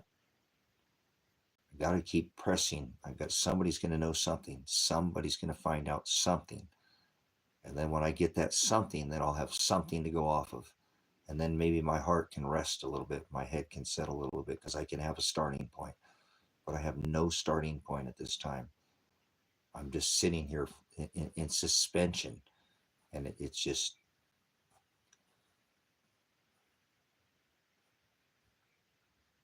I live in the middle of nowhere. It's so quiet. And that's all I can think about. And like I said, I get working and stuff. I try to start working and my mind just starts thinking about it. And I'm trying to concentrate on what I'm doing. But normally I don't have that issue. But start thinking about, your son is looking over his shoulder and you're working on this cabin right now to try to, what are you doing? So it's been difficult. And I'm glad that I have some people here to be in here, because I don't think I could do it without having, like I said, the dogs get tired of hearing me, and the walls, they talk to me. See, no, they don't. They all come from a different location, so they all got a story, if you will. But they get tired of listening to me too, I'm sure. So appreciate you guys that are allowing me to be long in the tooth, which I've been known to do live streams for 2 8-hour live streams, do 16 hours of live stream a day. So leave a comment if anybody knows anything about this case. If you have any way to help me out in the case, I'm just trying to do this. I've waited a year, let the system do what it's supposed to do. More than a year, it's like 400 days or something. It's been a long time and nothing has happened. So it's just hard to sit here with nothing to go off of. Like I got a future court date on the 7th of next month and there's no attorney. He quit. So what do I do? Show up to a court date where no attorney's there and drive 3 hours for nothing? Probably that's what I'm going to have to do. And then there'll be nothing to go off of there. So it's just a lot of thin air at this point, grabbing at not even straws, at thin air. So thanks for giving me a little something to bite on there. Really appreciate that. And yep. Thanks again, guys. Thanks for those 33 thumbs up. Somebody's understands I'm doing more than just bitching in here. I've got missing kids, and I'm just a dad who's trying to figure out where they're at. And I wish somebody can get me some answers. So maybe it might pop up. I don't know. We'll see. Thy kingdom come, thy will be done. All right. I'm going to let this one be done. I don't know. My son, is he watching on the other end? I love him and I miss him. My daughter, I love her. I miss her. I hope they're together. I hope they haven't separated. I hope this deal didn't break the two apart. They've been together for many years. They read the scriptures together and they're very equally yoked. So what a difficult time this is. And I don't see things getting any easier anytime soon. But thank you for easing the pain a little bit, guys. Really, I do. Thank you, brothers and sisters in the narrow way, for listening to me. Welcome to the new age. Whoa.